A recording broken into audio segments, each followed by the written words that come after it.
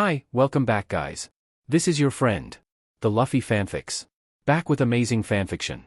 This is the series of What if Luffy was strongest without devil fruit? Now before starting, please give this video a like and subscribe to the channel if you want more videos like this. Now let's get into the fanfic. Chapter 1, Born to Conquer. To Luffy and his bravery, shouted a certain red-haired pirate captain. As the words left his mouth, party's bar erupted into cheers. We find ourselves on Dawn Island, the home of Monkey D. Luffy. The 7-year-old boy resides in Fuchsia Village, located in the Goa Kingdom. The village is relatively small and more often than not, nothing of consequence happens in the area. However, for the past year, a certain pirate crew has been using the village as its base of operations in the East Blue.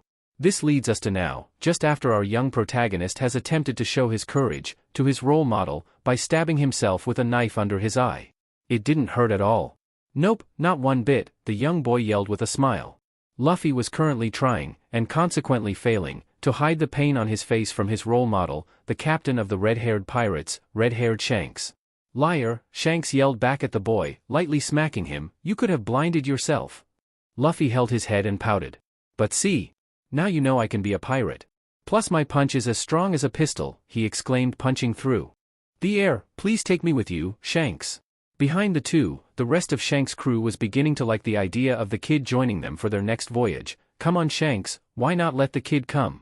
It could be fun to watch him do more stupid stuff. Various members of the crew shouted in agreement. Alright fine, Shanks began. At this Luffy was practically vibrating in excitement, he was finally going to be a pirate. But only if one of you takes his place here in Fuchsia, the man finished with a smirk. The reaction was immediate. Sorry kid. Looks like you're stuck here, they all yelled in unison. Traitors, Luffy screamed back in outrage. Look Luffy, you're just too young. If you were, like, 10 years older, then maybe we'd talk, but you're just a little 7-year-old brat that can't even swim. You sink just like an anchor and a punch as strong as a pistol? Yeah, I'll believe it when I see it, Shanks said before cracking up laughing. What would we do if you fell off the ship during a fight? Well, then I'll be a pirate who never leaves the ship. Huh. Now take me with you, Luffy countered determinedly. But then how could you go on amazing adventures if you never leave the ship? Going on adventures is the best part of being a pirate. Well, that and drinking as much as you want, exclaimed Shanks, his crew shouting their agreement. Before Luffy could get in his rebuttal, Shanks began telling him tales of the adventures he and his crew had gone on and some of the trouble they'd gotten into. As the man relayed his stories, time seemed to fly by for the boy who sat listening, mesmerized by the adventures of the pirate crew. The argument from before was almost completely forgotten. After a time had passed, Shanks eventually stopped his storytelling and got back to drinking and partying with his crew, leaving Luffy all by himself at the bar. Quickly becoming bored without someone entertaining him, Luffy began to look for something to occupy his time. His eyes eventually settled on a treasure chest at the end of the bar. With stars in his eyes at the thought of pirate treasure, Luffy made his way to the chest to inspect what was inside. As the young boy made his way closer, he began to hear an unintelligible whisper. Looking around the bar, he wondered why he could hear such a quiet whisper when the party around him was so loud. Locking his eyes on the chest, he could feel the whisper coming from it. How he could feel it, he didn't have a clue, just that he could. Coming closer, the whisper began to grow louder, not in tone, but in volume, still sounding like someone whispering but just louder. Now even more curious than before after realizing the whispering was emanating from the treasure chest, the boy looked around the bar before carefully opening the top. When the chest cracked open, Luffy could finally make out the words he was hearing, not bothering to wonder why he was the only one that could. The rest of the occupants of the bar seemed to be oblivious to the voice coming from the box. Eat me. Eat me. Eat me. Luffy finally opened the top all the way and could see what looked to be some sort of purple fruit about the size of a grapefruit. The weird part about the fruit wasn't its color or the size of it, it was the fact that the skin looked to be covered in swirls. Looking at something he had never tried before, Luffy's stomach began to grumble, and being a boy controlled by his appetite, he reached his hand toward the purple curiosity with the hope that it tasted good. Just as his hand was about to clutch the strange fruit, however, he faltered. Eat me. Eat me. Eat me. The voice was now much louder than before and he didn't really understand why. One thing he did know, however, was he wanted the voice to be quiet again. So, he quickly took his hand away and shut the chest, the whisper once again becoming quiet and unintelligible. Suddenly, the doors to the bar were violently thrown open, and in walked a group of rugged-looking men. The men sauntered through the establishment, sizing up all the pirates, and eventually found their way to the bar. Luffy turned from his place in front of the now closed treasure chest to inspect the newcomers, the voice and the fruit almost completely forgotten. Almost. My name is Higuma. The leader of these mountain bandits and a man with a 8 million berry bounty on his head, the man at the front stated smugly. Now, we ain't here to cause no trouble, we just want some good booze to drink. He looked around and counted heads, about 12 barrels of your best stuff should do. The barmaid, Makino, looked to the man and replied with an apologetic smile, I'm sorry sir, we're actually out of alcohol at the moment. Can I interest you in anything else? A scowl took over Higuma's face, out of booze, huh? The man turned and eyed the pirates in the bar. Then what, might I ask, are these pirates drinkin'? He questioned, replacing his scowl with a menacing smile. Beginning to see what the situation might become, Makino's form shook slightly, replying with a stutter, well sir, they are drinking sake, however I'm sorry to say they bought up the last of it that I had in stock. Placing a hand on the woman's shoulder and giving the barmaid a quick smile, Shanks came to her rescue. Sorry about that, he said with a laugh, my crew and I were really thirsty, seems we drank the place dry. Seeing the last bottle of sake sitting on the bar, the redhead grabbed it and held it up to the man with a smile, looks like we have one last bottle. It's not much, but it's yours if you'd like. Eyeing the bottle held before him, Higuma grabbed it and turned, as if to walk away. Just as the situation seemed to be dealt with, the mountain bandit whipped around and smashed the unopened bottle on Shanks, bringing the man to the ground and making a mess of the floor below. Out of the entire bar, only 2 people noticed the slight blackening of a small spot on his head as the bottle connected with it. As soon as it would have been noticeable, for most, it was gone. One of the 2 was the first mate of the red-haired pirates, the gray-haired man smiling to himself. He didn't think anyone else was looking close enough to see. Plus, Haki was a norm on the Red Force. So, any crewmates who might have noticed, wouldn't care anyway. Through his smile, however, he did have the urge to scold his captain even though he knew the man was just having a little fun. That power wasn't supposed to exist in the part of the world they were currently in. The other person who noticed was a small boy of 7 years old, wondering what the curious black spot on the pirate captain's head could have been. Usually, Luffy would have quickly forgotten something so small, but for some reason, it stuck in the back of his head. He would have to bring it up with Shanks later. Right now, all he could do was try to keep himself from screaming at the stupid bandit that had hit his role model. One measly bottle of sake ain't anywhere close to enough for us, Higuma shouted as he looked down at Shanks. For a moment, no one knew what the pirate captain would do as he sat there on the floor, straw hat shadowing his eyes. After staying in his position on the ground, for what felt like an eternity to the rest of the bar, the straw-hatted man got to his knees and began trying to gather all of the pieces of broken glass. Sorry about the mess, Makino.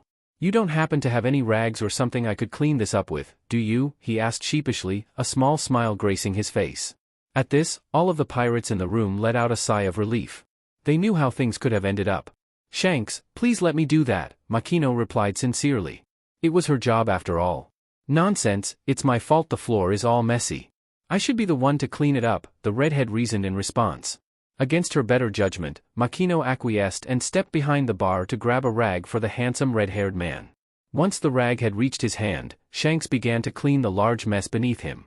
Higuma continued to watch the pathetic pirate clean up the floor with a scowl on his face. Oh, so you like cleaning, do ya? You like it so much you won't even let the bar beach clean it for you, huh? As soon as the words left the man's mouth, Makino made the quickest exit she could, tears streaming down her face. After the green-haired woman had gone, the bar suddenly seemed to freeze. The air all around had gained a heavy feel, as if there was weight to it now. Shanks' crew had grown accustomed to the feeling, knowing what it was, but this time it felt slightly different, weaker even, and no one understood why. Higuma suddenly felt as if he couldn't breathe. Air simply wouldn't flow through his lungs and he began to sweat. Hearing loud thumps behind him, he turned to find every single one of his men unconscious on the floor. Something's wrong, Higuma thought to himself. What the hell was happening to everyone? Why couldn't he breathe? It felt like something was weighing him down and it was getting heavier by the second.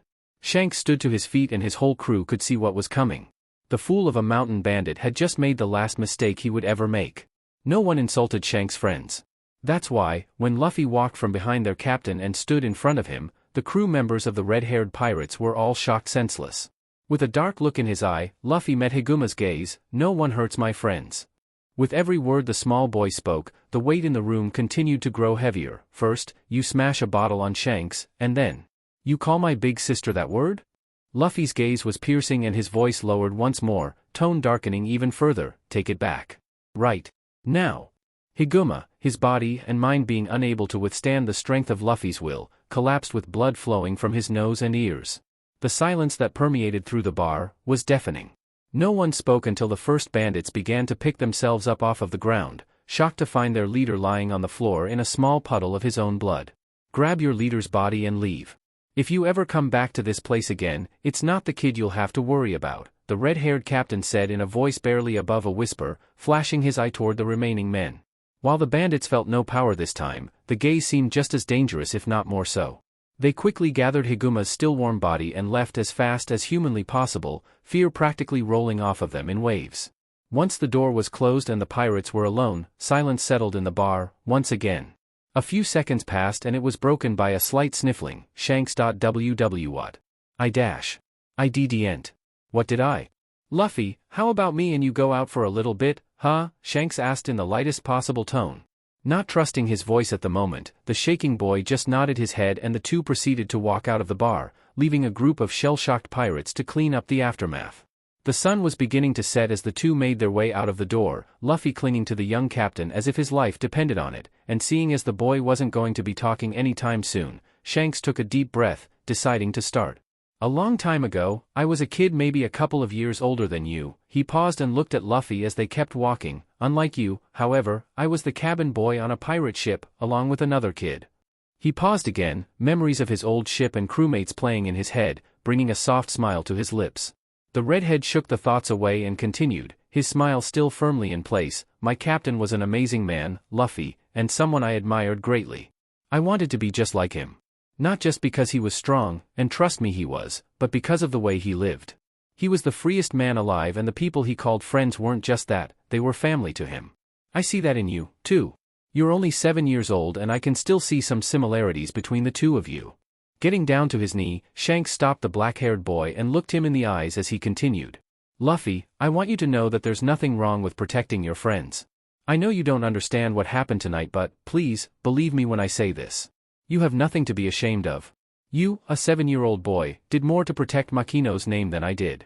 The man hung his head in shame, and I'm a full-blown pirate captain. I didn't just do it for Makino, came the 7-year-old's soft voice. Shanks perked back up at the words. What do you mean? He asked. I don't know exactly what I did, but I did it for you too, Shanks, Luffy said. Hearing those words come from the young boy's mouth, Shanks' breath caught in his throat and for a split second instead of Luffy standing in front of him, it was his old captain. It was strange. While he'd gotten to know the kid well over the course of his stay on the island, it wasn't as if he'd spent enough time to know him as well as he knew Roger. So why? Why was he seeing it so clearly? The picture of Gold. Roger was practically superimposed behind the boy in front of him. Whatever it was, whatever the feeling meant, Shanks had already decided that he would see it through. I couldn't just stand there and watch him do that to you, Shanks, I couldn't.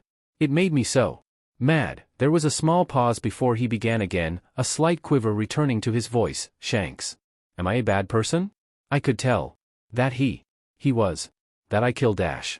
Luffy, personally I've never lost sleep over killing someone, Shanks interrupted seeing the spiral the boy was about to go down. However, I never take pride or find joy in it. I don't like killing, but sometimes it is necessary to protect the things and people closest to your heart. So, no Luffy. You're not a bad kid. I don't think you have it in you to be a bad person, you're too earnest. Anchor, he finished, a smirk on his face to go with the attempt at lightening the mood. It was one of the few times the boy had managed to stay quiet for more than 30 seconds and it was obvious on his face that Shanks' words had hit home. Shanks, what does it mean to be a pirate? Asked Luffy with a thoughtful look, trying to change the subject. He didn't want to think about the stupid bandit anymore. It was an interesting question, and not one Shanks was expecting in the moment. He thought about it for a second before answering honestly, well, Luffy, that question has a lot of different answers, depending on who you ask. For me, I became a pirate to be free to do anything I wanted, to drink, to fight, and most importantly, to chase my dreams. When Luffy heard the man mention freedom, he immediately knew he wanted nothing else in the world. He wanted to be able to sail the seas and go on adventures with people he met along the way.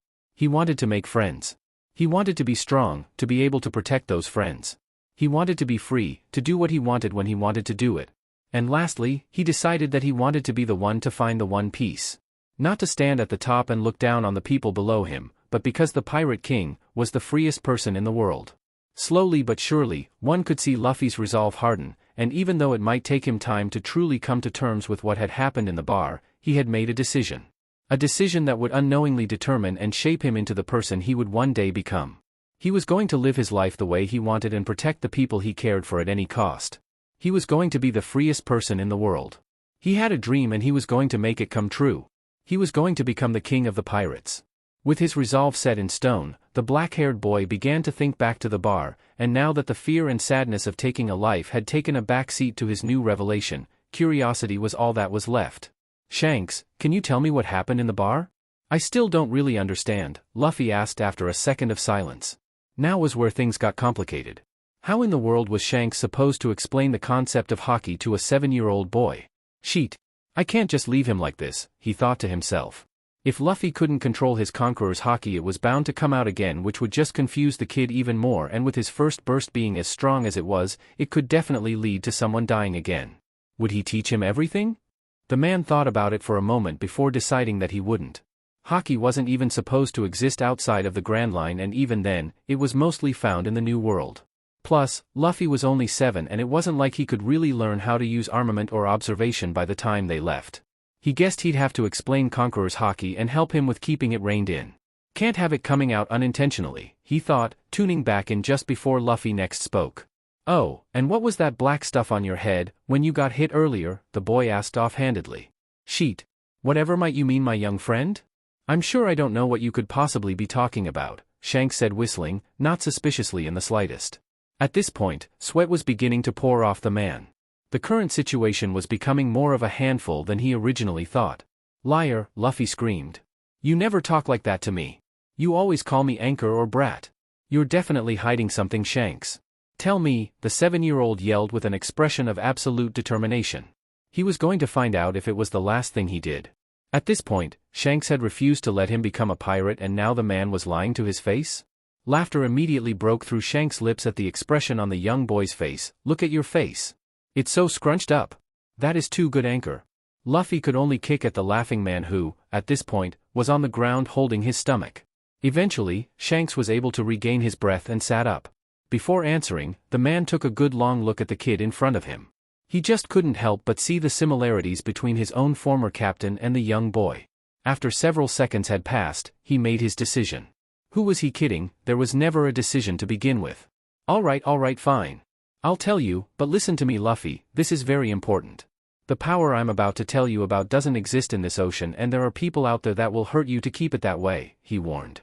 A part of Shanks was worried about Luffy being targeted, mainly by the government.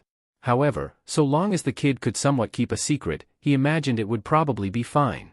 So he justified it the way he always did. He was a pirate. Pirates did what they wanted. Therefore, the black stuff you saw on my head earlier and what you did to that bandit are both different versions of the same power, Haki. The version I used is essentially using your spirit to make something hard, and it's summoned by force of will. With me so far? Asked Shanks. He thought he explained it as simply as he could, and yet as his eyes rose from Luffy's to the boy's head, he saw smoke rising. "So it's a mystery power," Luffy replied, blankly staring at the red-haired man. "You DMN brat." "Of course not," Shanks screamed with shark teeth. Once again taking another deep breath and realizing that explaining Haki to a 7-year-old might be harder than he expected, Shanks continued again, pointing at his arm. "All right, Luffy, what do you see?" Confused, the boy took a closer look at Shanks' arm. It didn't look any different, but before backing away and saying that, he touched it. It felt strange to him, like it was harder than it should be. There was something there, but he had no idea what it was. "Why the heck does your arm feel like that?" he questioned. "Well, Luffy, this is what is called armament Haki, and this version of it is called enhancement. Using enhancement on your body allows you to hit harder and, vice versa, take more hits as well. Like you said before, when using this version most people won't even notice because the appearance of your skin doesn't change. Also, like I said before, it's summoned by force of will, and the stronger your willpower the easier it is to use," Shanks explained. The amount of smoke pouring from Luffy's head began to increase from his brain being overloaded. He was definitely going to need a repeat of the information at some point. However, Shanks had said it was important, so he was really trying to listen. One thing was still on his mind more than anything, though. But Shanks, your arm isn't black like your head was, he pointed out, hoping for an explanation. In reply, Shanks' arm began to glow red, creating a strange vibrating sound. The red glow suddenly popped out of existence, leaving the entire limb, from the elbow down, covered in a midnight black metallic sheen. Very good of you to notice, Luffy. WOAH, the 7-year-old yelled with stars in his eyes, so cool. What did you do that time? Can you teach me? Slow your roll, kid, Shanks laughed. He should have expected the boy to be pretty excited. He was a bit older than Luffy when he actually started learning Haki, but he remembered the awe of seeing it for the first time when he was younger. I guess I'm gonna have to teach you the basics of armament now, as well as the other form you used. But only the basics, and I'm not teaching you the last form either. Where would the fun in that be, he teased. The words made Luffy frown to himself. Lame old geezer, he whispered under his breath. Geezer? Geezer? I'm only 27. I am not a geezer. Humph, maybe I shouldn't even teach you at all if you're gonna be ungrateful, the older man pouted, crossing his arms. No. Shanks, I'll behave. I promise, begged the young boy. Yeah, I know you will, Anchor, I'm just messing with you, Shanks laughed before getting on with the impromptu lesson. First of all, the difference between enhancement and the other version is enhancement would be like covering your arm in a sheet of metal. It makes it hard, but only on the outside. Can you take a guess as to what the other version might do, he asked. Luffy thought long and hard, but his 7-year-old brain just couldn't think of a good answer. What could be better than covering your skin in metal? Just as he was about to give up and ask Shanks for the answer, it hit him. The only thing better than covering yourself in metal is to be the metal. Does the other version make the inside metal too? Luffy asked, excitedly, visions of cyborgs and robots flowing through his brain. Honestly, did not think he was gonna get there, Shanks thought to himself, slightly impressed. Although it technically wasn't metal, if it made sense to Luffy then it worked for him. Very good, Luffy. Now, before we can talk more about armament, we need to talk about the form of Haki you used. This type is called Conqueror's Haki, he stated in an ominous tone. The man took a deep breath, thinking of the best way to go about the conversation before, metaphorically, diving into the deep end. Alright Luffy, he began, I know you don't want something like what happened tonight to happen again, so I need you to listen very closely. Shanks would be lying if he said he wasn't nervous about teaching a 7-year-old Conqueror's Haki. He was basically giving a child a loaded gun. Or a bomb. But at this point, what choice did he have? It's not like he could leave the kid out to dry, especially now that he'd gotten to know the little anchor. He imagined what he felt for Luffy was similar to what his captain had felt for him. With that in mind, the man continued, it's alright if you don't understand completely right now, I'll make sure it's stuck in that empty head of yours, real good before I leave. Too excited to learn about the cool mysterious power, Luffy didn't even register the insult and nodded his head enthusiastically. Very few people can do what you did tonight, Luffy. Actually, it's probably about 1 in a million. Essentially, users of Conqueror's Haki can force their will onto other people. This will affect these people based on their willpower in comparison to yours. Just as Luffy made to interrupt, Shanks put up his hand and stopped him. I know you're going to have questions, Luffy, but try and wait until I'm finished and then I'll answer anything you ask. The conversation that followed had Luffy's head smoking once again, but he paid attention because he knew it was important, holding his tongue until Shanks finished explaining. After the explanation, the man answered any questions the boy had until his curiosity was sufficiently satisfied. With the conversation put on hold for the moment, the two walked in peaceful silence until right before they walked back into the bar. Before Luffy could reach for the doors, Shanks stopped and the 7-year-old turned in curiosity. Luffy, I need you to promise me something. Can you do that? The red-haired man asked seriously. Of course I can, Shanks, Luffy replied. This won't matter so much with armament Haki because it is easy to hide enhancement. It might be a problem if you learn the other form of it down the road, but that's for later, Shanks started. He wasn't too worried about the Navy discovering that Luffy could use the power he was going to teach him. As he had said before, enhancement was easy to hide and Luffy would have to have a real knack for Haki to reach Hardening before he got to the Grand Line, especially if he didn't leave the island before then. While not impossible, the man didn't think that it was likely. The only real problem, in Shanks' mind, was Conqueror's Haki. Luffy, even though I'm going to teach you to control your Conqueror's Haki, I need you to promise me that you will only ever use it as a last resort or unless you're sure no one will be around to see you, the red-haired man said. He had to let the kid have some fun with it, after all. At least, until you make it to the second half of the Grand Line. That is. If you're still gonna be a pirate, Shanks finished, feeling something from Luffy as soon as the words left his mouth. After checking the immediate area for any auras other than himself, the rest of his crew in the bar, and the boy in front of him and finding none, Shanks got curious. "Let's see what you got, kid," he thought to himself. "Of course I am Shanks. And not just any pirate." Luffy looked to the sky, completely oblivious to the power bubbling beneath his skin, and screamed, "I'm gonna be the king of the pirates." Shanks felt the pressure immediately as he stood there, seemingly unfazed by the torrent of willpower exuding from Luffy. Not bad. Not bad at all, he thought. He never expected to see such potent conqueror's haki from someone so young. The child in his presence would be a real monster when he was older. The red-haired man stood stock still as Luffy's power ran its course, impressed with the young boy, not that Luffy ever even noticed. "And why, might I ask, do you want to be the king, huh?" Shanks asked after the burst had completely settled. Luffy thought for a moment before answering, "Well, you said the king of the pirates was the freest man in the world, right? I want that. I want to be free to do whatever I want. Freer than anyone, even you. And most importantly, it sounds like a pretty cool adventure, right? And you said that one of your favorite things about being a pirate was going on adventures with your crew. So I'm gonna find an amazing crew and we are gonna go on all kinds of adventures together." "Freer than me, huh?" Shanks asked with a teasing smile. "You know, that means you'll have to beat me one day." "You bet you're tomato-headed, but I'm gonna beat you one day," yelled Luffy, sticking his tongue out at the red-haired man. "You're 100 years too young to be saying shit like that to me, brat," Shanks yelled back even louder. However, he couldn't help the smile the kid brought to his face, and so he did just that. He smiled and asked once again, "So, you promise? You won't use it unless it's the last thing you can do or no one else is around to see. If you went around using it all the time when you start your journey, the Navy might take notice and try to cut your trip short, and we definitely don't want that, do we?" "Nah. Stupid Navy won't be stopping my adventures. I promise, Shanks," Luffy exclaimed. The man continued smiling, dropping to kneel in front of Luffy. "Well then, in regards to your earlier declaration, I want to give you something." Slowly, he reached up to his head, pulling off the straw hat he wore everywhere, and, to the shock of the young boy in front of him, placed it on his head. "This hat was given to me by someone I greatly admired, Luffy. It's my treasure. But I think he would have wanted me to give it to you." The pirate captain removed his hand from the now straw-hatted boy's head. "Hold on to it for me, and when you become a great pirate, you can give it back. Think of it like a promise to meet again after my crew and I leave this island." All Luffy could do was stand there and accept Shanks' gift, not trusting his own voice in fear of crying again. "Thank you, Shanks, for talking to me and for this," he said after a second, pointing to his new hat. "I promise I'll get it back to you someday."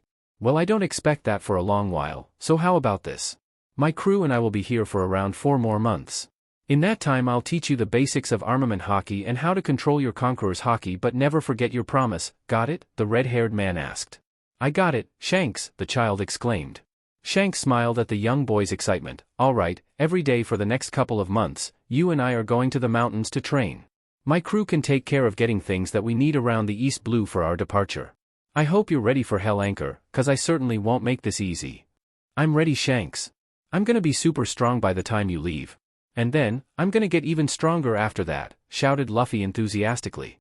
"I know you will, Anchor, I know you will," mused the redhead, reaching to push the doors of the bar open.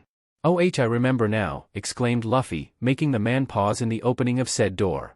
Shanks turned back, curiously. "Remember what, Anchor?" "I wanted to ask you why that weird fruit in the cool treasure chest talks," Luffy answered innocently.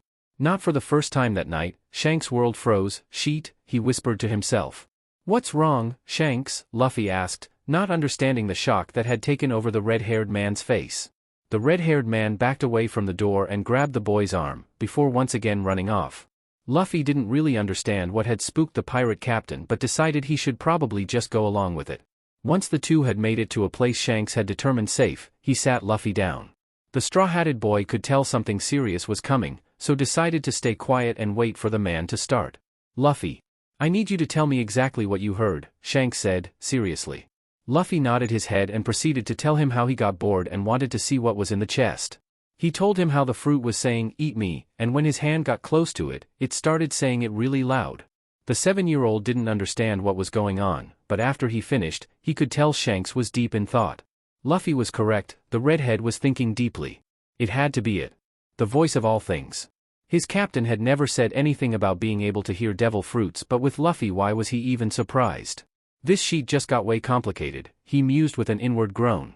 Luffy, remember how I told you that you need to keep your Conqueror's Haki a secret and only ever use it if there's no other option? Asked Shanks. The boy nodded his head yes. Well, this is just like that, but even more important, Luffy. You may be one of the very few people in the world who can hear that voice, the pirate captain stated seriously. The young boy was extremely surprised at that. He might be one of the only ones? Shanks sighed, I don't know exactly. Why you can hear that voice, Luffy, I only have suspicions, but this is something that needs to stay between you and me, okay? That is until you are older and meet people you can trust with your life.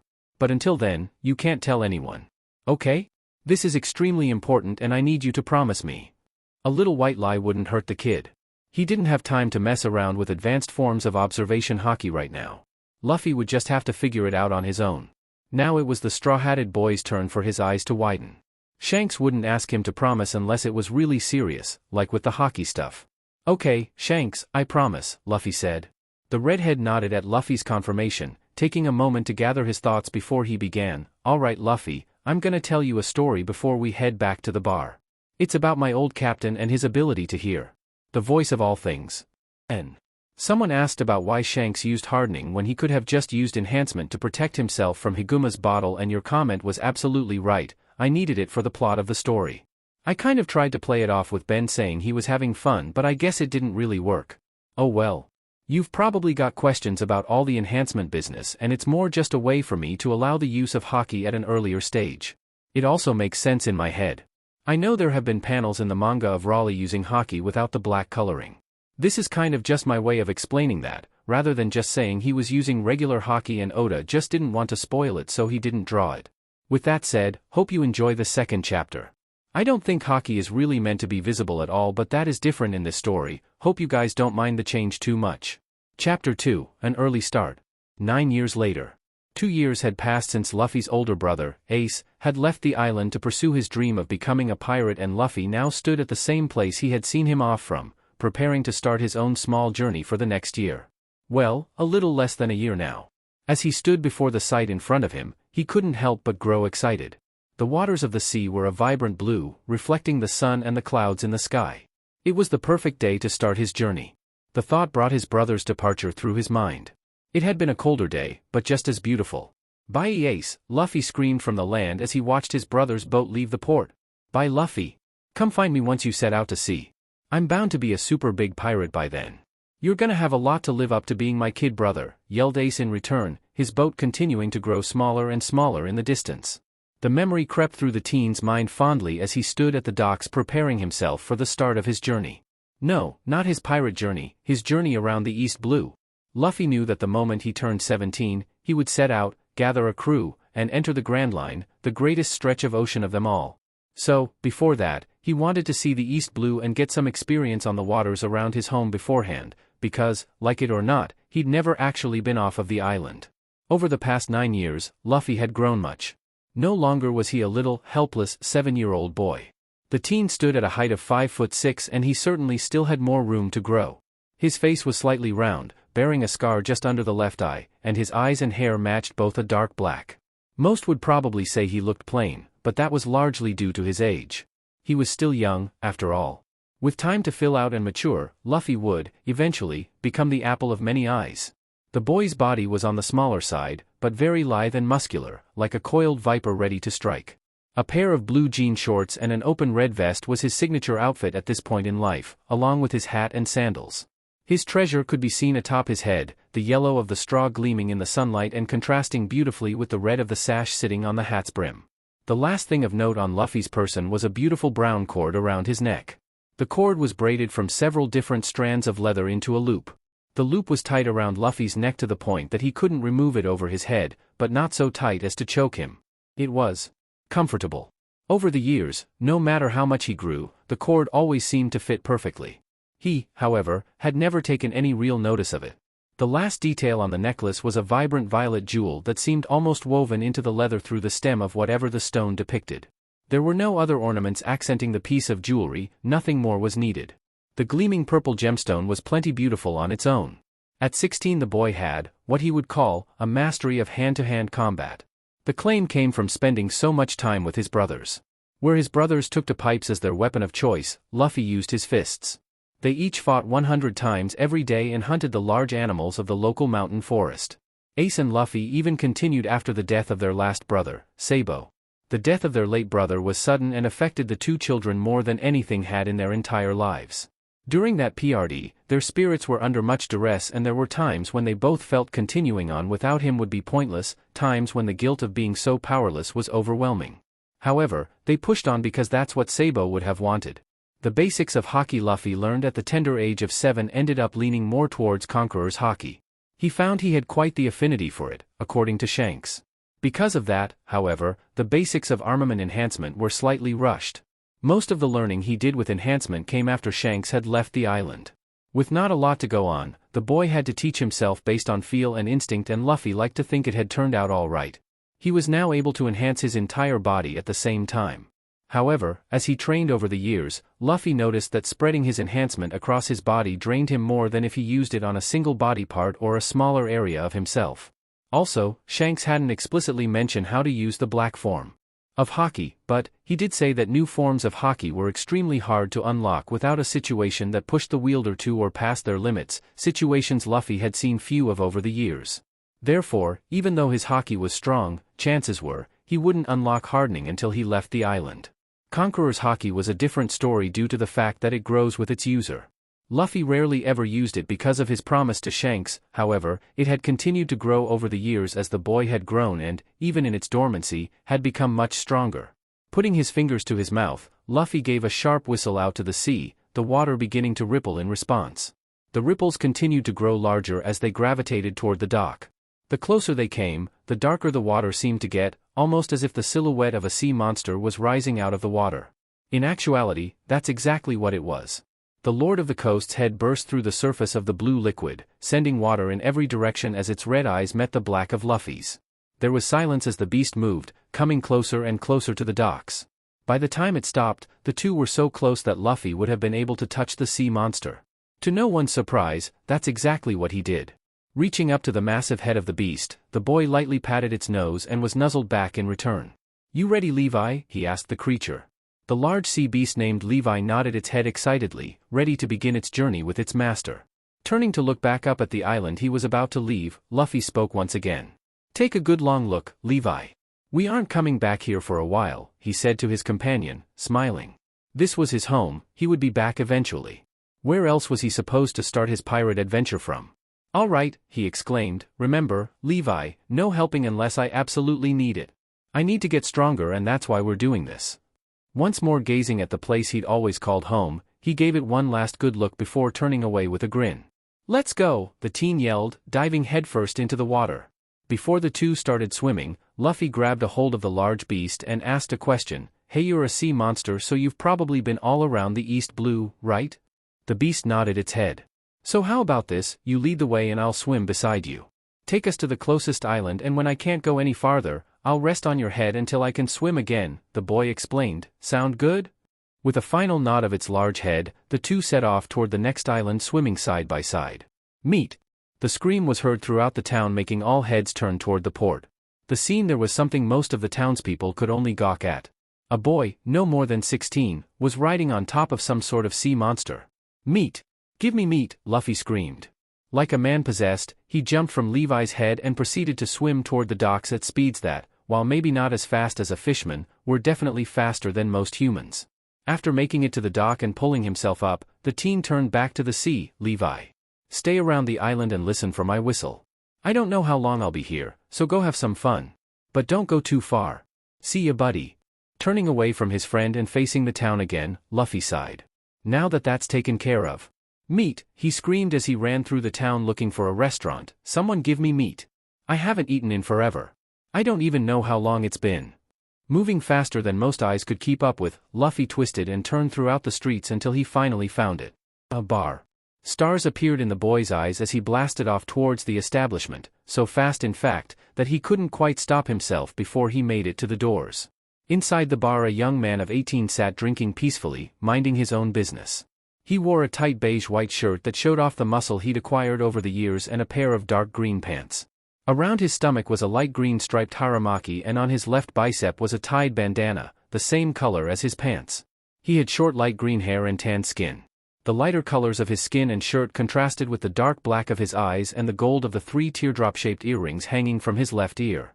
At his hip, curiously, were 3 katanas tucked into his haramaki, the only one of note bearing a white hilt and a similarly colored sheath.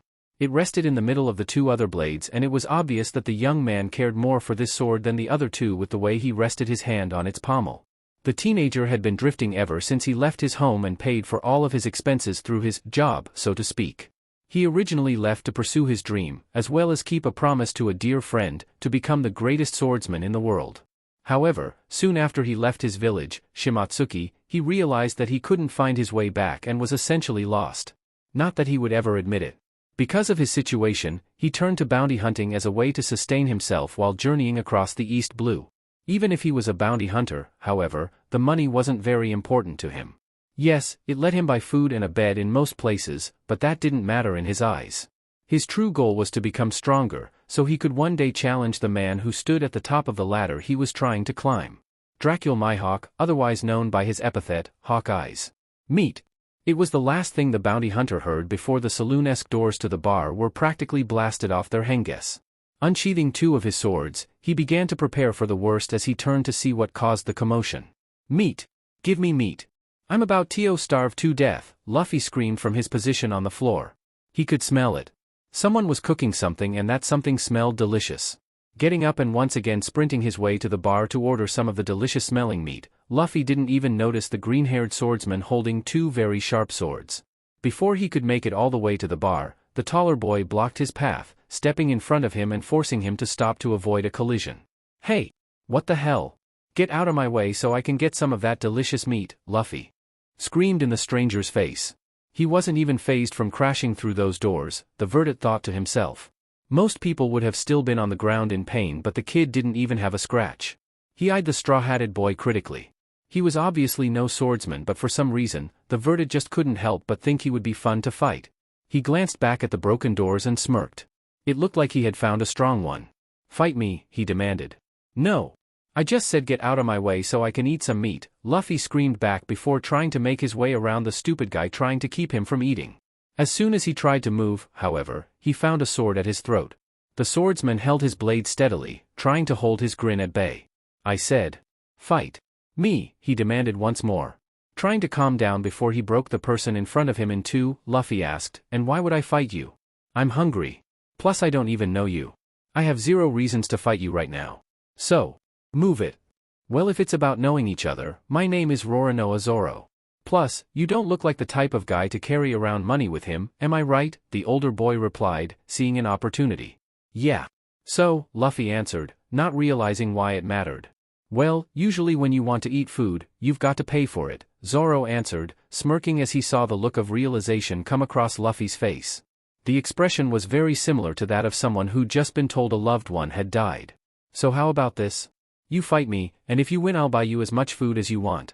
Deal, the older boy more suggested than questioned. Luffy's expression changed so fast it could have given the whole bar whiplash. Deal. Come on, let's go fight right now. I'm hungry, damn it. He turned toward the entrance he had blown apart and excitedly ran out of it. He would do just about anything for food right now. Zoro could only smirk at the boy as he followed him out of the bar. It looked like his name wasn't quite famous enough to be known yet. However, many bounties had already fallen to his blades. He may even have to go easy on the kid. He didn't really know how strong the seemingly younger boy was, but there was one thing he was 100% certain of. He wouldn't be paying for anything today. The rest of the bar gaped in silence as the 2 exited the establishment. What exactly had they just watched? The 2 walked in silence until they made it out of the town, to a nearby clearing where they stopped and faced each other. All right, kid, I gave you my name, I'd like to know the name of the person I'm about to beat down. Care to share? Zoro asked with a smirk. Luffy smiled at the question. My name's Monkey D. Luffy and I'm gonna be the king of the pirates, he yelled. Now come on. Let's fight. Alright then, if you're gonna make such a declaration, I guess I gotta state my ambition too. He looked Luffy in the eyes. My name is Roronoa Zoro and I will be the greatest swordsman in the world.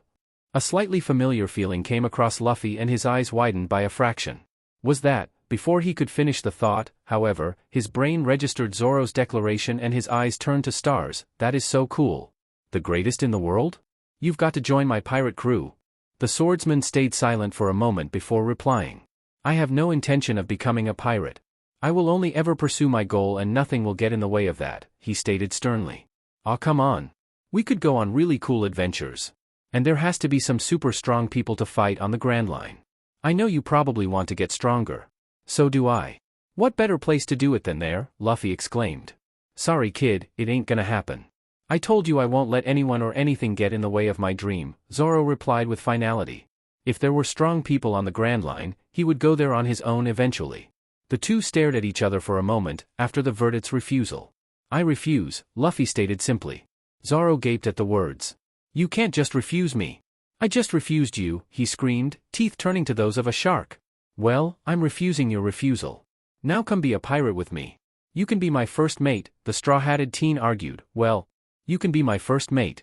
Later. Who the hell do you think you are? You can't refuse a refusal. And what does that even mean? The swordsman yelled in exasperation. Well, I just did, said Luffy sticking his tongue out at the older boy and ignoring all of his questions. Zoro'd had enough, he just wanted to fight. Alright, I'll make you another deal. If you manage to beat me, somehow, I'll join your pirate crew, or whatever. Happy now? He questioned with a huff. Yes. Alright. Let's do this, Luffy screamed. He then saw his opponent drawing 2 of the 3 katanas in his belly warmer. Are you gonna use all 3 of those? He questioned pointing at the swords, one still sheathed. The shing of Zoro's blades sounded into the air as they left their sheaths. Yes, I practice a style that uses 3 swords. Santoryu, he stated. That is so cool. You're definitely joining my crew, Luffy screamed, excitedly. The guy was just too cool not to have on his crew. 3 swords? Cool. Dreamed of being the world's greatest swordsman? Cool. Green hair? Cool. Belly warmer? He somehow even made that look cool too. The Verdit chose to stare at Luffy instead of answering, a blank look on his face. It was almost as if he hadn't even heard Luffy say anything. Rules are if you get knocked out or surrender, you lose, Zoro clarified, ignoring Luffy's exclamation and drawing his 3rd blade. He unraveled his dark green bandana from his bicep, tying it around his head, and placed his white-hilted katana in his mouth. Got it, he mumbled, through his sword. Shut up and let's fight already. You're really cool and are gonna join my crew. Plus, I'm starving damn it, Luffy screamed, jumping toward his opponent. His fist came flying toward Zoro's face and on instinct the swordsman blocked, 2 swords coming together in the center to stop the incoming fist. As metal and skin impacted, Zoro could only gape at the sound reverberating from the clash. That didn't sound like skin at all, he thought to himself incredulously. Just what the hell was the kid made of? Quickly coming out of his shock, Zoro pushed back against the boy's fist, attempting to create some distance between the two of them. He was shocked senseless once again when he realized that not only could he not push his opponent back, he was the one being pushed back. He jumped away from the clash, coming to the realization that he couldn't overpower his foe, before immediately rushing forward once more with a yell, Tiger Hunt. Expecting Luffy to dodge, Zoro slashed as fast as he possibly could, trying to see if what he lacked in strength he could make up with speed. Seeing the head-on attack coming, Luffy couldn't help but smirk as the swords came down with blinding speed. The blade sped toward Luffy and he brought his arms in front of his body in a crossguard, jumping forward toward the swordsman. Blades met skin and created the strange sound yet again, confusing Zoro once more. His swords bounced off of the incoming guard, causing him to be left wide open, and the younger boy took the opportunity to plant a fist right in the middle of Zoro's chest, sending him flying back several feet. DMN it. This kid is stronger than me, Zoro thought in a panic. He had severely underestimated his opponent. How was the kid blocking his swords? His arms should have been in pieces with those 2 strikes. Ignoring the pain in his chest from his opponent's retaliation, Zoro once again sprinted his way toward his foe and prepared for a fight much more grueling than he expected. The 2 teenagers moved faster than most eyes could up with as punches and slashes met each other one after another. Multiple blows were traded in the blink of an eye when, suddenly, Luffy sprang into the air and brought his heel down in the direction of the Verdit's head. Zoro brought his blades up just in time to intercept the incoming blow, but struggled against the straw-hatted boy's strength as he seemingly hung in the air with all of his weight pushing downward. The swordsman pushed outward with every muscle he had, forcing Luffy into a backflip and overpowering him for the first time during the fight. He didn't even really have time to be happy about it, as Luffy was already sprinting back toward him. The Verdit groaned to himself. What the hell had he gotten himself into? However, he couldn't help but grin at the same time. The battle-crazed smile the straw-hatted boy was wearing as he approached was infectious. The fight between the two teenagers continued for far longer than either of them had anticipated, and while it seemed like hours to the two fighters, it couldn't have been more than 10 minutes since the two began. Although Zoro was looking to be in worse shape, that didn't mean Luffy had taken no damage. Looking at the younger boy's arms, several angry red slices could be seen along with various streaks of blood from where he'd continuously blocked Zoro's strikes. Even though Zoro hadn't cut his opponent very deep, he had made him bleed, and he could be satisfied with that, for now. I'm going to end it with this move. No one has ever stayed conscious after seeing this technique. Be proud that you pushed me this far, he spoke through ragged breaths. Bring it, replied Luffy, just as exhausted, not taking his eyes off of his green-haired opponent. Crossing his arms so he had a sword pointing to the sky on either side of him, Zoro bent down as if about to rush forward. Santoryu, an ominous purple glow appeared in his eyes as he looked to Luffy. Demon cut. Faster than he had for the entire bout, Zoro burst forward and brought his swords to his opponent for one last strike. Knowing his enhancement wouldn't be able to save him from being cut severely, Luffy dodged to the left. While his superior speed did allow him to move before the slash hit, it did not let him avoid it completely, and time seemed to slow down before his very eyes. Seeing where the one blade would connect, Luffy enhanced his right shoulder as much as he possibly could. Something inside of him just knew that it wasn't going to be enough. If he didn't do something, he was going to lose his arm. He needed more. Way more.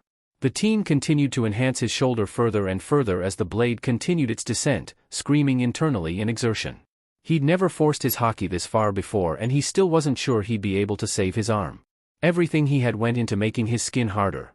Every ounce of willpower in his body. Absolutely. Everything.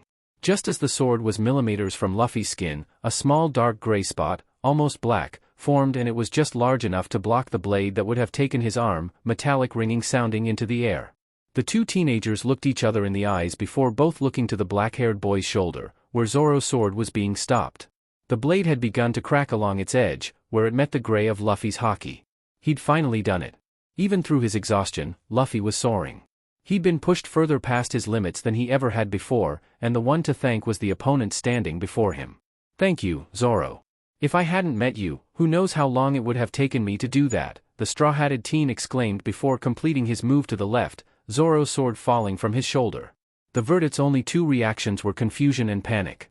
What the hell is this kid talking about, he thought to himself. How the hell had he done that? Just who was this guy?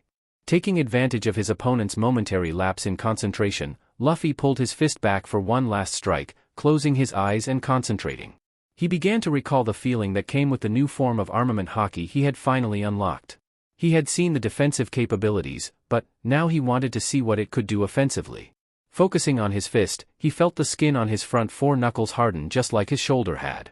Without the impending doom of losing an arm, Luffy had time to really feel the difference between enhancement and the new form.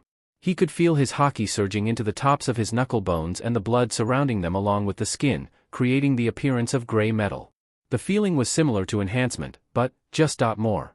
He finally opened his eyes and noticed that only his knuckles had the appearance of metal. He shrugged at the sight and looked up, addressing Zoro. It looked like he had a long way to go.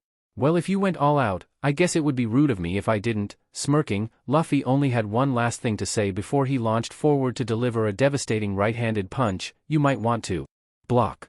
Eyes wide, Zoro brought his swords up as fast as he could, barely managing to do so in time. His opponent's fist was moving faster than he could see. Gray knuckles impacted the blades and shattered the two in his hands, the only one surviving being the one in his mouth. However, the same couldn't be said for his face. On contact, the swordsman felt his nose break as he went flying through the air, headed straight for the trunk of a tree. Instead of slamming against it, as anyone would expect, his body shattered the tree and he went straight through it.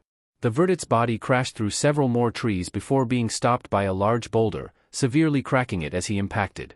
If he had been anyone else, he most likely either would have lost his head to that punch, or crashing through trees and hitting a boulder would have destroyed his body. Luckily though, he was Roronoa Zoro, and simply put, he was strong.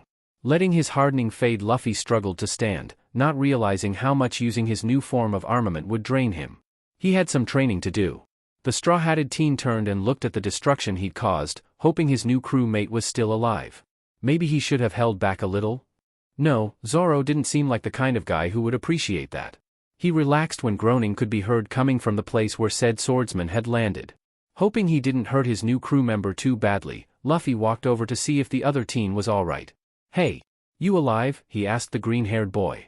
Slowly, Zoro brought himself into a sitting position, ignoring the pain in his body. Before replying, he took a look at what was left of the 2 swords he was holding in his hands. DMN. These are gonna need replacing at some point, he thought, proceeding to drop the handles to set his nose. He held it afterward to stop the bleeding, looking up at Luffy with a scowl. "No thanks to you. How the hell are you so strong?" he asked, reaching up to pull his bandana off. Luffy laughed and thought about how he'd gotten to this point. "I've pretty much been training for my entire life. Even coming here is part of my journey to get stronger before I set out to be a pirate." Zoro looked at Luffy in confusion. "So you're not a pirate?" "No, not yet. I made a promise with my brothers that we would all set off for our own journeys the day we turned 17. So, instead of just waiting around my village and training there for the next year, I thought that I would go around the East Blue and get some experience on the sea instead," the black-haired teen answered. As dense as this kid seems, that was actually pretty smart of him, the Verdant thought to himself. "So you're not a pirate yet, but I'm guessing that part of the journey you're on right now is to find some crew mates for when you set out?" he asked. Luffy's eyes widened at Zoro's question. "That's a great idea. Why didn't I think of that?" The swordsman could only sweat drop at the kid.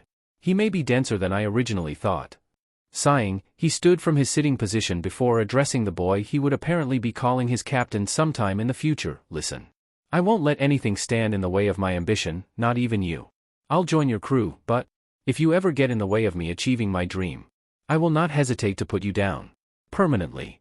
Zoro stared Luffy down waiting for his reaction. "Yes. My first crew member. And he's gonna be the greatest swordsman in the world. The Pirate King would have no less on his crew," the future pirate captain yelled, pumping his fist in the air. Laughing at his future captain's antics, Zoro walked to where his white-hilted sword had fallen. Thankfully, as he examined it there didn't seem to be any damage and placed the blade back in its sheath. He then began to make his way toward the town. After all, he did owe Luffy a meal. "Ah, Zoro," the black-haired boy queried. "What is it, Luffy?" the Verdant replied, somewhat irritably. He was hungry, now, and he seriously needed some booze. "Where are you going?" he asked. "That's definitely not the way back to town." Zoro froze in place before turning around and walking in the opposite direction, acting as if nothing had happened. "Still not the right way," Luffy's sweat dropped. A tick mark appeared on Zoro's head as he turned around once again. "I knew that." Luffy tried to keep himself from laughing but gave up after realizing Zoro was headed in the same direction he was going in originally. "What the hell are you laughing at?" Zoro screamed at Luffy, as the younger boy rolled on the ground. "I can't help it. Your sense of direction is just so bad," he managed to wheeze back through his laughter. The swordsman scowled. "It is not. The town must have moved or something." Sure, whatever you say," the younger boy replied, still rolling on the ground. Taking a second to gather himself, Luffy stood before telling his new friend he knew the way back to town and signaling him to follow, turning to walk in that direction. Zoro glanced at his companion as he followed. He had just met him today, but he was glad that this was going to be his captain. Luffy knew how important people's dreams were to them because of how important his own was to himself. Because of that, even after only knowing him for less than a day, he had a feeling Luffy would never intentionally get in the way of his goal. On the contrary, he felt that just being around the straw-hatted boy would put him in situations that pushed him further than he may have been able to push himself. He didn't know if he would follow him forever, but he had a suspicion that if not, it would be for quite some time. What could he say? He liked the kid. The two didn't make it back to town for hours because even though Luffy said he knew the way back, his sense of direction wasn't much better than Zoro's. But eventually, they made it back to the bar they'd met in and had an extremely large meal, on Luffy's part, as well as drank more than either of them should be able to, most of the drinking being done by Zoro. A week had passed since the two had become future crew mates and they had yet to leave the island they were on, Yotsuba Island, located in the Yotsuba Island region. They would have left earlier, but Luffy said they couldn't leave until Levi came back. When Zoro asked who Levi was, the younger boy just said that it was a surprise. The whole time they had been on the island, they explored, sparred, ate, drank, and that was about it. Ririka, the owner of the establishment they frequented in Shell's town, where they had been staying on the island, let them sleep in the back of the bar. There was also a bathroom where the two could shower, as well. Waking up on the 8th day of their stay, the two ate with Ririka and her 3-year-old daughter, Rika. The young girl adored the two boys and could usually be seen hanging off of one of them, while they were in the bar together. The four ate lunch in peaceful silence. Well, as peaceful as possible, with someone like Luffy at the table. The others were constantly guarding their plates to stop Luffy's wandering hands from snatching any of their food. Just as they were finishing their meal, the group heard a commotion from outside the bar and stood to check and see what it was. The group watched as a contingent of Navy soldiers led a handcuffed man past the bar windows. "Why's he got cuffs on?" Luffy asked curiously, watching the man being dragged through the street. "I dunno, your guess is as good as mine," Zoro replied, sifting through some papers he always kept on him. Ririka sighed at the sight. "That's been happening more recently," she said. "A lot of people are being executed for piracy these days." "Executed?" Luffy screamed suddenly. He turned to Zoro and jumped onto him, bringing their faces inches apart. "Zoro, can we please go? Please. Get off of me, you idiot," Zoro yelled in return, shoving the younger boy away from him. "Why are you even asking me? You're the captain. Also, why the hell do you even want to go watch? We're pirates just like him." Ririka's eyes immediately widened as she grabbed Rika and began to slowly back away. The two didn't seem like pirates to her. They were just kids. However, she couldn't deny what she'd just heard. "Shut up, Zoro. You're scaring the nice lady," Luffy exclaimed, shooting the green-haired boy a dirty look. "Don't worry, lady," he started, now addressing Ririka.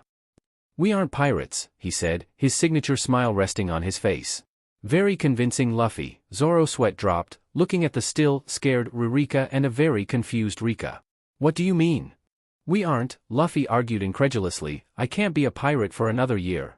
And you're joining my crew, so you can't either. And I want to watch because I've never seen one before." Ririka listened to the conversation in confusion. "Wait. Now I'm confused. You aren't pirates. But you're going to be?" she questioned. She was just going to pretend she didn't hear what Luffy said about wanting to see an execution just because he'd never seen one before. Nope, she didn't hear it. What followed was a short and to-the-point explanation of what was going on with the two teenagers from said teenagers. Well, it would have been. If Luffy wasn't Luffy or Zoro actually cared. Luffy started telling a story that no one could really understand and took way too long. Ririka was lost the whole time until the end when he said he and his brothers promised to become pirates when they turned 17. That was pretty easy to understand. Hearing that, Ririka was relatively satisfied and no longer scared of the teens. She could see just how honest of a boy Luffy was. It wasn't really that difficult, he was absurdly earnest.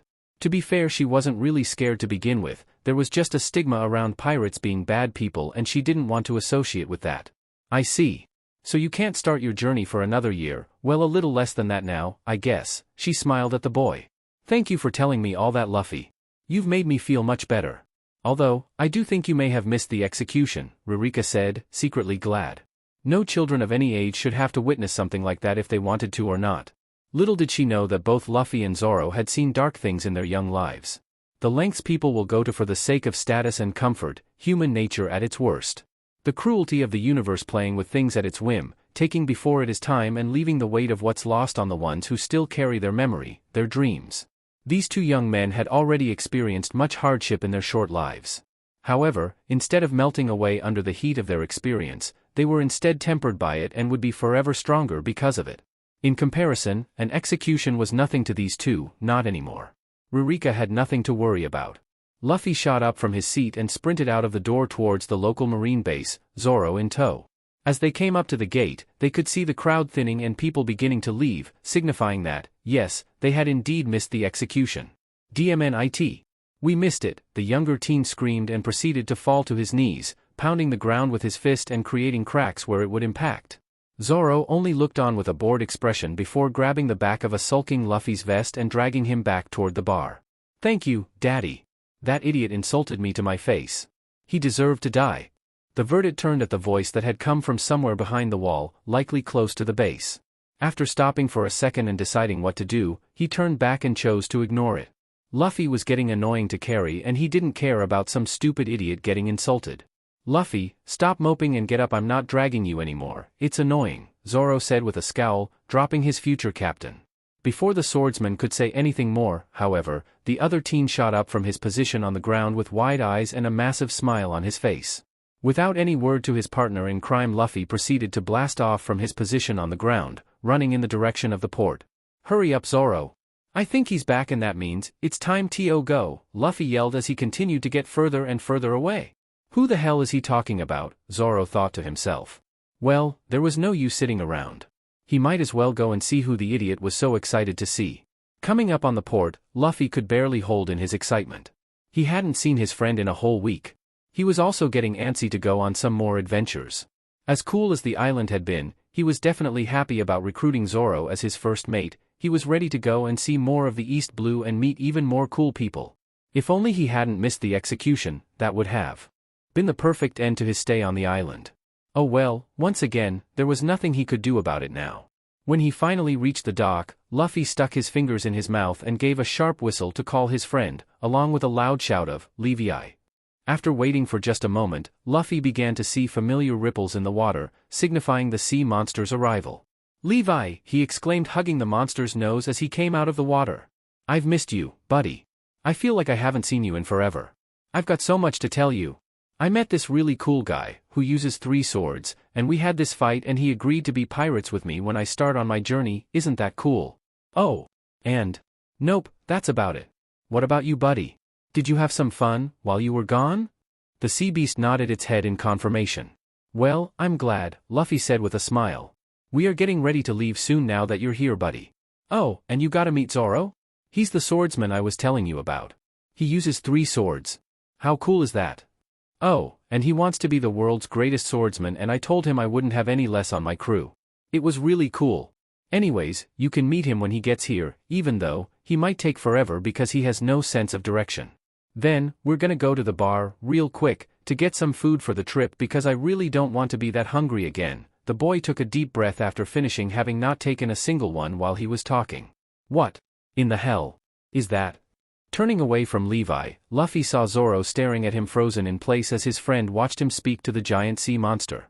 "Zoro, you're finally here." He quickly ran up to the swordsman and grabbed his arm, dragging him over to his large friend. The Verdant reluctantly followed, not really having much choice in the matter. As they neared, Zoro could hear the monster purr at him and stopped to tell Luffy, mistaking it for a growl, "Luffy, I don't think that thing likes me too much." "No way. Levi's my friend and you're my friend, so you two have to be friends," reasoned Luffy. "Firstly, I'm not sure that's how that works. Secondly, why the hell are you talking to a SEA monster?" the young man screamed back with shark teeth. Luffy stared at Zoro blankly, not understanding the question. "He's my friend, why else would I be talking to him?" He looked over at Levi and the beast simply nodded its head in agreement. "That's not what Zoro paused for a second before seemingly giving up. "You know what? Never mind. I don't even want to know." After introductions were over, if you could even call them that, Luffy and Zoro headed back to the bar to pick up their things and get food for the trip to the next island. Along the way, Luffy explained how Levi helped get him from island to island. Now that they could use Zoro's small boat as well, they would be able to bring food and other supplies along. The two were a whirlwind as they swept through the bar, gathering all the things they would need for their voyage. It would put a small dent in what Zoro had saved up from bounty hunting, but neither of the teens felt good about just taking from Ririka, even though she probably wouldn't make too much of a fuss about it. Plus, what else was he going to spend it on, if not this? Oh yeah, he still needed some new swords. Eventually the two, hopefully, had everything they would need for their next voyage and made their way back to the port, Ririka and Rika in tow. "Do you really have to leave?" Rika asked, tears in her eyes. The two young men turned to look back at the girl following them, and both of their hearts broke at the expression on the young girl's face, even though Zoro would never admit it. "Rika, they have a journey to go on, you know that. Plus, I'm sure this won't be the last time you see them. Isn't that right, boys?" The death glare Ririka was aiming at the two sent a shiver down their spines and left no room for argument, not that there would have been any in the first place.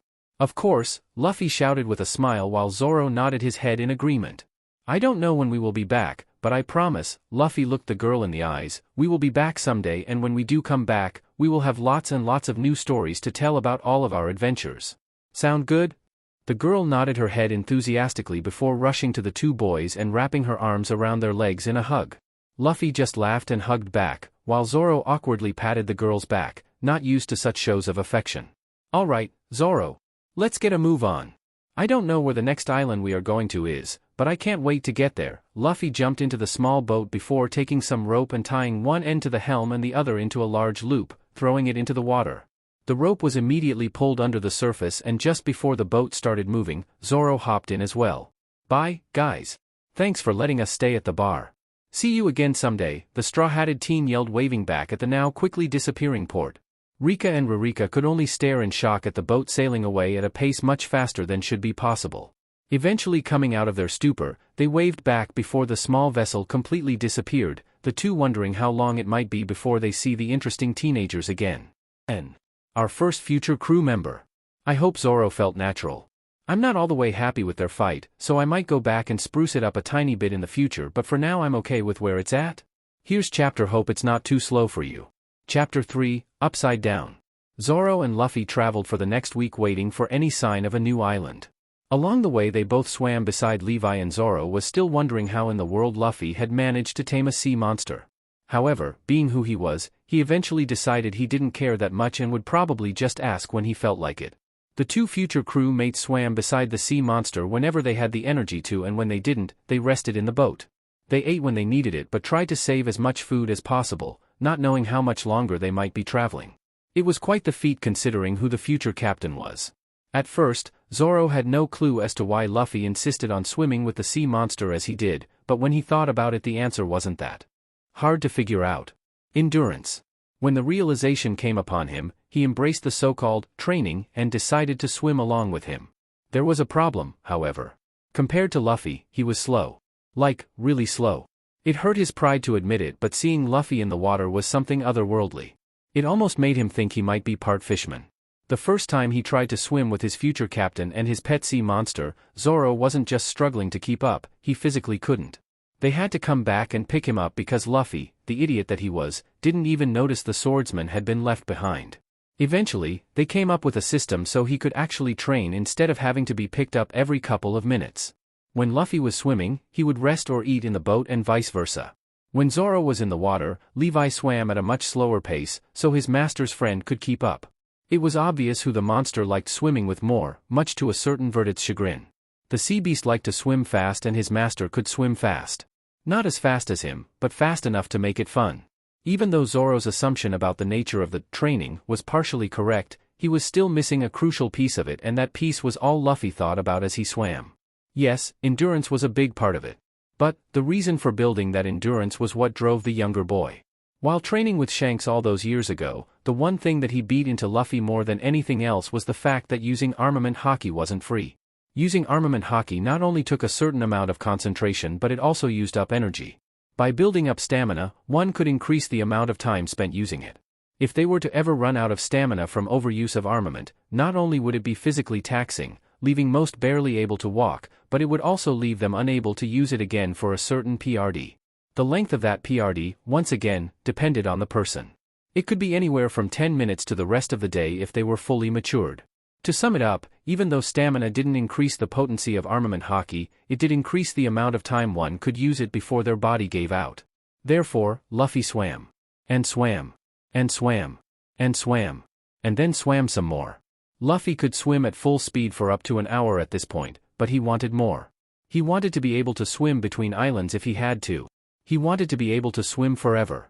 So he always swam as hard as he could, and whenever he got tired he'd switch out with Zoro. Every time they switched, Luffy made it his goal to go for longer than he did when he was last in the water, and while he couldn't always make that happen, there was a steady increase in the amount of time could spend swimming. Just thinking of what he could possibly do by the time he became a pirate made him giddy. Maybe he could just swim to the Grand Line. Well, he couldn't leave behind Zoro or anyone else that might be on his crew, so that was a no-go, but it would still be cool. The two future crew mates sat in companionable silence as they ate during one of the few times they were both resting. It had been a week. Surely there had to be an island somewhere close. Zoro. Zoro. Zordash. What do you want? The swordsman yelled in annoyance.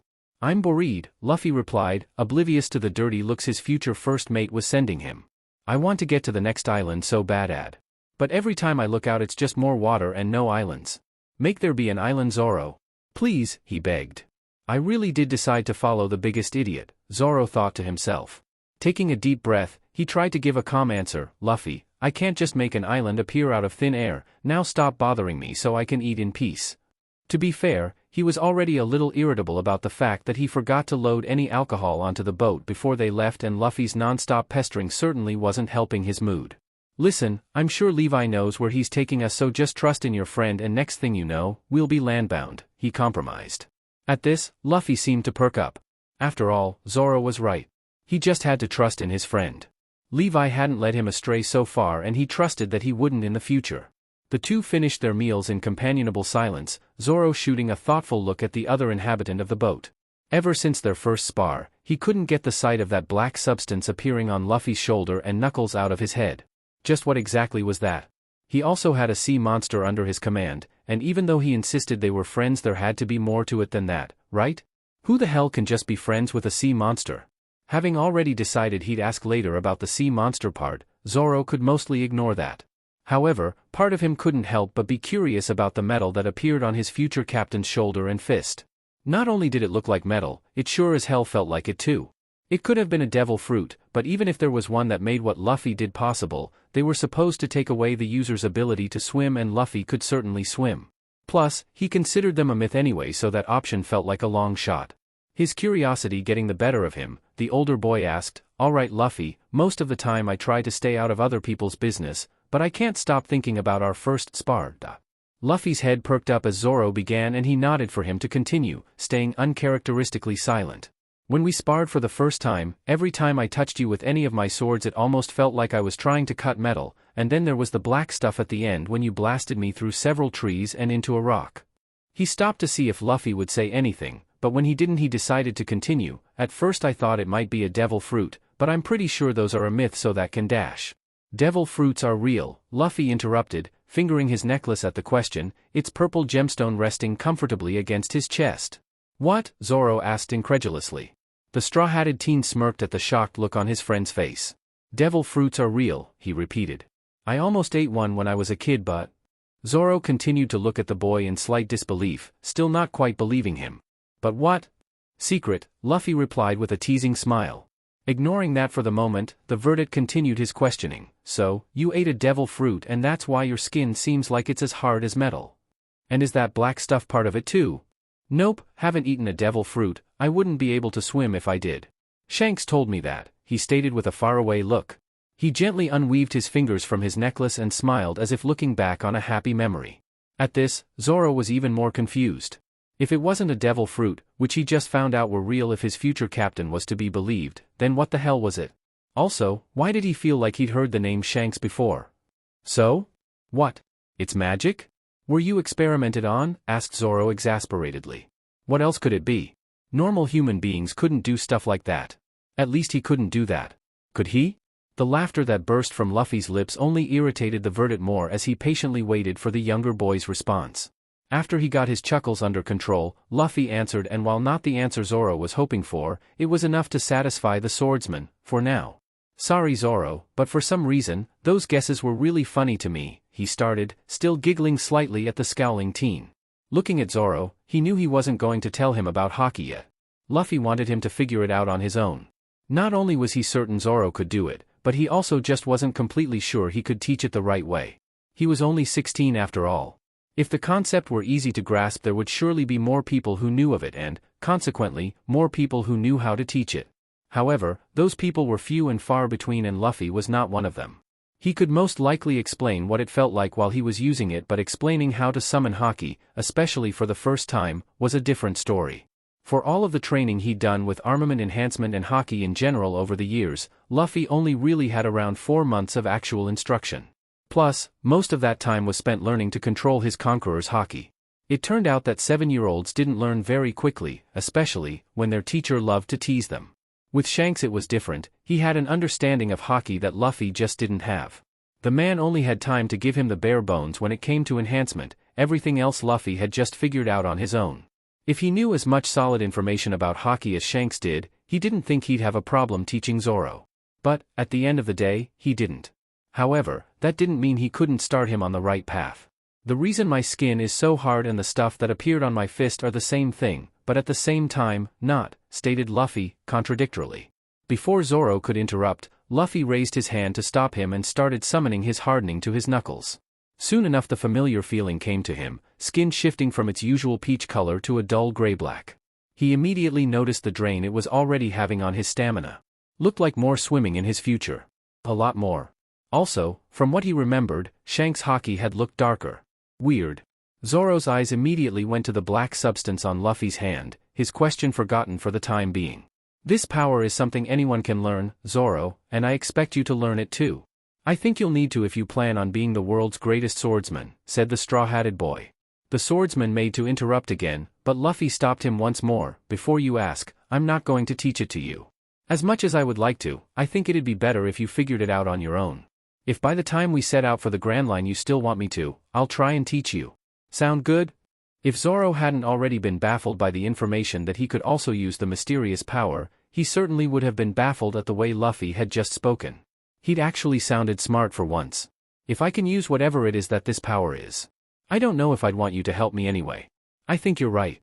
It's best if I learn this on my own. My own path to strength, the swordsman replied after recovering from his shock. Luffy could only smile at his first mate's attitude. He knew he'd chosen a great person for his crew. Alright, now that that's settled. Zoro, I'm bored, the straw-hatted teen yelled childishly. Tick mark returning, Zoro chose not to reply and instead lay down for a nap, trying to figure out where to start in learning the new and mysterious power he'd just been told about. I see it. Zoro. I see it, Luffy yelled from his position on top of Levi's head. Zoro abruptly awoke, wiping the grogginess from his eyes. Luffy.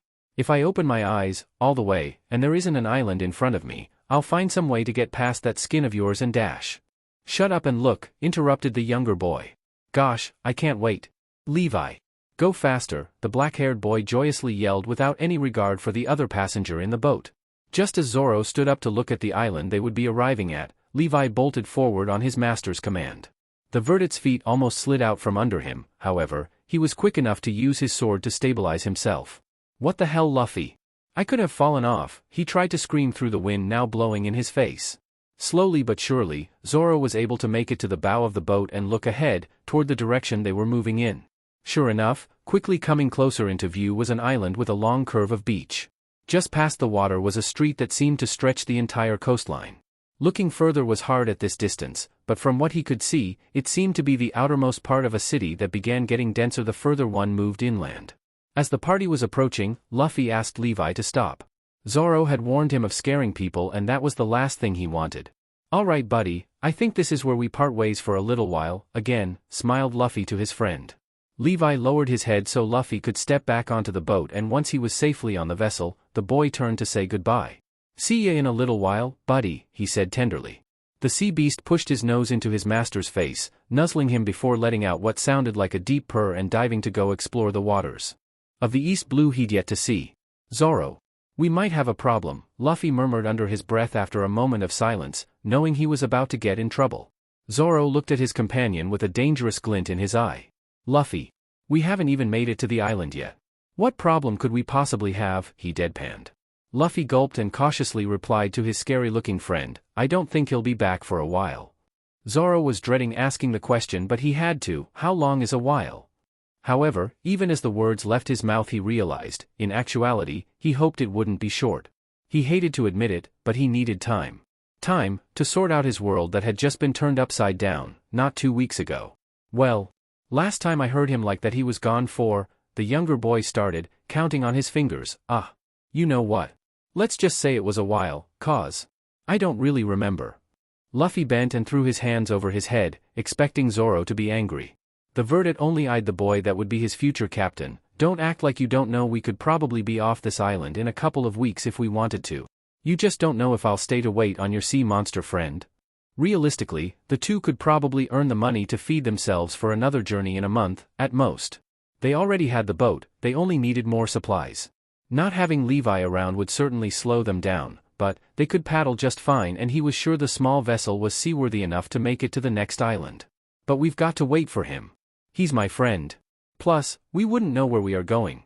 Your sense of direction is terrible and you probably can't even read a compass, Luffy pouted, removing his hands from his head and looking at Zoro, childish outrage on his face. You idiot. My direction is just fine. It takes me where I need to go, Zoro yelled with sharp teeth. He took a deep breath to calm himself down. Hear me out, at least, he started and Luffy immediately sat straighter, hope blooming in his eyes. I don't mind staying, all that much. However, I do have a condition. Luffy was curious, however, he let the green-haired swordsman continue without interruption. I want to be alone. For our entire stay on this island, Zoro said, eyes gauging his companion for his reaction. What the hell am I supposed to do then? Luffy groaned, falling onto his back and stretching out across the floorboards. I don't know. But, can you blame me for needing time by myself? The swordsman asked seriously. The conversation we had a while back made me realize that there's more to this world than I'd come to believe, he explained. You say there's power inside all of us. You even showed it to me. And now I want to find it. I want to figure this out on my own, and you saying Levi will be gone for a while gives me time to do it. He looked Luffy in the eyes. There's something here for me to learn. I can feel it, he finished, casting his gaze to the coast before him. The straw-hatted teen saw the look in his friend's eye and knew he couldn't argue. Finny, I guess I'll have to find something to do. He sighed and laid his head back down. What was he supposed to do by himself? Well, he could figure that out later. Right now, he was too excited about the new island. A laugh rose to his throat and he jumped to his feet. He would finally be doing something fun that wasn't swimming. Well, when he found that something at least. That's all right with me, Zoro. I'll figure something out, he said, jumping onto the older boy's back and interrupting the swordsman's staring match with the coastline. Get off of me, he yelled, swatting at a laughing Luffy hanging on his shoulders. After receiving several smacks to the face, the younger boy released his hold on the swordsman and grabbed an oar, Zoro following suit. Still a ways off from the beach, Zoro noticed something interesting. It seemed as if they were getting closer to the water. It was weird. They couldn't be sinking. Right? He looked down at his feet and all he could do was sigh, saying nothing as he stopped paddling and crossed his arms with a look of resignation on his face. On the other side of the boat, Luffy was paddling like mad. He was ready to see the island. The closer they got, the more he had an idea of where he wanted to go. The trees looked to be a hard line for where the city stopped, and he could see why. Toward the westernmost side of the city was what looked to be a massive forest. It had to be. The trees he was looking at were huge. From the distance, though, all he could see were pale gray trunks that carried their way up to dark green canopies hanging high above the ground below. Looking at such a large and dense gathering of nature, Luffy couldn't help but be reminded of how much fun hunting and exploring the forest of his home was. He and his brothers had explored all there was to explore in the mountains back when they were just kids. So, at the sight of the trees, the teen was excited. Big trees meant big forest, and big forest meant big animals. He loved big animals. Hunting and befriending them. So entranced by the sight, Luffy failed to notice the boat beginning to move considerably slower and, coming out of his thoughts, turned to look at Zoro. Why the heck aren't you paddling? We will get there faster if you just dash. The straw-hatted teen cut himself off when he realized something odd. His sandals felt a little wet. Looking down, he sighed much the same as his companion. The boat that had carried the two thus far had not come out of the journey unscathed. The speed at which Levi had pulled the small craft left almost all of the hull practically gone. It was a miracle they were even still floating at this point. The water could be seen through the bottom of the boat. How neither of them noticed until now, the world may never know. Luffy stopped paddling as their faithful vessel sunk into the water, and once the two were completely submerged he turned, addressing his friend. Well, I'm not waiting on you, 'cause you're slow and you want to be alone, he said, childishly sticking out his tongue. Neither of them were going to address the fact that their boat had just sunk. But, I'll see you in a while, Zoro. I'll know when Levi's back, for sure, exclaimed the younger boy, smiling his signature smile. Just as the black-haired boy was preparing to turn toward the island, Zoro spoke up. I'll be stronger when next we meet, the swordsman stated, holding his future captain's eyes with his own. It was a statement that made Luffy grin. And that was exactly what it was. A statement. He could hear the conviction in his friend's voice. The straw-hatted teen smiled to himself. He very much believed the words. Well, I'm gonna get stronger too, he replied. Next time we see each other, let's leave this island and find someone strong to fight. It's been way too long since I've fought against someone all out. I couldn't agree more, smirked Zoro, watching the boy turn toward their destination. You better still be capable of beating me when we meet again. Luffy, however, didn't hear his reply. He had already bolted towards the island. The swordsman sighed one last time. Time for the long swim to port. End note. This was a shorter chapter, but I want this story to flow, if that makes any sense, and I feel like chapters like these are necessary for that. Not much else to say besides that. See you in the next one.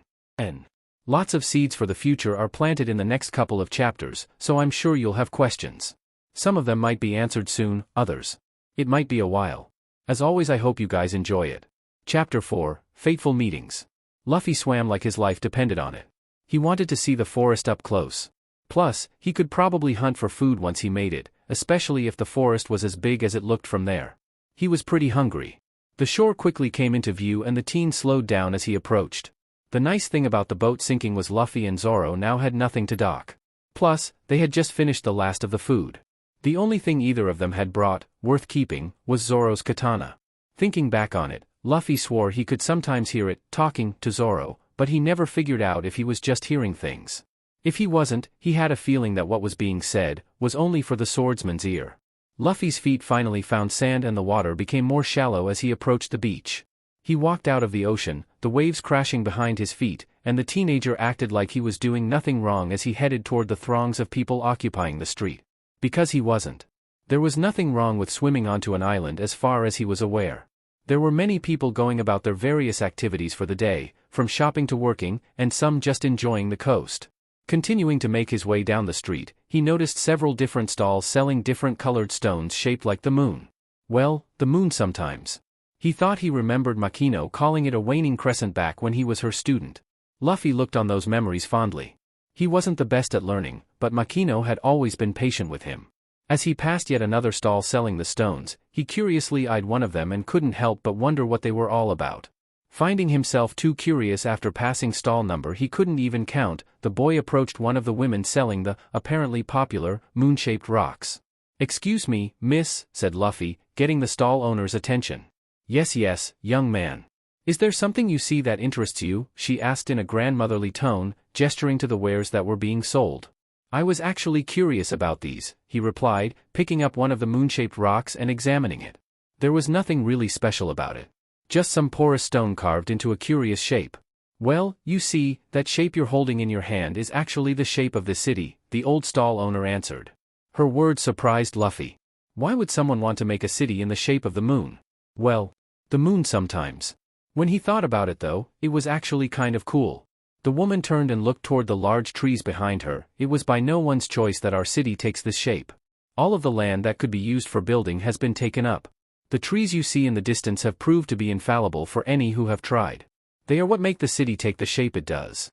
The old shopkeeper paused in thought as she gazed at the trees. There's an old legend about how this island came to be, actually. It wasn't a very well-known story and it was quite fantastical, so she enjoyed telling it. It said, that long ago there lived a woman more beautiful than any in the world. When the woman turned around to continue her storytelling, she noticed that the young boy she'd been talking to was no longer there. "Young man," she spoke quizzically into the empty air in front of her. She sighed to herself, realizing he was gone for good. Young people these days can't wait for anything. A shame really, it was a wonderful story. Luffy couldn't help but think it was pretty cool that the city was shaped like the moon. He'd left before the woman began her story, making his way toward the trees he could see looming over the city. The boy was completely oblivious to the fact that the woman was even going to tell a story at all. If he'd known, he might have actually stayed. He loved good stories. However, he had other things on his mind, namely adventure, and, by his estimate, it would take him most of the day to make it to the forest. Well, there was no use in lollygagging. He picked up his feet and started running. He wanted to get there as fast as he could. He could smell an adventure. Zoro arrived in much the same fashion as Luffy, the swimming taking far longer. The swordsman just could not swim at the speed Luffy could. He knew he would never beat Luffy in a swimming contest and he was okay with it. He never enjoyed swimming that much anyway. Making his way to the street, his katana tucked safely into his haramaki, Zoro decided not to pick any direction and just let his feet take him where he needed to go. It's not as if picking a direction would have helped anyway. After walking the coast for what seemed a good amount of time, the teen cut inland. As he walked, he noticed that he was passing more actual buildings rather than just stalls the further he made it. Eventually, everything began to look the same, so he stopped focusing on his surroundings and began to think. The first thing to cross his mind was that he would need a place to stay and a way to eat. He'd be on the island for a while, according to Luffy, and in that time he was going to try and unlock the power his future captain had told him about. He had faith in himself. That he could do it. The only problem was, he had no idea where to begin. It was like reading something out of a storybook. You read about amazing things and wish for something like that to become reality, but you never actually expect it to happen. Well, it did. It had happened and Zoro was lost. Not for the first time in his life, certainly. However, this time it was more metaphorical than literal. He'd not changed physically, however, his perception of the world had changed. If Luffy was this far ahead of him, just how far ahead was he? It was like a film had been lifted from the Vertit's eyes and the thought of it had ignited a fire in his very soul. He needed to get stronger. His dream depended on it. He was brought out of his musings by the sound of a large gathering of people. Without realizing it, Zoro had walked into what looked to him like some sort of town square. A small fountain stood in the center of the area, crowds walking around it from store to store shopping to their heart's content. All around stood shops selling various things. Food, clothing, weapons, trinkets, you name it, and it was more than likely being sold somewhere. Zoro pushed his way into the crowd and, just above the dull roar of the conversations around him, heard something that almost called to him. A hammer on metal. Something in his stomach curled with excitement, although he couldn't say why. Or was that his hip? When asked about it later, he wouldn't be able to give a good answer. He walked as if in a trance through the throngs of people toward the building. He could hear the clangs of metal on metal coming from. When he'd finally reached his destination, without even reading the sign above the door, he made his way inside. The swordsman just knew there was something there for him to learn. If he would have stopped to look, the sign hanging above the door read, Brewer's Blades. It took Luffy a surprisingly short amount of time to reach the western edge of the city. When he really put his mind to it, he could run pretty fast. He had managed to, somehow, find most of the paths and alleyways that weren't very crowded. He didn't really think much of it though, the black-haired boy just attributed it to luck and moved on. As he passed the last buildings of the city, he crossed into a clearing that sat just before the tree line. Walking into the area, he noticed that the trees there at the edge of the forest started small and appeared to grow larger as you got deeper. Luffy couldn't help but be mesmerized by the majesty of the sight before him and stopped to stare. He had never seen such a thing before. The 16-year-old had seen large objects and animals before, so when it came to things of magnitude he was no stranger. However, these magnificent creations of Mother Nature were unlike anything the young boy had ever seen. He approached one of the trees and looked up, toward its top. Even the branches were huge. Scratch that, everything was huge, the leaves too. The tree was also extremely tall. It certainly wasn't the tallest thing the teen would see in his life, but it was most definitely the single tallest thing he'd seen in his short life so far. And he'd seen a castle. Placing his hand against the bark, Luffy was surprised to find the light gray texture smooth rather than coarse, as he would have expected. Quite beautiful, don't you think? A voice came from over his shoulder. The teen turned curiously to the owner of the airy voice. He didn't remember anyone else being in the clearing, and he was sure he would have noticed someone else walking out of the city. The distance between the last of the buildings and the forest wasn't very short after all. Who are you? Luffy asked, taking in the stranger before him. He was tall, and the boy's first thought was that the man may have looked younger if his hair wasn't white. The stranger's head was framed by two long wavy strands of white hair that were bridged by short bangs hanging just above his eyebrows. At the back, the rest of his hair was pulled into a ponytail, held by a golden band. The man had a boyish face that had wrinkled slightly with age, kind dark black eyes, and a soft smile that played on his lips. A forest green coat that bore a single gold button on its left sleeve rested on the old man's shoulders. Underneath, he wore a pale yellow shirt, along with a pair of maroon trousers and dark black boots. Lastly, at his waist was tied an orange sash. Tucked into it was a long nodachi, its blade hidden in a sheath made of dark lacquered wood. Just an old man who spends his days here as a promise to an old friend, the curious man stated, wistfully. Luffy heard the word friend and all reservations about the strange person disappeared, his expression immediately brightening. Friend? I've got a cool friend too, he exclaimed before a pout took over his face. He did tell me he wanted to be alone the whole time we're here though.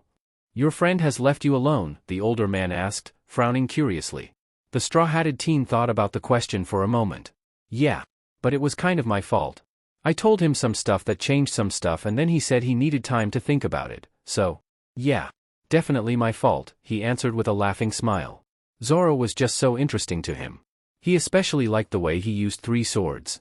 Luffy then remembered that he had been responsible for breaking 2 of said swords and instead of feeling apologetic, only hoped his green-haired friend would find 2 more so he could see more of the cool way he fought.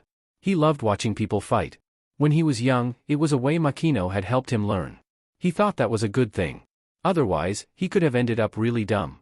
So, what I'm hearing is you let him be alone, the stranger said, having puzzled it out. Luffy remembered the look in his friend's eye before their boat had sunk. He had no doubt he was going to be even stronger when they met again. Coming out of his thoughts, the young boy tuned back into the conversation. Yeah, I guess you could say that. I think he'll be stronger, once he has time to figure things out, he spoke in return. A much more mature answer than I perhaps thought you may give, the wizened man said, surprise evident in his eyes. Luffy pointed offendedly in the old guy's direction. Hey! That was kinda mean, he replied. The stranger only laughed as he walked past the boy and into the large forest, signaling to follow. Come with me, young one. It's been far too long since I was last able to talk with such an interesting person, he said, his small smile back in place. What brings you to this island if I might ask? He questioned as they broke through the tree line and entered the large expanse of nature. Luffy was mesmerized. The trees were huge. The further he looked into the forest, the larger and taller they became. If this was the start, just how big were the ones toward the middle of the forest? He stopped staring as they continued walking and answered, well, do you want the long version or the short version? He asked. The red-vested boy remembered explaining to Ririka and it had taken far too long. He'd even missed the execution because of it. The short version will do, the man replied. The straw-hatted teen smiled at the answer. I came here to get strong and have fun, he said simply. And it was the truth, he'd set out to gain experience and to find strength in that experience. In Luffy's mind, however, it was much more simple. Having adventures meant doing fun stuff and getting stronger. You sound like my old friend when you say things like that, the older man spoke, wistfully, as the two continued on their path through the forest. Really? Luffy asked excitedly, was he a cool guy? The stranger's smile largened imperceptibly. He was, in fact, a very cool guy. Can you tell me about him? The teen asked, hope evident in his voice. He loved learning about cool people. He eyed the boy behind him as they walked and his smile grew. No. I don't think I will. What the heck? You were totally supposed to say yes, Luffy cried in outrage. Nope. You're so mean, the teen huffed dejectedly, crossing his arms, a pout on his face. The old man only laughed and chose to stay silent rather than respond as they continued to make their way through the forest. Quickly becoming bored with the silence, the large trees absorbed Luffy once again and he began to run his hands along the ones he would pass. With more time to inspect them, he realized they were more tube-like than any trees he'd seen before. It felt like the tree had been sanded down and left smooth. Like really smooth. He hadn't heard about many other islands, to begin with, but he knew that this kind of stuff wasn't normal in the blues. The Grand Line sure. Shanks had told him the stories. Granted, he had grown up in a place where animals could be huge, but the trees were something else. Hey, old guy. What's the name of this place? Luffy asked, seemingly out of the blue. The name of this island is East Lodestone. The forest has no name, most simply call it Lodestone Forest, said old guy answered, not interrupting his stride. First off, that is a name, the younger boy pointed out, and second off, why east, he asked. Luffy thought it was a good enough question. Why not west? After all, the forest was on the west side. At least he thought this was the west side. He didn't really care much for the answer, honestly, he just really liked talking to the old man. East Lodestone shares 3 sisters. One in each blue, all, bearing one counterpart, the stranger answered, cryptically, keeping his eyes on the path before him. Luffy could only stare at the back of the man's head. I don't know what that means, he stated, blankly. He'd never been good with people who talked in confusing ways. And nor is it, really, for you to understand. Until you reach Laughtail, that is, the older man glanced back at the teen, pointing a thumb at his hat from over his shoulder. If you're wearing that, can I assume that the end of the Grand Line is, most likely, your destination? He questioned, the wistful tone of voice back once again. Hey! How the heck did you know that, Gramps? Luffy asked, eyeing the old guy curiously. He was sure he hadn't mentioned anything about being a pirate. I happen to know the original owner of that hat, the tall man said, a full-blown smile gracing his face. The straw-hatted teen was off to the side enough to see the old guy's smile and it was the first time he'd seen the older man show any real emotion since they'd met. He decided that it was a good look on him. It made the wrinkles in his face almost disappear, somehow, and made him appear younger. So caught up in the moment, he totally missed what had been said that actually made the old man smile. He just smiled his smile in return. The stranger's eyes widened and he continued smiling. Young man. There is a cave in the heart of this place that is guarded by, what some call, the Forest Lord and others, the Lord of the Forest, he began, it matters not to me what name you choose to use. I only wish to tell you that if you find their cave and best them, they will grant you the treasure they guard. If Luffy wasn't already invested, the word treasure would have sealed the deal. He was definitely going to beat the forest guy and steal his treasure. Well, not steal. He wasn't a pirate yet. He was going to win it. Before anything though, he needed to find the place. He wasn't sure how big the forest was, but from the size and look of the trees, he felt that just doing that would take forever. Everything looked the same. It was all just gray bark and dark green leaves. The chances that he was about to get lost were very high. That meant he needed to get started and soon. I'll do it, old man. I'll beat Forest Guy and get his treasure, declared Luffy, starting to pass the man who'd led him thus far. Something in the way the boy said it made the white-haired man believe him. He could also quite possibly die, said man thought, slightly frowning to himself. The boy didn't look very strong. As Luffy sprinted towards parts of the forest the stranger hadn't visited in a very long time, he spared a look at the back of Luffy's red vest. The red color and the straw hat reminded him of a similar red-colored coat he used to see around the shoulders of the man who wore that very same straw hat. "Before you leave," the old man exclaimed after the familiar color. The boy stopped and turned, impatience written all over his face. "What is it, Gramps?" "I gotta go find Forest Guy or whatever," he shouted, clearly wanting him to get to the point. "Would it be so rude of me if I asked for your name?" he asked. Luffy recoiled, shocked, as if it was just hitting him for the first time that they hadn't yet introduced themselves. It most certainly was. "Sorry about that," he said, laughing, his signature smile in place. "My name's Monkey D. Luffy. And I'm gonna be the king of the pirates." The stranger smiled one more big smile before replying, "Well, Monkey D. Luffy, future king of the pirates, my name is Spencer. And I am very glad to have met you." He waved Luffy toward deeper parts of the forest. "Go and seek your treasure, young friend. This is farewell." "But, we will see each other again someday, right?" the teen asked. "I think not," Spencer replied, the same small smile he had worn since the two met gracing his lips once again. Luffy made to argue, but the older man shot him a scary look. "Go," he said once more, "your treasure awaits." "Whatever, Gramps. It was nice meeting you anyways," the teenager exclaimed with a smile, making his way ahead and into the forest. He might not see the old man again, but he was glad he got to meet him. He'd given him an adventure to go on. As Spencer lost track of Luffy's form to Trunks of Gray, he knew, regardless, he was staying out of it. The old man had promised himself to let the era Roger created take the mantle and he wasn't going to interfere. If the child died here in this forest, the child died. Who was he kidding? It wasn't him he needed to worry about. He would need to worry for the world. The young man was sure to turn it upside down. "Your will is in good hands, Roger." Entering the building, Zoro immediately heard the dull pings of a metal hammer coming from somewhere in the back. However, the chime of the bell above the door rang clearly throughout the shop and the rhythmic sound ceased. Shuffling replaced the loud noises, and a muscular graying man made his way out of the back, soot covering his arms and face. "What can I do you for, son?" the man asked, gesturing to the various arms around the store. "As you can see, we sell blades and one or two other things."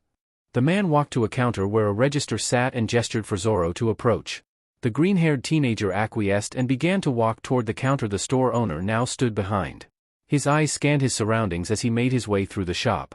There were different sections for different types of blades and Zoro could see every kind of sword he could think of. Many cases were holding different, seemingly rare, blades of all sorts of make. The most cared for cases, however, seemed to be the katanas. He'd have to ask the shopkeeper about them later. Taking space, directly in the middle of the shop, were mannequins.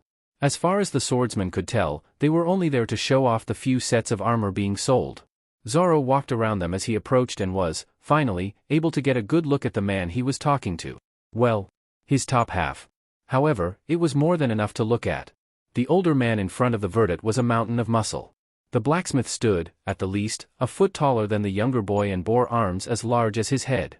He had long graying hair, peppered with spots of white and black, tied back into a high ponytail, and a beard of the same coloring. His face was long and wrinkled with age, but his eyes hadn't lost their spark. Their amber color flashed gold in the sunlight peeking through the windows and contrasted beautifully with the dark ebony of his skin. He wore a striped green tank top that showed off his massive muscles and that was all the swordsman could see. Reaching the counter, Zoro received an expectant look from the man behind it. "I'm not here to buy anything. At least, not right now," he answered to the man's earlier question, looking him right in the eye. He did still need 2 more swords, but that could wait. Something had led him to this shop, so he was sure it was where he was supposed to be. "Window shopper then," the older man huffed, turning to walk back to the room he came from. "I don't much like people like you. Always talking me away from my 4-. "I'm not here as a shopper, at all," Zoro interrupted, beginning to follow the man. "That sound earlier, what was it from?"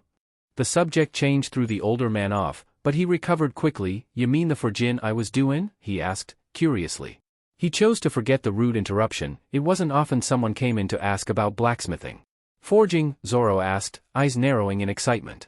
The feeling from before was back. "I'm a blacksmith, so, yeah. I was in the back forgin' some custom pieces when you came in," the blacksmith said, nonchalantly. He stopped when he saw Zoro following him. He wasn't letting some brat anywhere near his forge. It was his baby. He didn't care if they wanted to know about blacksmithing or not. "Teach me," Zoro said, to the hulking man in front of him. The man stared at Zoro in the eyes for a few seconds, as if looking for something, before turning and continuing his way back to his baby. "No. The teen was interrupted by the door shutting in his face. The swordsman closed his eyes and huffed in annoyance. That was kind of expected. He knew he was supposed to be there, he just had to get the man to teach him. It had hit him when the blacksmith mentioned forging. If he knew how it was made, wouldn't that mean he could better use it? Zoro turned away from the door and started walking back toward the exit. He was going to be back. Every day, until the man agreed to teach him. He decided he would spend all his time on it if he had to.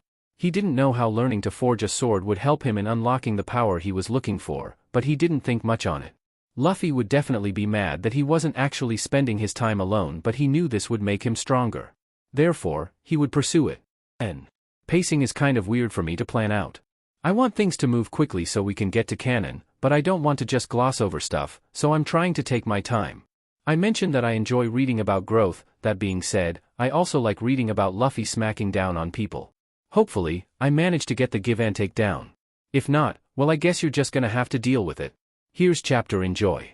Chapter 5, Friends. "Hey! That's mine," Luffy yelled in annoyance, holding his large piece of meat high above his head where the little meat thieves couldn't get it. "White! Come get these little brats off me. They are trying to steal my meat again. They aren't even hungry, they just do it to be meanies," the boy screamed, being practically bowled over by a multitude of white forms. Said White patted her way over and brushed the smaller wolves away from Luffy, something like scolding in her eyes. All the white forms gazed at his piece of meat, before running to various places around the trees, their eyes, unlike their mothers, dancing with laughter. Crisis averted. For now. The pups had grown considerably since the day Luffy had met the pack. He'd only been in the forest for a short while and it was by complete chance he came upon them, as he'd already gotten lost. Well, maybe not by complete chance. As the boy gazed into the forest and ate his large piece of raw meat, memories of his meeting with White and her pups floated through his mind. It hadn't been long since Spencer and Luffy had parted ways and the teenager was already lost. He didn't know which way was north, so he didn't know any of the other directions either. He'd gotten distracted climbing through the trees. Well, he'd been chasing some monkeys and they had led him on a wild goose chase. Or monkey chase. So much so, that they eventually escaped the boy's sight and disappeared into the canopies above, leaving him lost and lonesome. That was stupid. "Now I don't know where I am," the straw-hatted teen yelled into an empty forest, sighing, "plus, I'm getting kinda hungry." His stomach grumbled loudly. He was definitely going to need food. "Protect."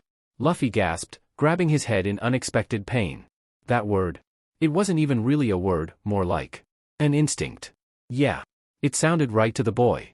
Said boy heard a faint snarl in the distance and didn't even stop to think before immediately sprinting his way toward it.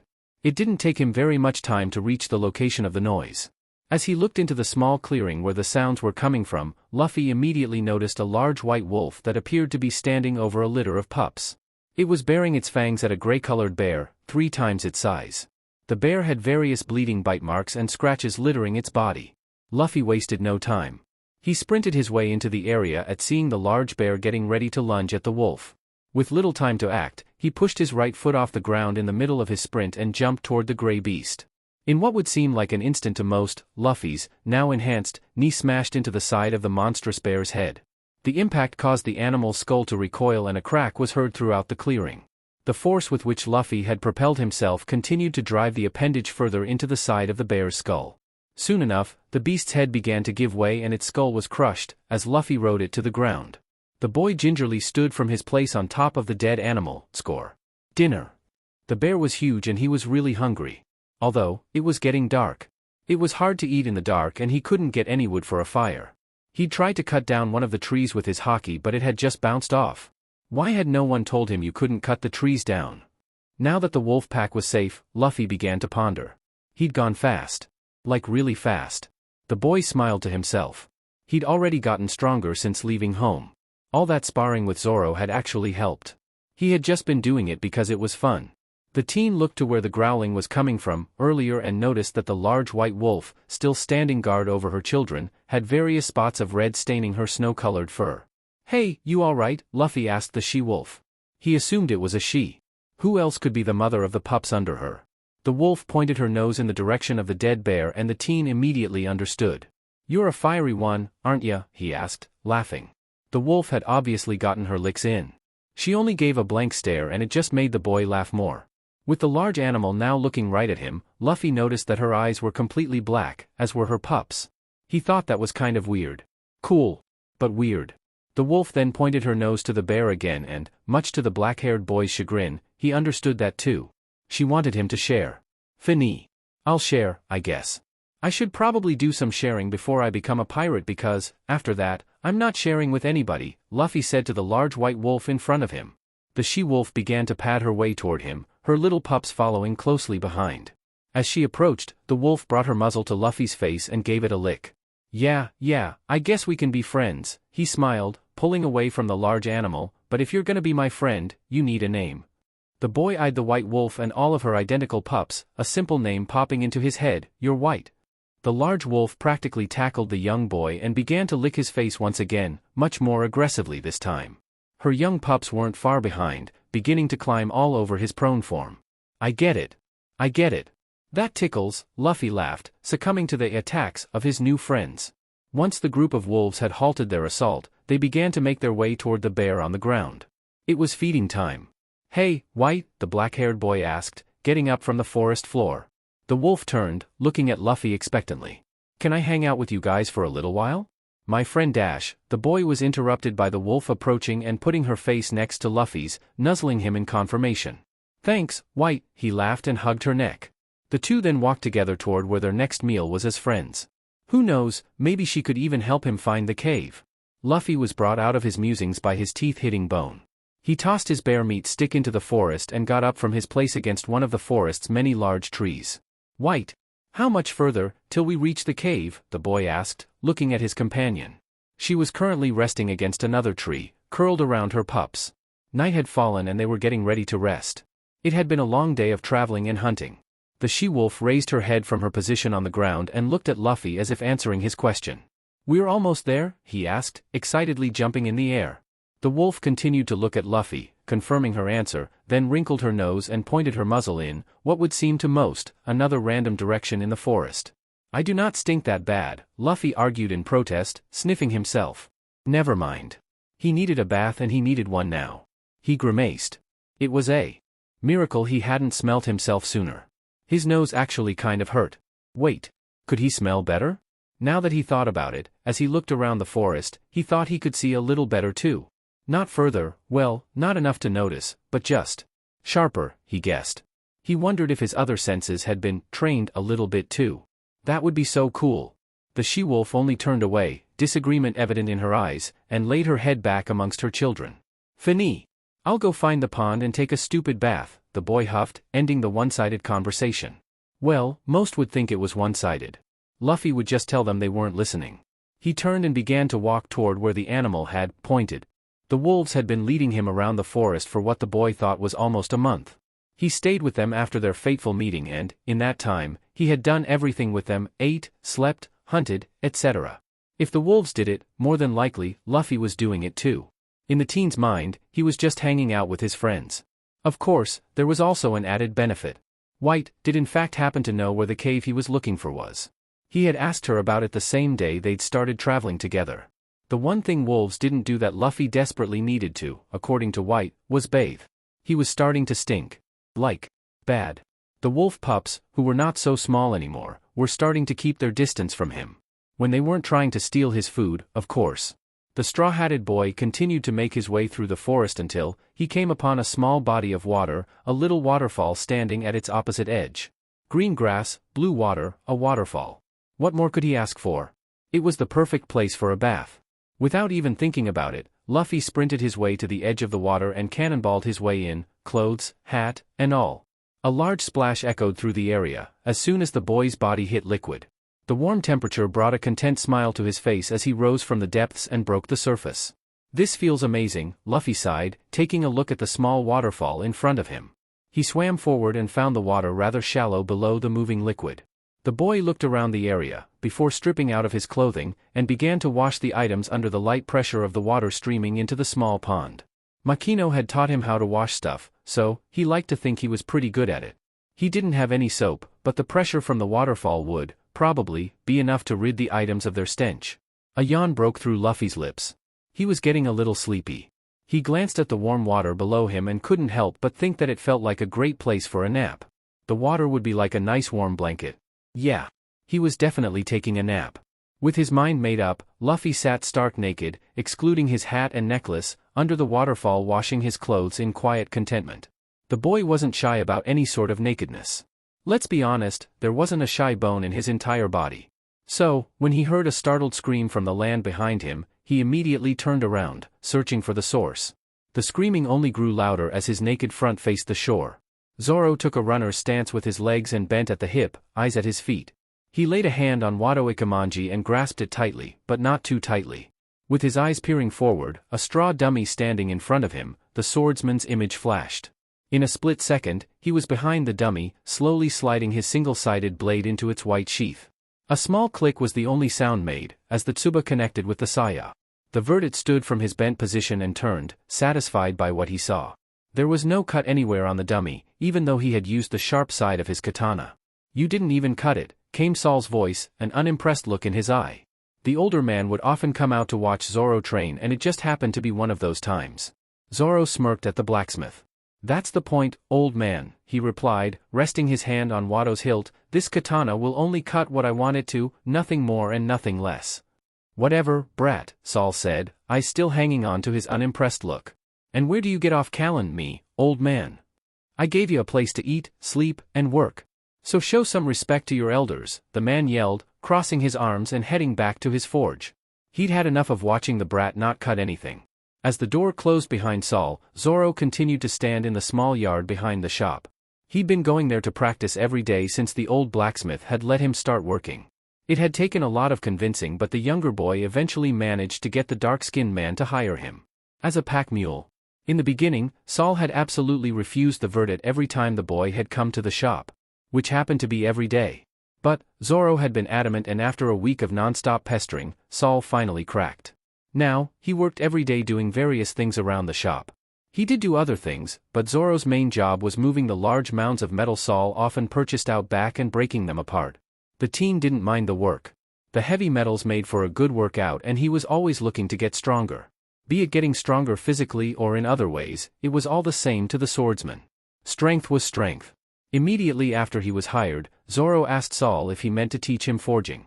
To his immense surprise, the blacksmith had, once again, refused him. The why of it still baffled the boy as he thought about what the older man had said to him back then. "Come again?" Zoro asked the blacksmith, mouth gaping like a fish. He'd thought for sure the man would teach him if only he could get hired. It was why he stopped asking to be taught and instead just asked to work. "I said, I'm not teaching ya," Saul replied, finality oozing from his voice. "Well then, what the hell's the point of working here?" Zoro yelled at the man, teeth sharper than a shark's. The man laughed at the anger he could see in the verdict's eyes. "I never said I wouldn't let you watch." "How the hell is that any different?" the swordsman screamed incredulously, frustration clear on his face. First, the man had made him wait a week, and now he was being all confusing. Zoro hated confusing. "Quit screamin', brat," the man yelled back, growing tired of Zoro's loud voice. The boy had the decency to at least look scolded. "I'm not teachin' ya because of those eyes," the man started, looking at Zoro. "Those ain't the eyes of a blacksmith." "I would know," he pointed at the swordsman's eyes. "Those are the eyes of a demon." Zoro just looked at the man like he was crazy and decided to continue letting him explain himself. Maybe it would start to make sense if he let him talk more. "I've known a few demons in my time. And ain't one of 'em was a blacksmith," Saul stated like it answered all of Zoro's questions. Although, Garp was more monster than demon. His son though, the blacksmith whispered to himself. Garp, the verdict thought. He hadn't heard of that name before. "So, you won't teach me? Because you think I have the eyes of a demon." Zoro's sweat dropped, looking at the older man. He decided to ask about this Garp later. He definitely wouldn't forget. "You don't get it, kid. I'm helping you here. You aren't meant to forge steel. Those eyes, they tell me. You were meant to use it," Saul sighed, sagely. "I've seen eyes like those before and I just got a feelin'." Zoro paused. He kind of liked the sound of that. Plus, at the end of the day, he never really wanted to forge weapons, anyway, he just wanted to know how it was done. Being taught would have been the best way, but being able to watch would have to do. Fine, old man. Whatever. As long as I learn what I came here to learn, he acquiesced. And Zoro had learned. He learned the process of forging, specifically, forging blades. Without actual teaching, he could try his hand at it, but he wasn't too keen on actually being able to make a suitable katana for himself. However, he knew the process and everything that went into it, and, as he predicted, it enabled him to better use his sword. However, it was in a slightly unexpected way. Saul loved forging weapons, but he was always reluctant to let Zoro very close to the forge. The first time he did, watching the man work, it was obvious that the man forged with not only his hammer but also his heart. The metal took the exact shape that he wanted, almost as if he could will every hammer blow to do exactly what he needed to make his creation. He had the confidence and skill to know that every strike would meet its target. Zoro watched Saul forge many weapons over his time with the blacksmith, but he never let him see the finished blades. It was almost as if he was keeping a secret from him. A secret the man didn't think he was ready to learn yet. The swordsman eventually came to understand the fruits of his labor after Saul had finally deemed him worthy enough to watch the creation of a blade and, subsequently, examine it. A katana. The weapon the man made had a personality, per se. That was the best way Zoro could describe it. It wasn't quite a personality. It was more like a fleeting breeze, faintly whispering in the air. He barely felt it, but it still raised the hairs on his skin. He had a feeling that the reason he felt something from the blade at the time was that he now knew and understood the katana through watching how it was made, the knowledge he had gained from watching Saul during his time in the shop. It had also been when the blacksmith told Zoro that his sword had a name. At the time, when Wado Ikemanji first left his mouth, it almost felt like the katana had begun to hum, the same whispering feeling from Saul's blade breezing across his skin. He had spent weeks trying to figure out what it all meant, and it clicked one night as he was sharpening his newly dubbed Wado Ikemanji, a whispering of air lightly singing across his skin. The weapons he would use were to be his and his alone. They would help him reach his goals, and if they didn't want to, he would prove to them why they should. He already felt it with Wado Ikemanji. They would act as one. The blade would do exactly as he willed. It would cut whatever it was he needed to cut, and the opposite was also true. It was devoted to Zoro, and Zoro in turn was devoted to his sword. As weird as that may sound. There was still more to learn on the island, though.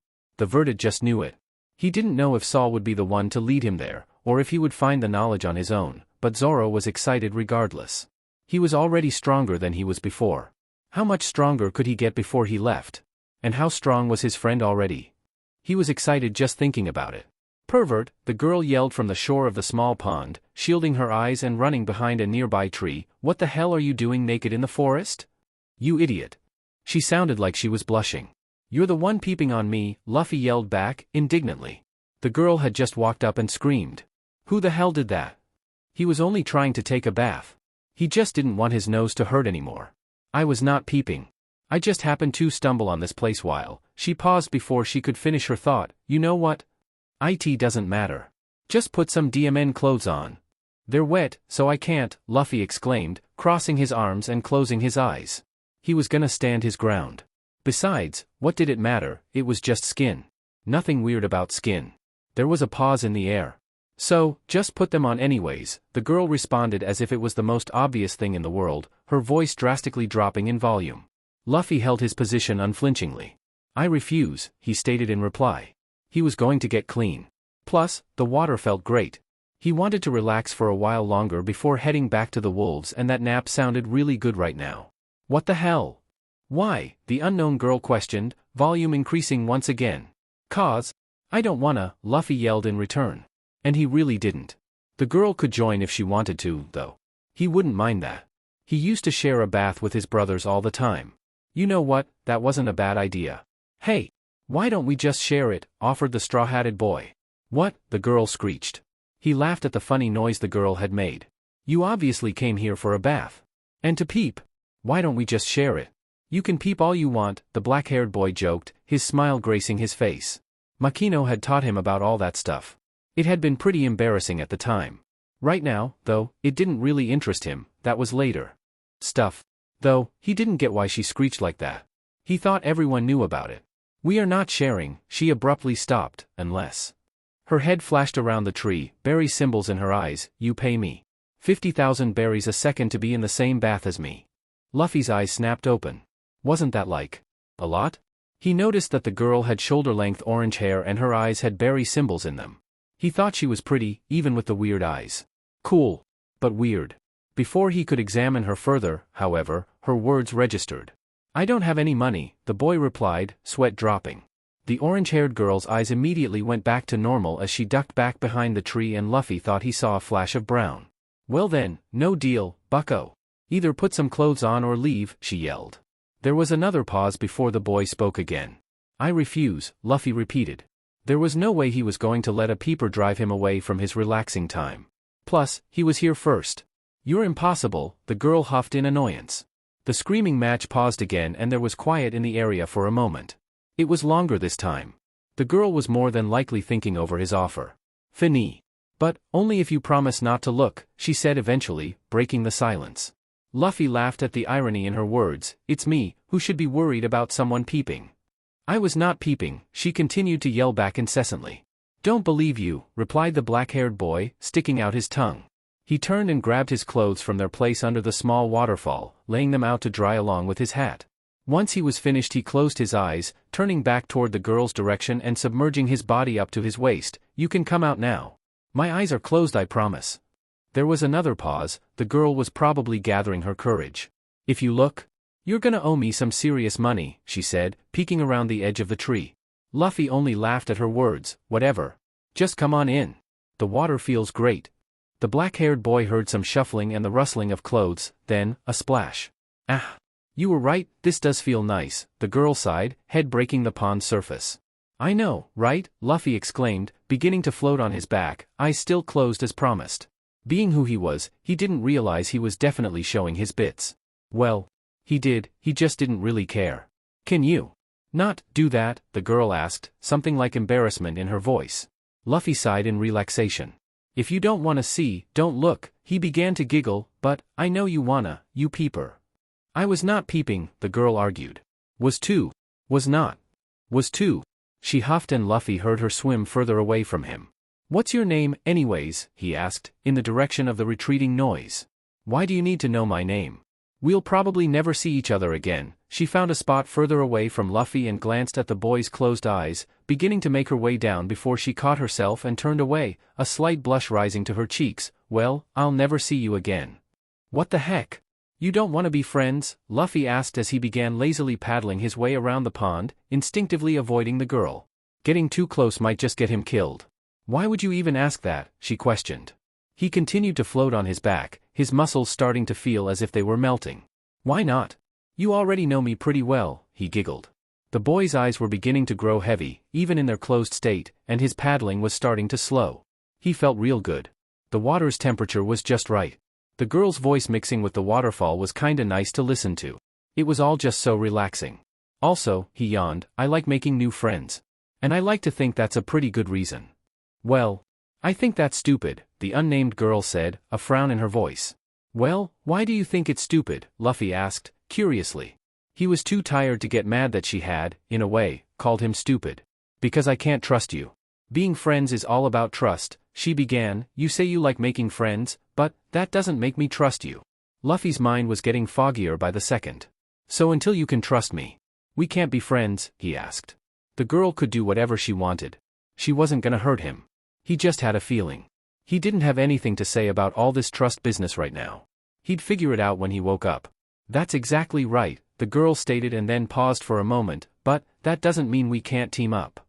Luffy perked up slightly at this, the brain fog receding a little.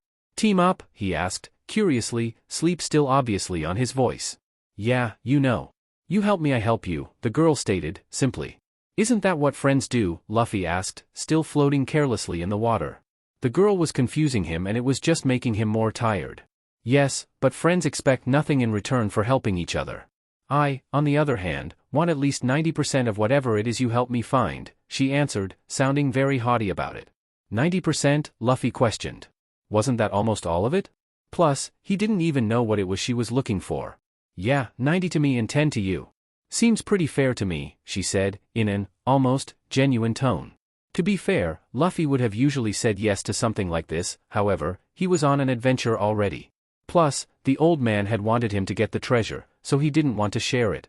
I'm good, he answered eventually. He wanted to find the forest guy and get their treasure before he started a new adventure, and it seemed like the girl wanted to take him on one, friends or not. The Orangeette took a moment before replying, "Your loss. I heard the place I'm looking for is guarded by a protector. That means it must be guarding something worth tons of money." "Protector?" Luffy asked, something nagging at the back of his mind. Why was the word protector making him feel like he was forgetting something important? Yeah. Apparently, a ton of people have tried to take its treasure. But none have been able to succeed. "I've even heard that some people have died trying to get it," the girl explained. Luffy shot straight up. His upper chest was the only thing above the surface of the water as he pointed an accusatory finger at the orange-haired girl, still managing to keep his eyes closed. He was good at keeping promises after all. "No way. That's my treasure. And I am so not sharing," he declared. It had finally hit him as he let her talk. No way was he going to share. She was looking for the same treasure he was. "Wait, you already know about the cave?" the girl asked, curiously. "Duh. An old man told me to go get the forest guy's treasure and I'm gonna get it." "No one else," he stated, proudly. That old guy was super cool and Luffy wasn't letting anyone else get the treasure. He felt he owed it to him, he was the one who sent him on this awesome adventure after all. "Well, just because you want it doesn't mean I can't get it before you do," the Orangeette reasoned. The urge Luffy had to open his eyes and give the girl he was talking to a glare was so strong he had to put his hands over them just to make sure they didn't open. "No way. I can't remember that old guy's name, but he wanted me to get the treasure. So I'm gonna get it. And I'm keeping it," he yelled. The girl didn't reply immediately. Instead, she paused, as if thinking. Okay, fine. You seem to want it pretty badly. "So, you can have it," she replied eventually. The boy ungrit his teeth. "Really?" he questioned in surprise, "but I thought you wanted to sell the treasure for money or whatever." "Well, yeah. I still do, but it wouldn't be fair if I just barged in on your find," the girl said. Luffy smiled and brought his hands back down to his side, sighing. Now, that's a relief. He laid back in the water and began floating again. Now that he didn't have to worry about the girl stealing his treasure, it was finally time for a nap. "Yeah, I'm definitely not gonna still go after the treasure," the Orangeette announced, rolling her eyes. Luffy smiled at her words. "Well, thanks. You had me worried for a second," he replied, ignorantly, finally letting sleep take him over. In his floating position, the water acted as the perfect bed. Plus, he could just talk to the girl when he woke up. "Right? Well, thanks. You had me worried there for a second," the black-haired boy said, a sleep bubble beginning to form in his nose. Nami scanned the boy's face. "Yep. Definitely asleep. What an idiot." The Orangeette quickly scrambled out of the water and dressed. She had to find the cave and quickly. She obviously wasn't going to let the idiot boy get the treasure she'd been looking for. 4 days no less. She was about to give up and head back to the city when she finally found the clearing the cave was in. She had only wanted to get some rest and wash up before she tried to steal the forest lord's treasure. Nami didn't know who or what it was, but she thought being clean couldn't hurt and the rest was much needed. How was she supposed to know a person would be there? Now she couldn't even rest. She had to get the treasure before that weird guy. She blushed, other images of the young man coming to her mind. Quickly gathering herself and wiping all thoughts of the boy she had met from her mind, the orange-haired girl turned in the direction she knew the cave was. She had to get the treasure. For Kokoyashi. Nami took off at a sprint in the direction she was facing, determination written all over her face. She had already snuck past and stolen from many pirates already, so why not add a lord to the list? How hard could it be? And one of the more fun chapters to write. Not much else to say other than that. Hope you like it. Chapter 6, Early Reunion. A faint scream startled Luffy from his dreams of meat. So faint, that in his grogginess, he wasn't even sure he'd heard it. He tried to listen for the noise again but it didn't come.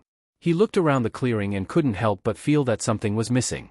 Thinking back to before he fell asleep, it hit him, the orange-haired girl wasn't there anymore. His eyes widened. Things were slowly starting to connect in the boy's brain now that he was more awake. Luffy swam to where he had laid out his clothes and quickly put them on. The scream he'd heard must have been the orange-haired girl. He wasn't sure but he had a feeling and he always trusted his instincts. He needed to go find where the cave was. He was sure that's where the girl had gone. Even though she'd said she wouldn't. That peeping liar. Finishing dressing, the slightly incensed boy quickly made his way back into the forest to go find White and the pups. He would have immediately started looking for the Orangeette but the scream had only awoken him. At the time, he wasn't aware enough to know where it had come from. So, because White knew where the cave was, he was going to get her to take him there. Simple as that. Luffy pushed his legs as fast as possible and the trees began to blur by his eyes as he unthinkingly dodged his way through the numerous trunks. The only thing on his mind was his destination. White and her pack were soon in Luffy's line of sight and he pushed himself even faster until he came skidding into the clearing. "White," he breathed out, hands on his knees, "I need you to take me to the cave, now." Almost as if the wolf could sense the boy's urgency, she darted her way into the forest. The straw-hatted teen followed her retreating form, immediately breaking into a sprint again, White's pups doing the same.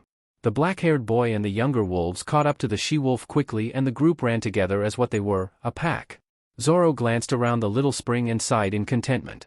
He'd been lucky enough to find it before night had fallen. He would have had to sleep out in the open air otherwise.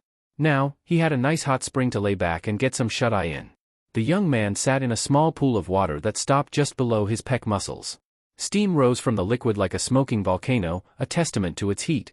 Trees stood in a circle around the area, making it mostly enclosed and relatively private. Zoro liked that. The actual pool itself would only fit 3 or 4 people at most and he thought it was weird that the pool looked more like a crater than a hot spring after looking under the water. Saul had told him to go into the forest and cut down one of the trees, saying he needed some of the wood for a job. So, like any good worker, he had. Apparently, the man had forgotten to tell Zoro it was impossible. He tried everything. Every move he had. Well, every move he had that used one sword. None of it even left a scratch. He still didn't quite understand it. He'd gone further into the forest to see if all the trees were impossible to cut and, well, he got lost. Now that he thought back on it more, it made a lot of sense why Saul couldn't stop laughing when he gave him the job. Zoro had given up when night began to fall, resigning himself to trying again tomorrow, and left the area to find a nice place to get some shut-eye. Little did he know, his feet would bring him to the little slice of paradise he was currently in. The green-haired teenager scowled to himself. Even with the lucky find of the spring, he was still sad at Saul for giving him the stupid job in the first place. He laid his head back on the edge of the pool and closed his eyes. He could think about how he was going to get back at the man later. Right now, he needed sleep, and sleep he was going to get.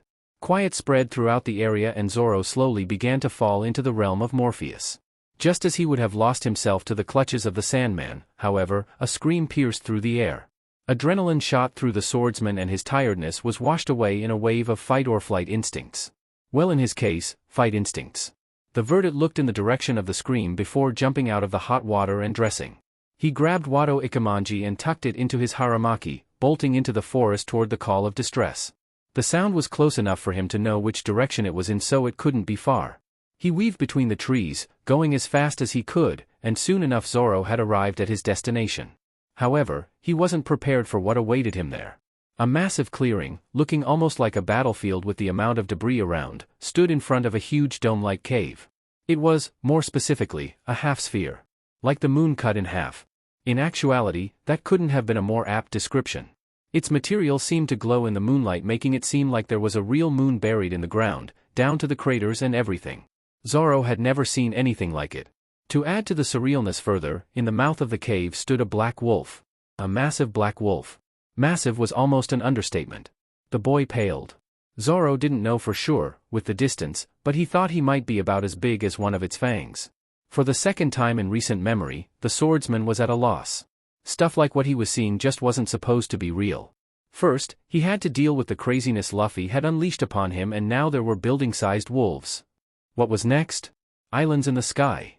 The teen cleared his mind and made a mad dash toward the cave entrance. He really didn't have time to ponder such things at the moment.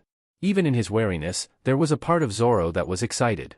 Who got to say they'd fought a beast of such magnitude? There couldn't be many. The Verdant grinned a beastly grin to himself as he cleared the distance to his target.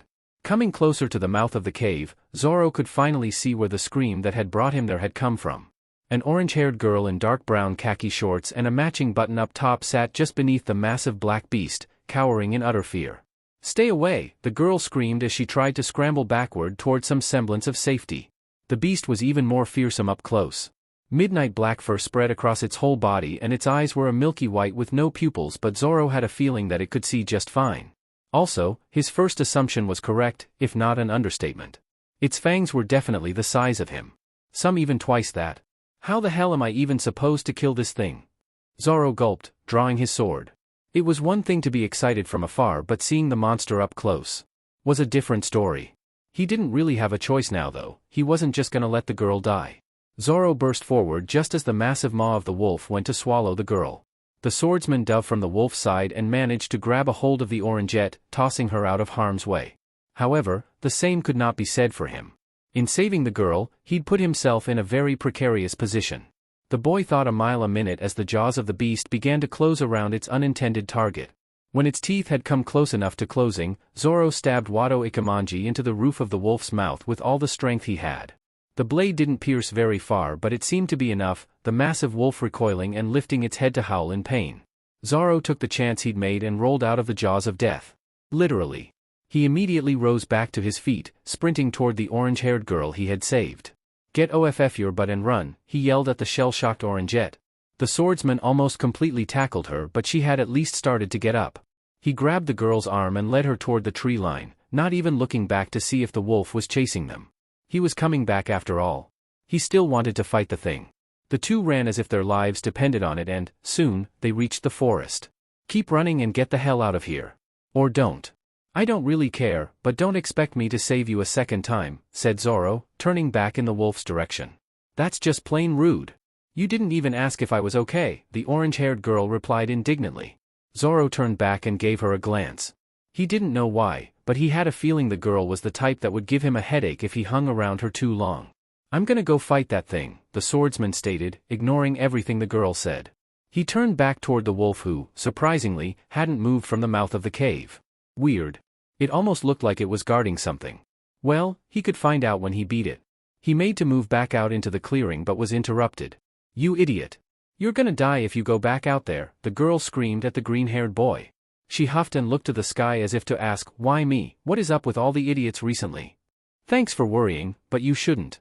I won't die." He didn't even register the idiot comment and glanced back at the massive black wolf. "I won't die. Probably." He smirked, ignoring the rest of the girls screaming, and began to walk in the direction of his adversary. Now that he didn't have to worry about the girl. "I'm taking the treasure if you beat that thing." Treasure? Zoro didn't know about any treasure. When he thought about it though, it did make sense. The wolf seemed to be guarding something. It hadn't come after them when they'd run after all. "Whatever," he yelled over his shoulder. He didn't really care about the treasure. He just wanted to fight the beast and that was exactly what he was going to do. The swordsman unraveled his bandana and tied it tightly around his head. Time to see what he'd learned. His walk slowly transitioned into a run, then into a sprint, holding Wado Ikemanji out to his side. The best place to start was to try and get in and cut the wolf around the legs. If he could get it to drop lower, he could get to more vital parts. He could also just climb it but... He looked at his quickly approaching foe. Yeah. He didn't like the idea of trying to climb the monstrous beast. Only an idiot would do something that stupid. The wolf's eyes locked onto Zoro sprinting his way back onto the battlefield and it crouched down as if preparing to pounce on its prey. Pounce it did. The massive animal leapt straight up into the air and slammed all of its paws into the ground as it landed, cracks rocketing outward and toward the swordsman from the points of impact. Zoro pushed off his foot and jumped into a roll to dodge out of the way of a crack that almost swallowed him whole. He was immediately back on his feet, once again sprinting his way toward his opponent and trying not to let the fact that the beast was creating earthquakes faze him. Now he understood why the area in the clearing was so messed up. The massive wolf he was fighting had been jumping. He was almost within striking distance of his target when it suddenly jumped again, higher this time. The boy could only watch as the beast flew out of his reach. It only occurred to him to run when he saw the massive form begin to descend. Sheet. The swordsman sprinted out from under the animal's shadow as fast as he could. He didn't even have time to look back before a massive boom sounded behind him. The shockwave blew Zoro forward as if he'd been thrown, his body ragdolling and rolling for several more yards after he landed. It was a miracle that he hadn't stabbed himself with his sword. Honestly, it was a miracle he'd managed to hold onto it at all. The boy groaned as he rose from the ground. How the hell was he supposed to fight the thing if he couldn't even get close to it? He looked back in the direction of the wolf and scowled when he saw it was back at the cave entrance. So it wasn't going to actively attack him. Interesting. Then it really was guarding something. He checked himself over for any injuries more serious than scrapes and when he didn't find any, closed his eyes and took a deep breath. He needed to think. He hated thinking. He was more of a put your head down and do it kind of guy, but that was definitely going to get him killed if he tried it here. Suddenly, an idea popped into Zoro's head. Saul had once mentioned that he knew of a whole group of people in the Navy that used moves that seemed superhuman. He'd called them the 6 powers or something like that. One of them he'd mentioned was the Rankyaku if he remembered correctly. It was supposedly a flying slash of some sort. It was also the one giving him a crazy idea. Maybe the old man had been trying to help him more than he realized. At the time, Zoro shook the blacksmith's words off, not really believing them, but now he realized how foolish that had been. He was just so used to things being normal that he defaulted to thinking that impossible stuff didn't exist. He needed to stop that. Luffy had already shown him some impossible stuff and the giant wolf was really selling the whole point. No longer would he be surprised by things of impossible nature. It was a promise to himself. Bringing himself back to the matter at hand, the swordsman opened his eyes. He was going to try and give his own version of the Rankyaku a shot. If it didn't work, well, he'd only look stupid for a little bit. If it did work, he'd figure that out when the time came. Zoro approached the wolf once again and stopped when he felt he was a short enough distance away. The beast made no move to attack, staring at him from its place at the entrance to the peculiar cave. The teen stared back for a moment before closing his eyes and imagining what he wanted in his mind. He would need to use every ounce of strength he had for one slash. As he raised Wado Ikemanji above his head, grasped in both hands, Zoro felt it almost begin to vibrate. It looked like he was on the right track. He didn't know exactly what he was doing, but now that he believed he could do it, half the battle was already won. The swordsman breathed in deeply, his eyes still closed, before snapping them open, a grunt of exertion leaving his mouth. His katana came down in an overhead arc so fast, the blade created its very own lightly purple-colored slash. The projectile sped through the air at dazzling speeds toward its target, who'd begun to growl as soon as the swordsman raised his sword. Just when it looked as if the air blade would surely hit, the massive beast's image disappeared, the slash continuing on its trajectory toward the wall of the cave. Without the wolf blocking its path, the flying slash hit the rock and bounced off, redirecting into the ground and creating a massive gouge in the earth. Zoro didn't even have time to celebrate the fact that he had successfully used his sword to create a projectile as he was suddenly covered in shadow. The Verdant turned immediately and came face to face with his opponent. He had no idea how it had managed to move so fast being as big as it was, but he didn't really have time to think about it. The beast's massive paw came down with blinding speed and Zoro managed to dodge, being squashed by inches. Taking his chance, the swordsman threw as many slashes as he could at the leg he'd managed to dodge, blood splashing with each swipe of his sword and beginning to cover the ground beneath his feet. The wolf howled and reared back on its hind legs, escaping the bite of his blade momentarily, and Zoro took the chance to dash away from the beast to attempt another flying slash. As soon as he was out of range of the wolf, he turned and swiped his sword through the air with one hand. Nothing came from his katana. Sheet. The wolf was back on all fours and quickly moving toward Zoro once more. It looked angry.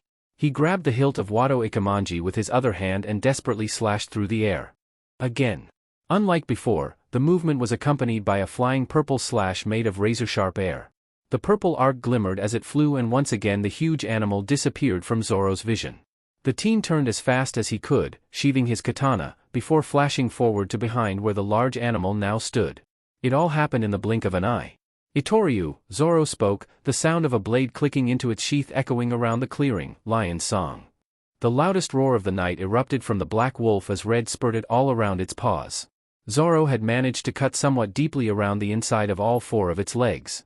Might not be able to move as fast now, he thought to himself, immediately drawing Wado Ikemanji again and preparing to send yet another flying slash toward his opponent. The swordsman brought his katana down once more and another purple arc materialized along with the wind pressure of his swing. Even though the beast was able to move its head in time, it did not vanish like before, the slash hitting the left side of its neck and leaving a large bleeding gouge. Well, large to any normal-sized human being. More like a pin prick to the monster Zoro was currently faced with. However, it seemed the beast really didn't like the pain, because it was roaring something fierce. It must have been a fairly deep cut. Zoro ran at the beast once more. The swordsman had only wanted to take advantage of the wolf's distraction. However, it would lead to his downfall. As soon as he began moving, the creature burst forward. The image of a paw that screamed death consumed Zoro's vision and he held his sword in front of him in a futile attempt at blocking some of the damage he was sure to take. Vicious pain erupted across the swordsman's body as the paw slammed into him, sending his body flying across the clearing. He was definitely going to be hurting after this. If he even lived. The boy rolled and rolled and rolled until he eventually came to a stop, his form lying still. He grimaced, pain shooting all throughout his body. There were definitely some things broken. He shifted slightly and hissed to himself. Scratch that. There were a lot of things broken.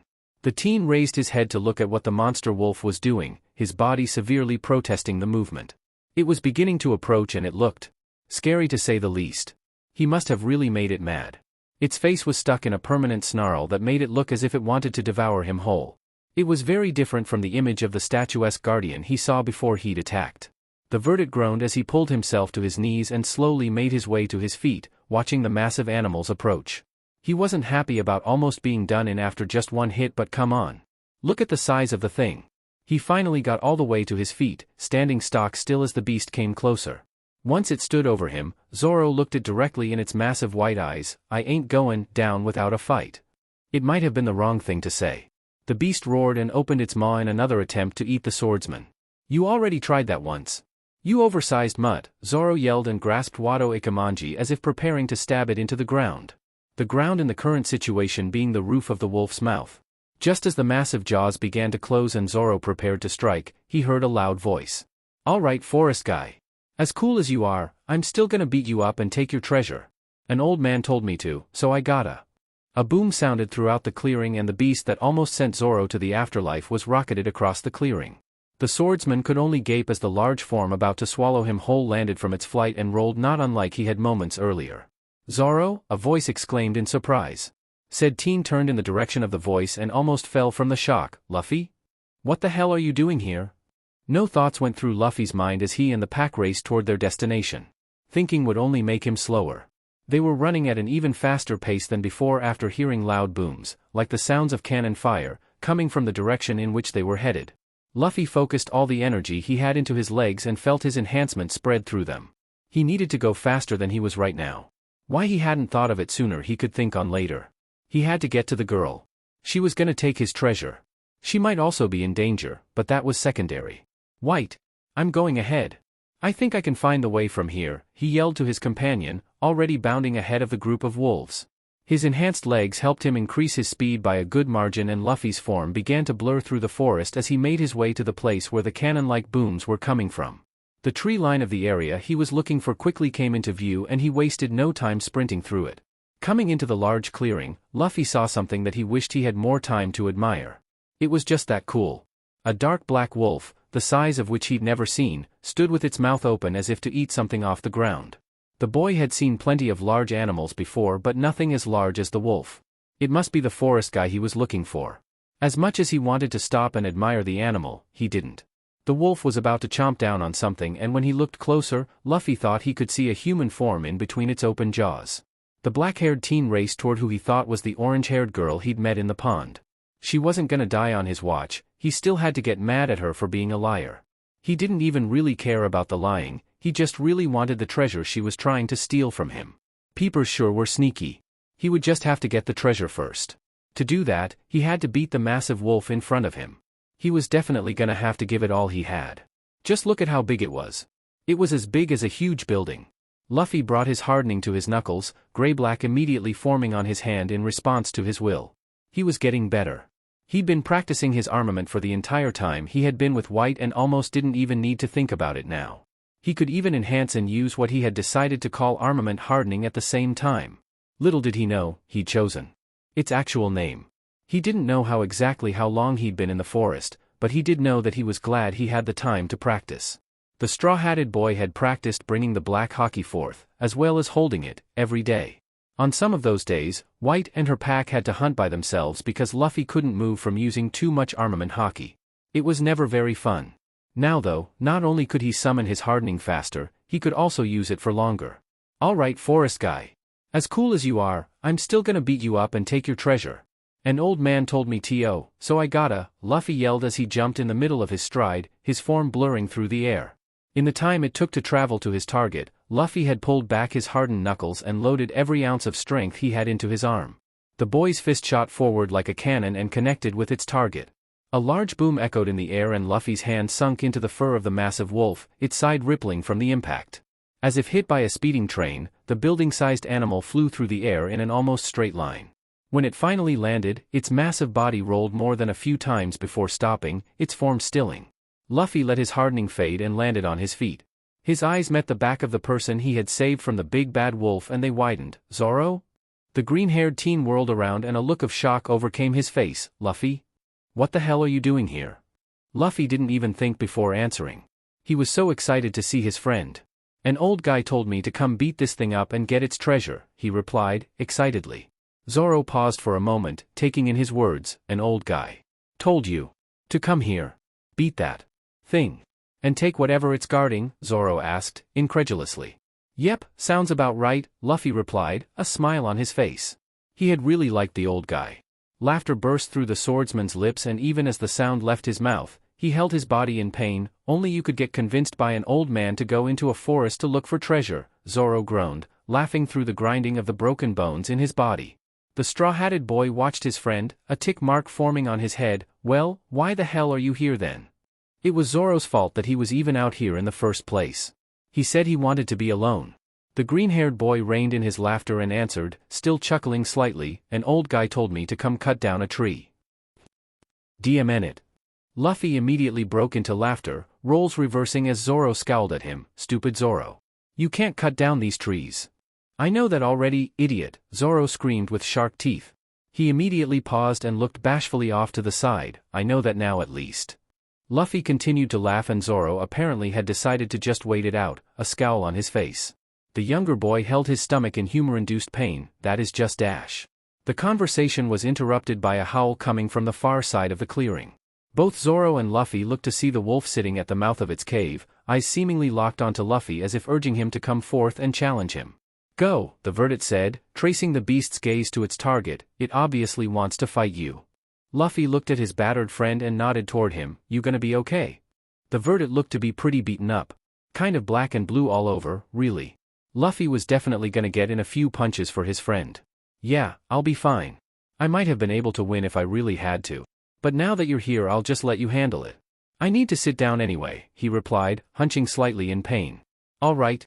It's time to get my treasure. No way I'm letting that girl get it first, Luffy exclaimed as he sped off into battle. Zoro tried to say something as the boy left, already hardening his knuckles once again, but Luffy was so excited about the fight he was about to have and the treasure he was going to find that he didn't hear. The straw-hatted boy's black eyes met the milky white of the forest lord's.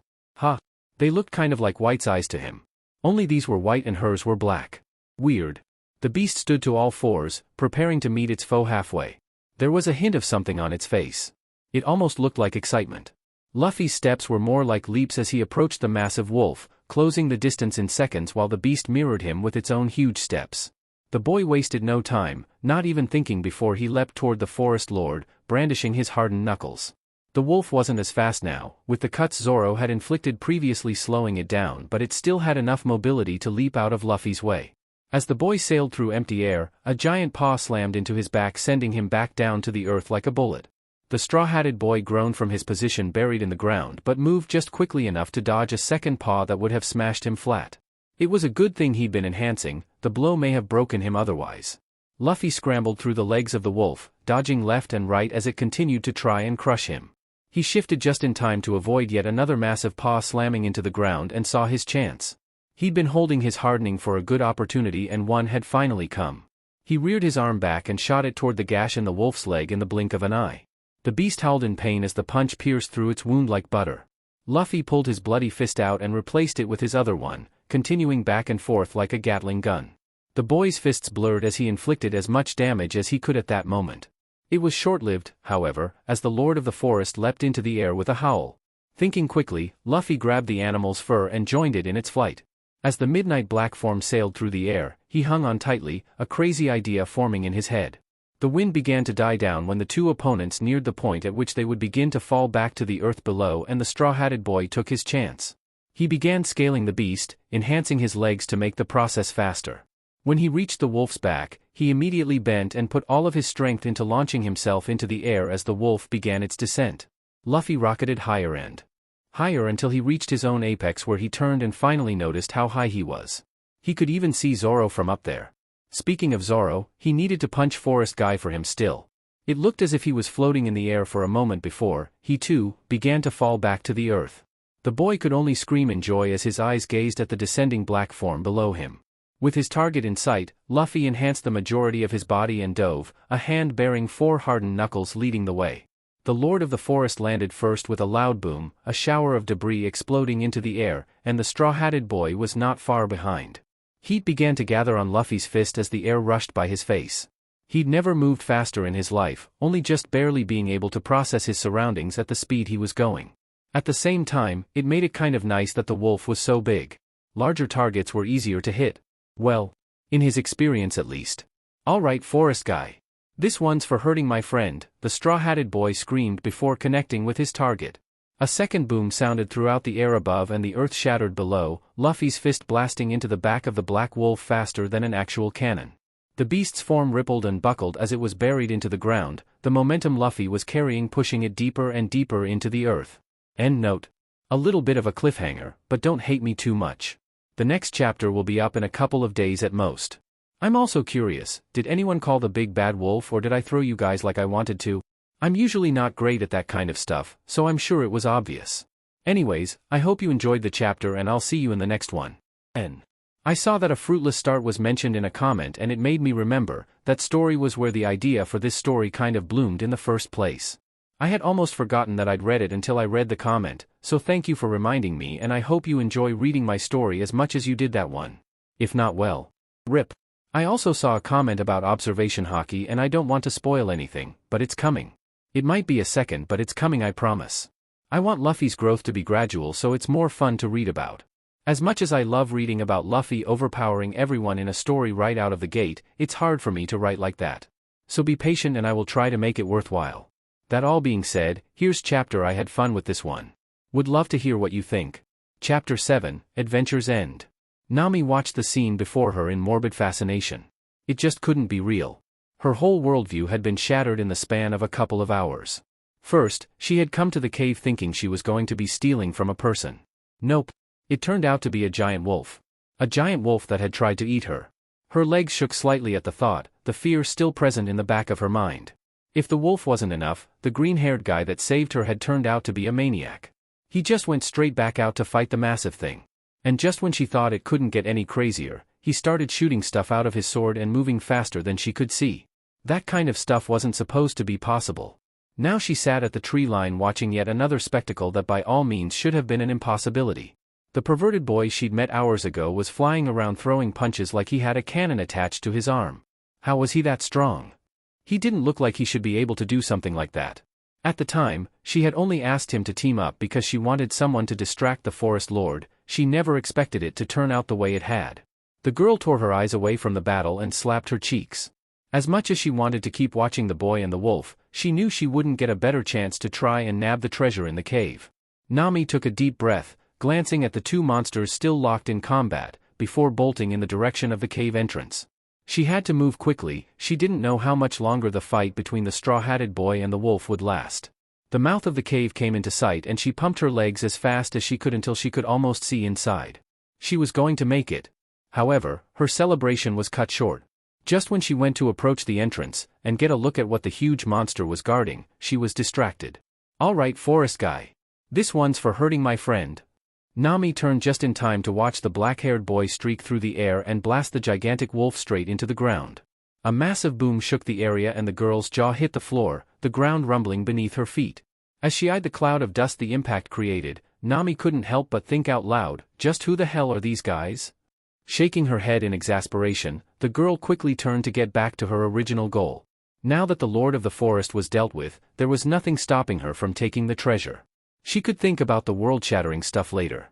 Money came first. Her body fully rotated and she took a step forward. As she did, it felt like she stepped through a film of mist. She turned around to inspect the area but could find nothing that would have given her that feeling, just empty space. In her fixation with the air, the girl failed to notice that a shadow had fallen over her. A rather large one. Nami slowly turned around, looked up, and screamed. Dust and debris filled the air as Luffy stood from his downed foe? Wait. As the air cleared, the boy gaped. He was standing in a large crater. By himself. Where the hell had Forest Guy gone? He'd felt its fur when he punched it, so he knew he had actually hit it. A scream echoed from across the clearing, close to the cave, and Luffy didn't even have to look to know who it was. He remembered that scream. So the peeper was here. He climbed his way out of the crater and was met with a familiar sight, albeit a different person than last time. And a lot more screaming. The orange-haired girl was scrambling backward, trying to get away from the black wolf, fear written all over her face. It looked like she had tried to steal the treasure while he was fighting the forest guy. He was right before. Peepers were sneaky. Luffy sprinted his way toward the girl. He still had to get mad at her for trying to steal his treasure. Plus, he didn't want her to die. He wanted to be friends with her. She had made him laugh and he loved laughing. The boy's eyes widened when the maw of the forest lord began to shut around the girl's form and he pushed himself as hard as possible but soon realized that he'd be too late. The lord of the forest's jaws were closing fast, the girl's cheeks growing wet and tear-stained as she screamed in the face of her death, frozen in place. In a moment of pure desperation and inspiration, Luffy took all of the speed he had built up and used it to throw a punch harder than he ever had. He wasn't even really sure it would work. He'd always imagined doing it as a kid, but with all the Haki training, figuring out a way to make it happen had been forgotten about. Pistol, the boy screamed. All of his momentum flew into the strike, his arm shooting out with a crack. The sound echoed through the area as if something that couldn't be seen had been broken and a bullet of condensed air, slightly larger than the boy's fist, rocketed out in a desperate attempt at saving the girl. The projectile traveled faster than eyes could keep up with and slammed into its target's head, the wolf recoiling. After it had recovered, the beast roared in the direction it had been hit from, saving the orange-haired girl, momentarily. The straw-hatted boy's 7-year-old self would be beaming, right now. Luffy wasted no time admiring his achievement and once again began dashing toward the girl. "Stay away from my treasure," the teenager yelled as he approached. He would yell at her some more when he had the time. Right now, he didn't. "And get the hell out of here before you die." Said girl immediately rose to her feet and ran like her life depended on it. Because it did. Tears streamed from her eyes and her legs shook in fear, but she managed to glance backward and sent a small smile in Luffy's direction, her eyes showing thankfulness for the boy that had saved her. The moment was quickly shattered as she tore her eyes away and dashed into the forest, toward safety. It was obvious that she wanted to get as far away from the black beast as possible. The wolf had already recovered from Luffy's pistol and it didn't look like it had caused much damage, just knocked its head around a little bit. He was going to have to hit Forest Guy with his actual fist if he wanted it to go down for good. Luffy jumped again, the wolf's paw immediately rising to smack him out of the air. The boy grabbed onto the massive limb as it connected with him and used it as a springboard to push himself higher, turning in the air. "Gatling," he screamed. A multitude of air bullets were released as he punched the air in rapid succession, roaring in determination. His onslaught rained down from the sky, the projectiles rocketing into the side of the black wolf. It managed to stay on its feet, but the impacts began to push it back closer to the mouth of the cave. "And pistol," the boy bellowed, letting his fist fly one more time before preparing to land. The wolf's head recoiled again and it was stunned momentarily. Luffy landed on his feet and immediately took to the air again, he couldn't waste the opportunity he'd made for himself. The boy rocketed toward the beast's side, fist ped and knuckles hardened. Another boom, like cannon fire, echoed in the air and the black wolf was thrown into the side of its cave with a deafening crash. Well, more like a smack. The cave itself was untouched even with the weight of the large animal that had slammed into it. The wolf simply bounced off and landed on the ground. However, it did not stay there for long. Suddenly, the beast vanished from Luffy's sight as his feet touched the ground. He desperately looked around the clearing, searching for his opponent. How could it still move that fast with all the cuts on its legs? He could see the blood matting the inside of its paws. A shadow covered Luffy's form and he looked up just in time to enhance his whole body before a massive limb descended upon him. He threw his hands above his head in an attempt to keep himself from being crushed, but it wasn't much help. A paw slammed into his frame and the ground shattered beneath him, his enhancement the only thing keeping him alive. Luffy didn't know how long he could hold the pressure he was currently under and he wasn't too keen on finding out.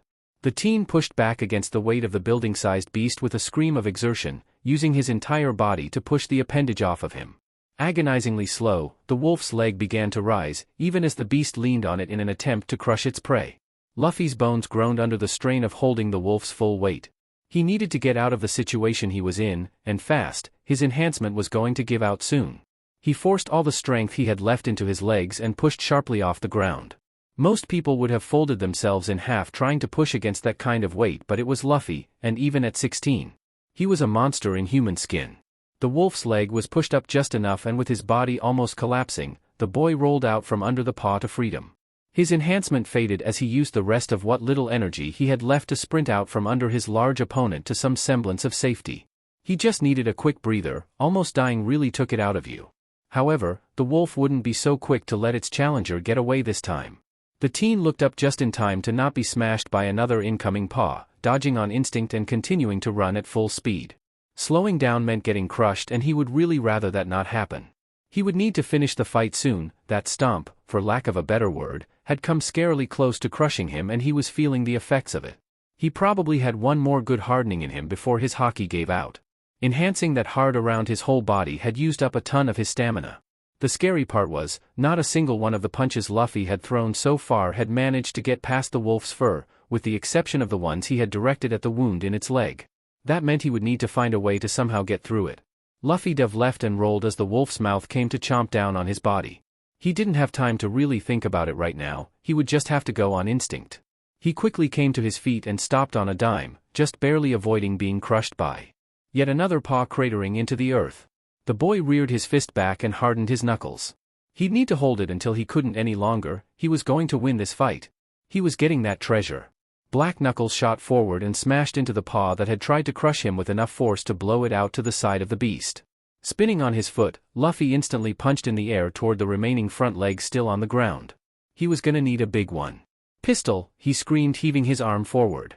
The largest air bullet he'd produced yet materialized and slammed into the wolf's other leg, pushing it out to the opposite side and causing its entire front to fall toward the ground. Seeing the opportunity he'd created, Luffy blurred, sprinting his way to a position just under the beast's jaw and springing from the ground.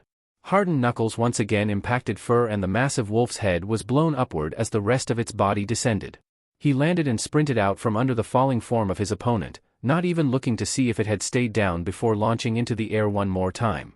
The moment was here, he could feel it. He had one more big attack left in the tank, and that was it. If it didn't work, well, he'd figure something out. He was getting the treasure he'd come for. It would be the perfect end to a great adventure. He was having such a good time.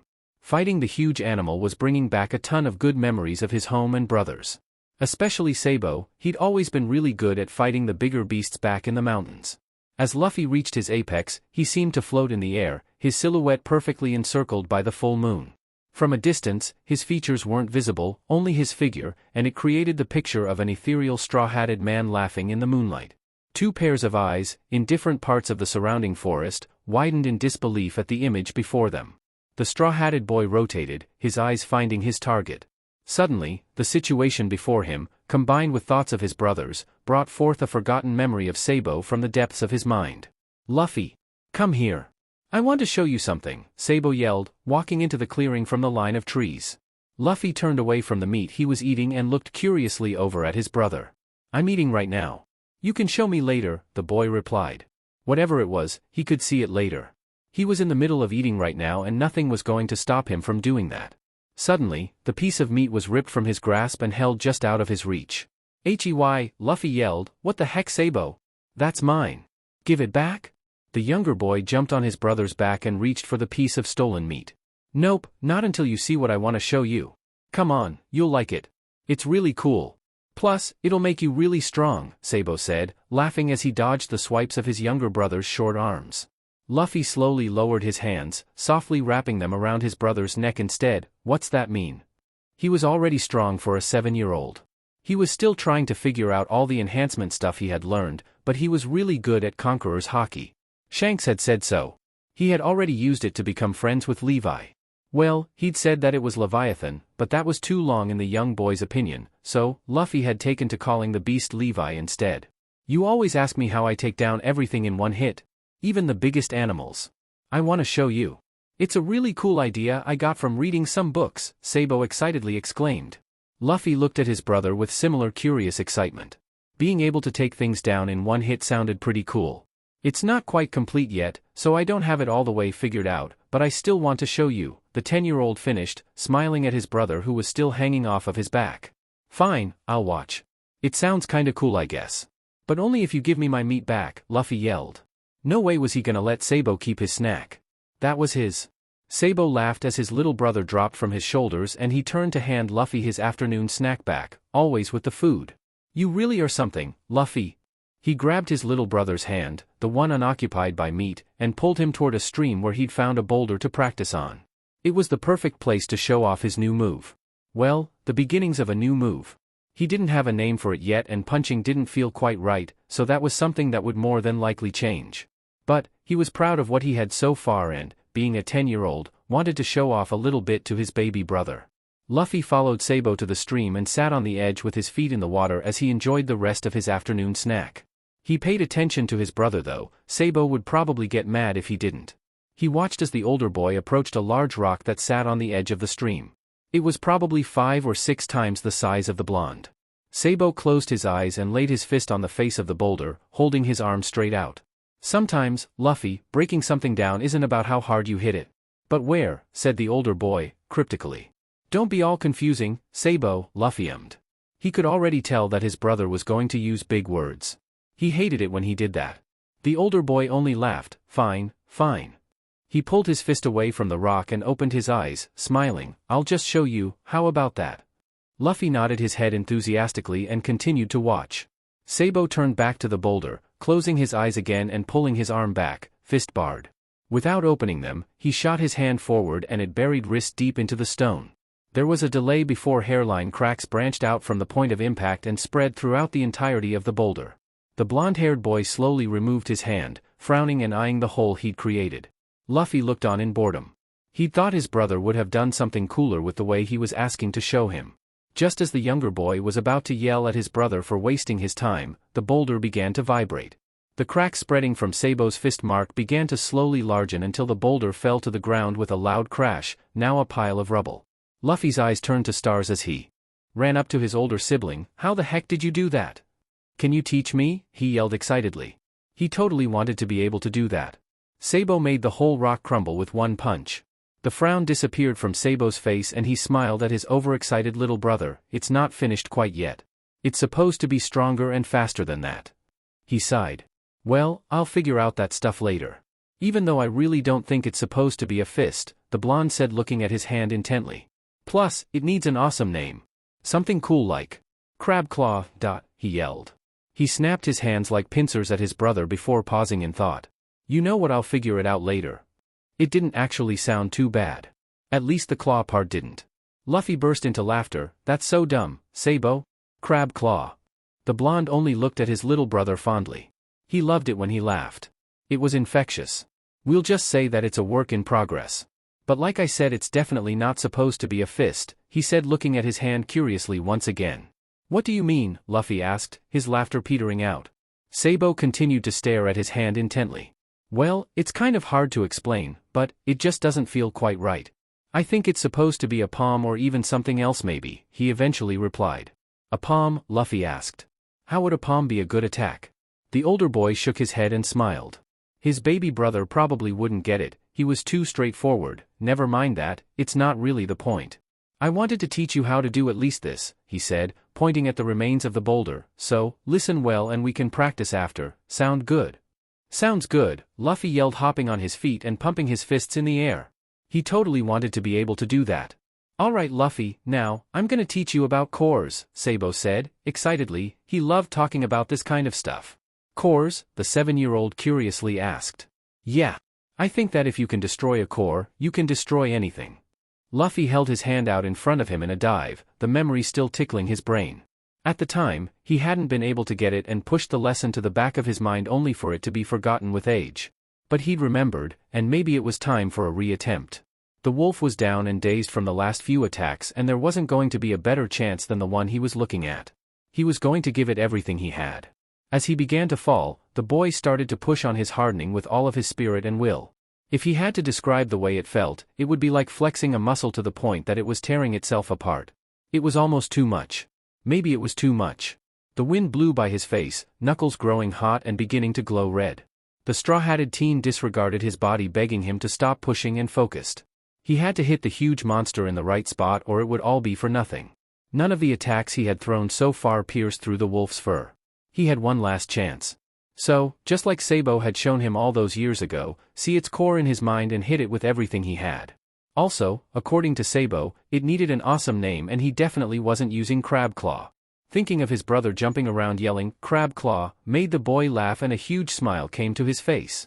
A thought slid into the boy's head. He always smiled his biggest in the sun. So, why not that?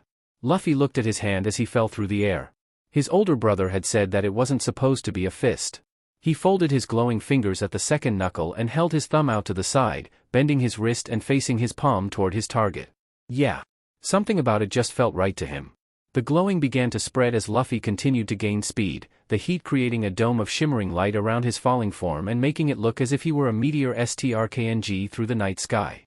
Your treasure is totally gonna be mine, the straw-hatted boy yelled with a massive smile on his face, the speeding wind only making it larger.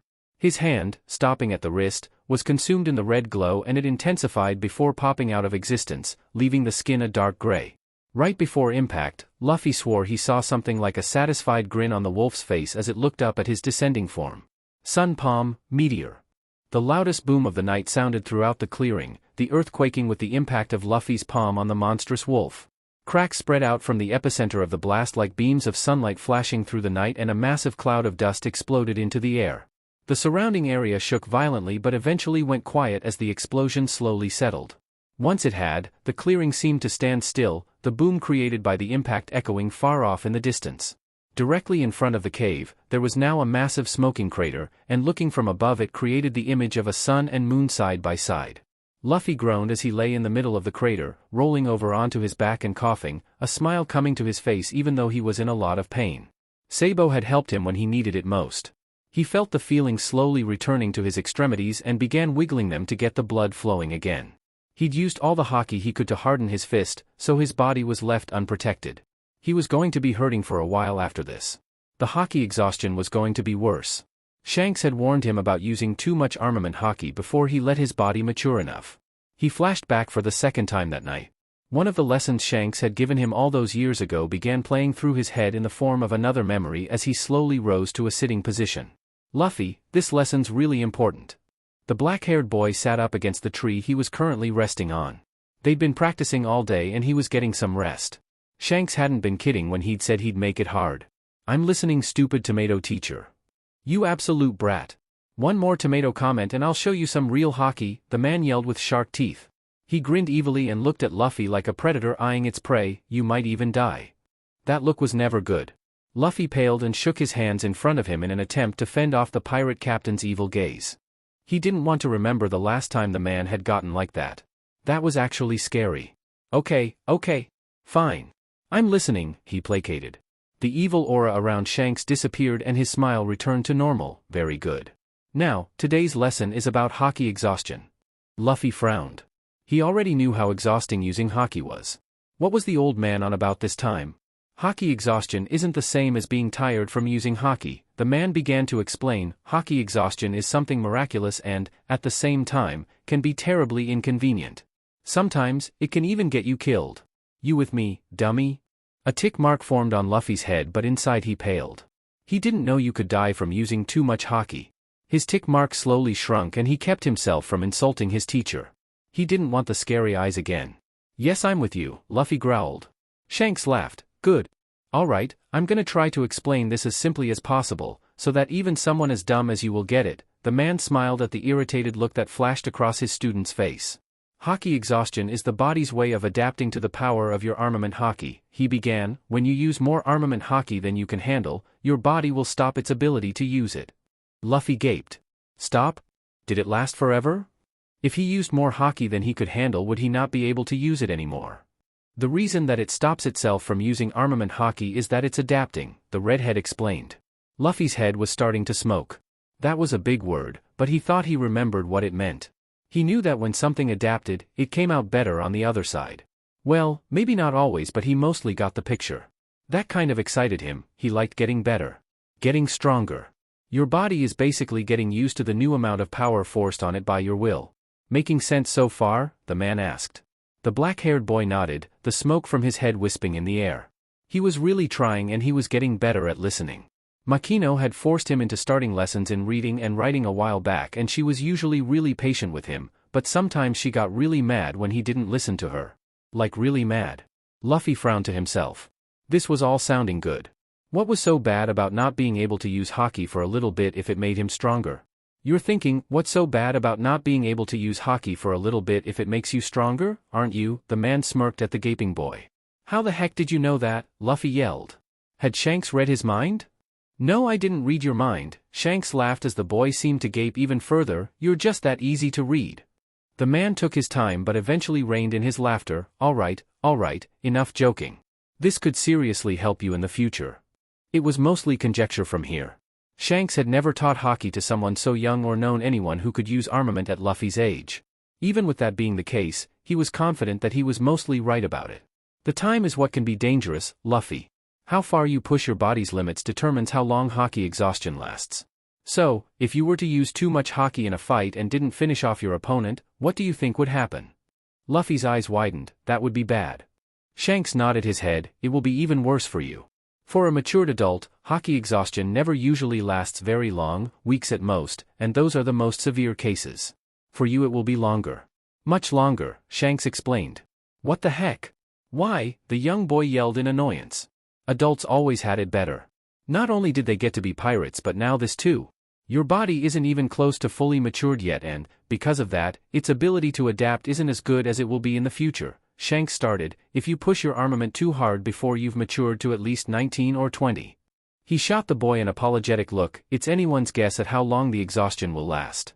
Pushing past your physical limits even a little could mean days. Let alone anything more than that. Luffy groaned, falling onto his back. He hated being a kid sometimes. The straw-hatted boy lay still for a moment before jumping back to his feet, a large smile on his face. Who cares anyways? I'm still gonna get way strong. He decided that he would just have to figure it out when the time came. He was never very good at thinking about things. He would deal with this Haki exhaustion business when it happened. Well, it looked like the time had come. But at least that last attack had killed the wolf. Right? The straw-hatted boy looked around the clearing, gaping, and immediately sat up, his body groaning in protest. The wolf was gone. It had obviously been there, Luffy could tell from the impact print, but now it wasn't. What the hell was up with the thing and disappearing? If it wasn't there then he thought that it must be back at the entrance to its cave. The boy slowly climbed out of the crater, his broken bones grinding in the process, and scanned the clearing for the wolf. Even as his eyes passed over the cave, he couldn't see it anywhere. Had he won? He shook his head. Until he had the treasure in his hands he wouldn't be letting his guard down. Speaking of treasure. He scanned again for the sneaky orange-haired girl. No way he was letting her get her hands on it. Luffy made his way to the mouth of the cave, as quickly as his injured body would let him, and when he didn't see the orange-haired girl or the wolf, he began to grow excited. It was time for treasure. He wasn't very far from the entrance when he felt like he'd walked through a wall of mist. When he turned around and tried to wave his hand through the area, however, there was nothing there. Weird. Luffy turned back toward his goal and finished walking the distance to the entrance of the cave, taking a deep breath. He was hurting. Bad. The straw-hatted boy, not so cautiously, stumbled into the cave almost expecting Forest Guy to jump out from somewhere, but nothing of the sort happened. He slowly continued on his way, his lonesome footsteps echoing off the walls of the large open space as he traversed deeper into the pitch-black darkness. Luffy had only been walking for a couple of minutes when he stepped on something, his foot sinking into the ground. He lifted his leg and looked up as grating began to sound from the ceiling, or at least what he thought was the ceiling. It was pitch black in the cave after all. Suddenly, a sliver of silver began to peek through a gap in the rock above him, slowly growing larger as the covering slid to the side. The grating sound continued until a perfect circle of moonlight shone on an altar. On the altar was something the likes of which Luffy hadn't seen since he was 7 years old. A devil fruit. The boy's eyes widened in shock. He knew how rare they were. Shanks had told him. He slowly walked his way up to the altar, eyes wide, light whispers coating the air as he made his way closer. Eat me. Eat me. Eat me. Luffy couldn't help but smile to himself as he approached the fruit sitting reverently on the altar. It was just like the first time he'd seen a devil fruit. He reached his hand out and braced for the yelling he knew was coming. Eat me. Eat me. Eat me. The straw-hatted boy's grin widened, remembering the day he'd gotten his first charm. Coming back to the present, the boy finally lowered his hand all the way and grasped the fruit. It really was lucky that the treasure had turned out to be what it was. He didn't know how he would have moved a pile of gold if it had been that. Ignoring the fruit's pleas for him to eat it, Luffy grabbed it by the stem and did what Lime Juice had told him to do if he ever wanted to add another charm, bringing the crescent moon-shaped fruit and his brown leather cord together. The fruit immediately began shrinking in his hand until he no longer had to hold it and continued to shrink until there was almost no evidence it had ever existed at all. The only thing left of the treasure of the Lord of the Forest was a midnight black crescent moon-shaped gemstone that bore a multitude of tiny white spots, sparkling like diamonds. Luffy smiled to himself as he looked down at his new charm sitting next to the one that had been there since the necklace's CNCPTN. He'd never been sure if he was ever gonna add another one, but it had felt right to him. That power really was handy. He would have to thank Shanks and Lime Juice when he saw them again. With his treasure acquired, Luffy happily began tracing his steps back to the entrance of the cave, leaving behind an empty altar shining in the moonlight. The boy took in a deep breath of fresh air as he stepped out of the cave and into the clearing once again. It was time to find Zoro and the Peeper Girl. Just as he took his first step to go look for his companion and the girl that had tried to steal his treasure, Luffy's body collapsed to the ground. He lay there unconscious, the last of his energy leaving him after successfully acquiring his treasure, a massive satisfied smile on his face. First off, I want to say thank you to the people who have favorited and followed the story so far, as well as the people who have commented. It's pretty cool to see that people like it. I saw a question about the rest of the Moon Islands and if Luffy and the crew would be visiting them, and I don't want to spoil anything, so I'll just say that it was one of those seeds I was talking about, and I hate to say it, but it could be a long while before that one grows. The next couple of chapters will be a little slower, but it's needed to build the story the right way. Or at least the way I see it in my head. With that being said, here's chapter 8, Third Impressions. Luffy woke up, groaning. His body hurt everywhere. The boy slowly opened his eyes, scanning his surroundings. He smiled when his gaze landed on a familiar head of orange hair. So she had decided to stay after all. That made him happy. He wanted to know her name, as she was interesting to him. Even though she'd been scared of the forest guy, she still tried to go after the treasure. That took some guts. He ended up getting it, so he wasn't mad about her trying to steal it.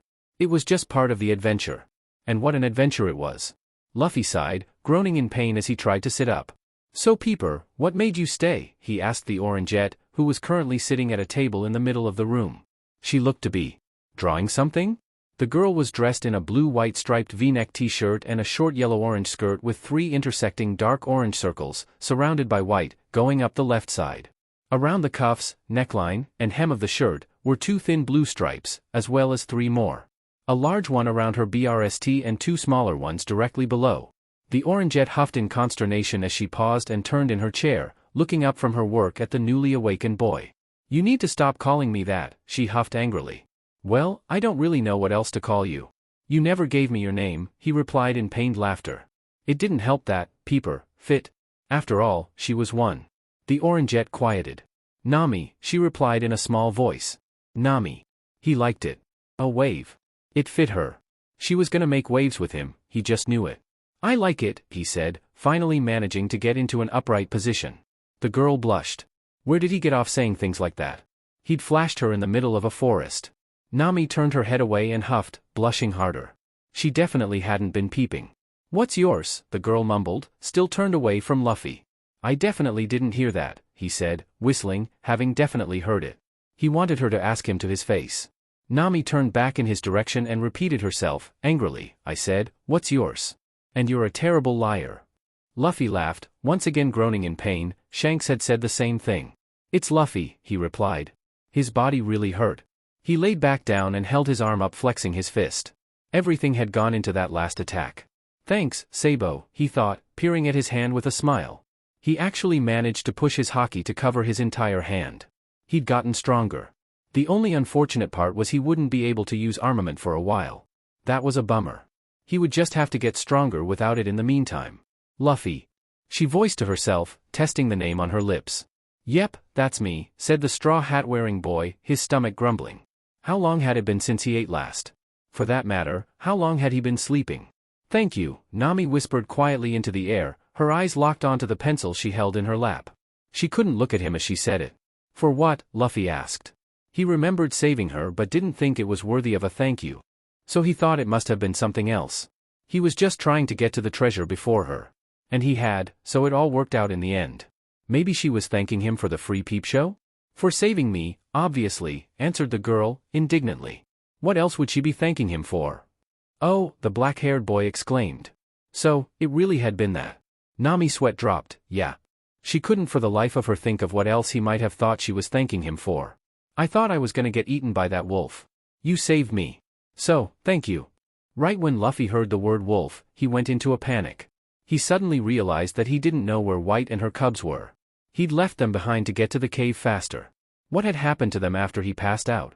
Were they okay? Safe. The soft voice floated through Luffy's mind and he let out a sigh of relief. If he was paying more attention, he would have noticed that his new charm had grown slightly warmer, but he was only focused on White and the fact that she was safe. It was all that mattered. "Don't worry about it," he said with a smile, knowing his friend was okay. "But, you were trying to steal my treasure." "That was way too sneaky," the black-haired teen exclaimed, looking in the girl's direction. She was lucky he had gotten it, he would have been really mad otherwise. "Well, you're just an idiot. Like I wasn't gonna go after the treasure." "Anyone could have seen that," replied Nami, frowning at him. "She'd made it super obvious." "Now you're just being mean," Luffy pouted as he tried to stretch his muscles out on the bed. His whole body was tight like a spring, plus, you said you wouldn't. He groaned. It hurt, but he really needed it. He didn't know if he'd be able to walk otherwise. Nami shook her head in exasperation. The newly dubbed Luffy really was an idiot. The conversation paused as the girl watched Luffy stretch his body along the bed. She eventually looked away with another blush. What was he even stretching like that for? "You should join my crew," said the straw-hatted boy, out of the blue. The Orangette's eyes snapped to Luffy.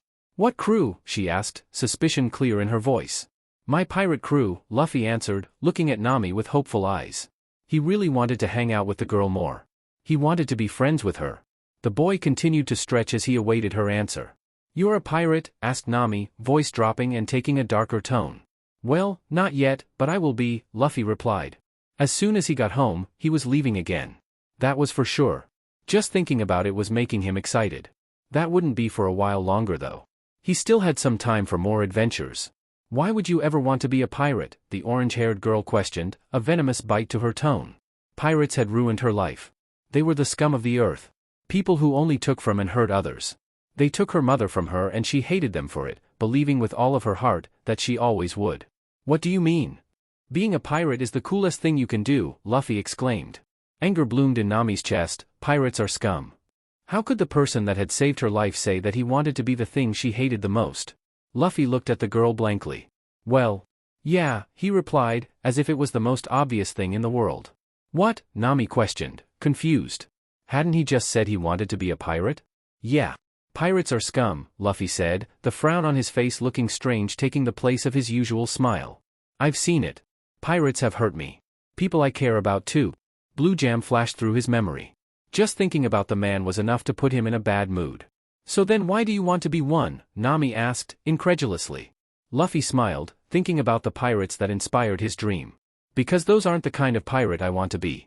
When I was a kid, I met a group of them that are some of the coolest people ever," he answered. "They were a real rowdy crew, but they were nice. The captain helped me out a lot back then. They're the ones that made me want to be a pirate in the first place." "Those kinds of pirates don't exist." "You're lying," yelled Nami. "I am not. The captain's name is Shanks," Luffy yelled back. Nami was getting upset. If she was hearing correctly and Luffy wasn't lying, that would mean that she'd just been dealt a bad hand in life. The thought only made her angrier. "Pirates only create misery and nothing else," she hissed through her teeth. "So you're saying, I'm only going to create misery?" Luffy asked, seriously, pausing and looking her in the eyes. The girl gaped. That hadn't really been what she meant by saying that. Luffy saw the girl's reaction and turned away, focusing back in on his stretching. "Even if you think I will, I don't plan on making anyone miserable." Nami chose to stay silent rather than reply. "I want to be a pirate because, to me, being a pirate is being free. I want to be free to do whatever I want, whenever I want to. And that's what I'm gonna do. I'm gonna go even further than that. I'm gonna be the freest person there is, I'm gonna be the king of the pirates," Luffy stated with all the confidence in the world. Nami couldn't lie to herself, he did make freedom sound nice. "You, king of the pirates?" she asked, laughing. Even through her anger, she couldn't help it. An idiot like the boy in front of her becoming the king of the pirates was laughable at best. She paused. When she actually thought about it, she'd seen him do some insane stuff. The image of Luffy's figure surrounded by the moon flashed through her head. Yeah, she'd seen stuff that she wouldn't have been able to convince herself was real if she hadn't seen it with her own eyes. But come on. The Pirate King? That title was unreachable for anyone, let alone some idiot boy. Luffy lowered himself from his stretching position and slowly sat up. His body didn't feel that much better, but he could probably move and that was good enough for him, for now. "Yeah," he exclaimed, "so, are you gonna join my crew, or what?" "Obviously not. I still think pirates are scum and that means you'll be scum when you become one," Nami stated, looking at him with utter contempt. "Yeah, you're definitely joining," Luffy said, a smile on his lips. "What the hell? No, argued the orange-haired girl, indignant at the boy she was talking with. Too late, Luffy replied, now laughing. Not too late. I am not becoming a pirate. I'll never become a pirate, Nami yelled, standing from her chair, huffing, a crazed look in her eye. Luffy paused, he could practically feel her anger and something else too. Maybe sadness. Fine, he held her gaze. I'm not giving up though. I'm definitely gonna convince you. You've got a dream and something is stopping you from chasing it, he said. Nami's eyes widened. How could he have known that? I'm gonna convince you to be a pirate with me. Then we can chase our dreams together, said the straw-hatted boy, looking Nami directly in the eyes. The orangette couldn't help the blush that rose to her cheeks and instead of returning Luffy's gaze, chose to turn away, gathering her things from the table. Nami sighed angrily and made to walk out of the room and end the conversation. Until then, don't tell me what your dream is. I don't want to know until you agree to be a pirate with me, the boy said to the retreating girl's back. Nami paused, turning, and what makes you think we will even be together long enough for you to make that happen? I just got a feeling, Luffy smiled. Nami huffed once again and turned back, opening the door, an angry look marring her face. Luffy was just so irritating. She slammed the door behind her and ran into someone approaching the room she'd just left. What's got you all riled up? Asked Zoro. The swordsman was just heading to get Luffy and Nami for dinner when she'd come barging out of Luffy's room. Nami said nothing as she shoulder-checked the green-haired teenager covered in bandage wrappings. The girl winced as she continued on her way forward. Zoro was sturdy as a brick wall. She rubbed her shoulder. That might need some ice. Zoro frowned curiously but didn't follow Nami's retreating form, instead choosing to enter the room she had just left. He opened the door to see Luffy standing from his bed. What's got the witch's panties in a twist? He asked casually. I heard that, you dumbass. Zoro shut the door as quickly as he could. Just in time, apparently, as a loud thump echoed through its wood. Luffy laughed, walking toward his vest and hat. I asked her to join my crew. You did what? Asked Zoro, incredulously. I asked her to join the crew, the straw-hatted boy repeated, putting on said vest and sliding on his sandals, his hat finding its way to his head. He giggled to himself. Zoro was making a funny face. The swordsman gaped. He could already feel a headache rising. Why the hell did you do that? What do you mean? She's cool. She does have a peeping habit though, Luffy answered with another laugh. I do not. Zoro looked curiously at the door where the voice had come from. Do I even want to know? Probably not, Luffy said, walking toward his friend, but she's definitely joining. I am not. As the two approached the door, they heard retreating footsteps. Zoro sighed. He was just gonna have to get used to having headaches all the time. Dinner's in one of the back rooms. Saul told me to come get you guys, said the Verdant in the direction of the boy walking next to him. Saul? Luffy asked. Yeah, he's the owner of the place. He's been letting me stay here, replied the Verdant, quietly, knowing what was coming. Luffy looked at his friend incredulously. Zoro had said he was going to be alone. I know. I said I wanted to be alone. But, I think I needed to be alone to find this shop in the first place, the swordsman said, seriously. He didn't know why he felt that way, but he did. Luffy sighed listening to his friend. He wanted to be mad, but he just couldn't find it in himself. Even though Zoro hadn't been alone like he'd said, he'd definitely gotten stronger. He didn't know how he had given the cuts to the Forest Lord, but getting through its fur at all was something to boast about. The straw-hatted teen smiled. He wanted to see what Zoro could do. It's fine. It looks like you've gotten stronger. Did you figure it out? He asked. He wouldn't be surprised. He was sure Zoro was going to get it before they entered the Grand Line. If you're asking about that power of yours, no. But I found something else, the swordsman replied. Oh, what is it? Asked Luffy, excitedly. You said we should find someone strong to fight when we left here. You'll just have to wait until then to see. Zoro replied. Luffy smiled, that seemed pretty fair. I've gotten stronger too, he said to his future first mate. Trust me, I know. I watched you fight that beast, Zoro praised as they arrived at the door to one of the other back rooms in the shop. Nami even stayed to watch. Tried to steal your necklace while you were unconscious too. He glanced at the item in question, eyeing its new charm. He would eventually have to ask Luffy about those. For some reason, he just couldn't bring himself to believe that the Forest Lord had been guarding a tiny black stone. But then again, who was he to say? It was pretty beautiful after all. Luffy laughed and smiled. That didn't surprise him one bit. Good thing his necklace was basically impossible for her to take off. Definitely joining the crew, he said more to himself than Zoro. The swordsman opened the door and they stepped into the room. A table sat in the middle, filled with all kinds of food, Luffy's mouth salivating at the sight. "So you're this brat's friend?" a voice at the table asked, didn't think he actually had any. The comment made Zoro scowl in irritation. Luffy looked away from the glorious spread of food in front of him. Finally. "Cooked meat. That's me. I'm Luffy," he answered to the hulking man who had asked the question. "Sol," replied the older man in a gruff voice. Luffy approached before he could even attempt to stop himself. "You're a pretty big guy," he said, pulling out a chair from the table. It all just smelled way too good. He was hungry. "Have to be. Otherwise, the metal wouldn't do what I want," Sol reasoned. "Metal?" asked Luffy, curiously, taking a seat at the table. He'd already grabbed a leg of chicken and was digging into it. "I'm a blacksmith." "Didn't you tell him about me, brat?" Sol asked Zoro with a scowl. "He just woke up, old man," replied Zoro, in a flat voice. The blacksmith couldn't really argue with that. "Whatever. Go get your girly friend and eat before it gets cold." "Don't ever say something like that again," Zoro said, walking out of the door to go get Nami.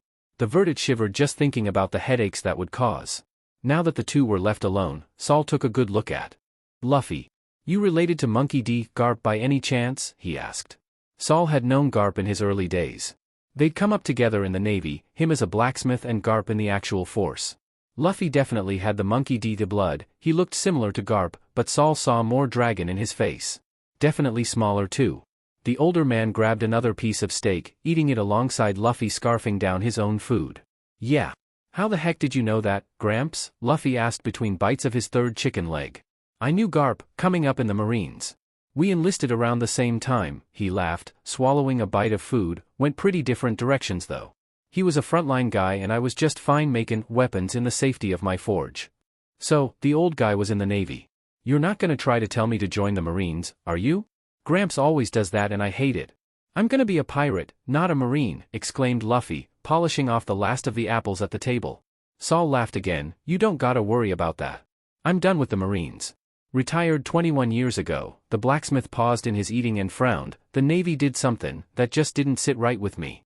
So, I packed up my forge and moved out here. To a simpler life," he sighed. He was happy on East Lodestone. "Well, I'm glad. It seems like you're happy." "I like it when people are happy," Luffy said, still shoveling food into his mouth. He could almost feel the satisfaction oozing from the older man at the mention of a simple life. While watching Luffy eat more of the food on the table, Sol couldn't help but be glad that he'd made so much. He wasn't used to making food for anyone other than himself and sometimes Zoro, so he had made a ton. At the time, he thought it might be too much, but he remembered eating with Garp when they'd first enlisted and it looked like Luffy's appetite was similar if not more monstrous. Making so much had actually turned out to be a blessing. "I am. And I'm also full," the man said, standing from his place at the table. "I'm sure you brats can finish the rest." Sol excused himself and made for the door. He would let the three kids finish the food.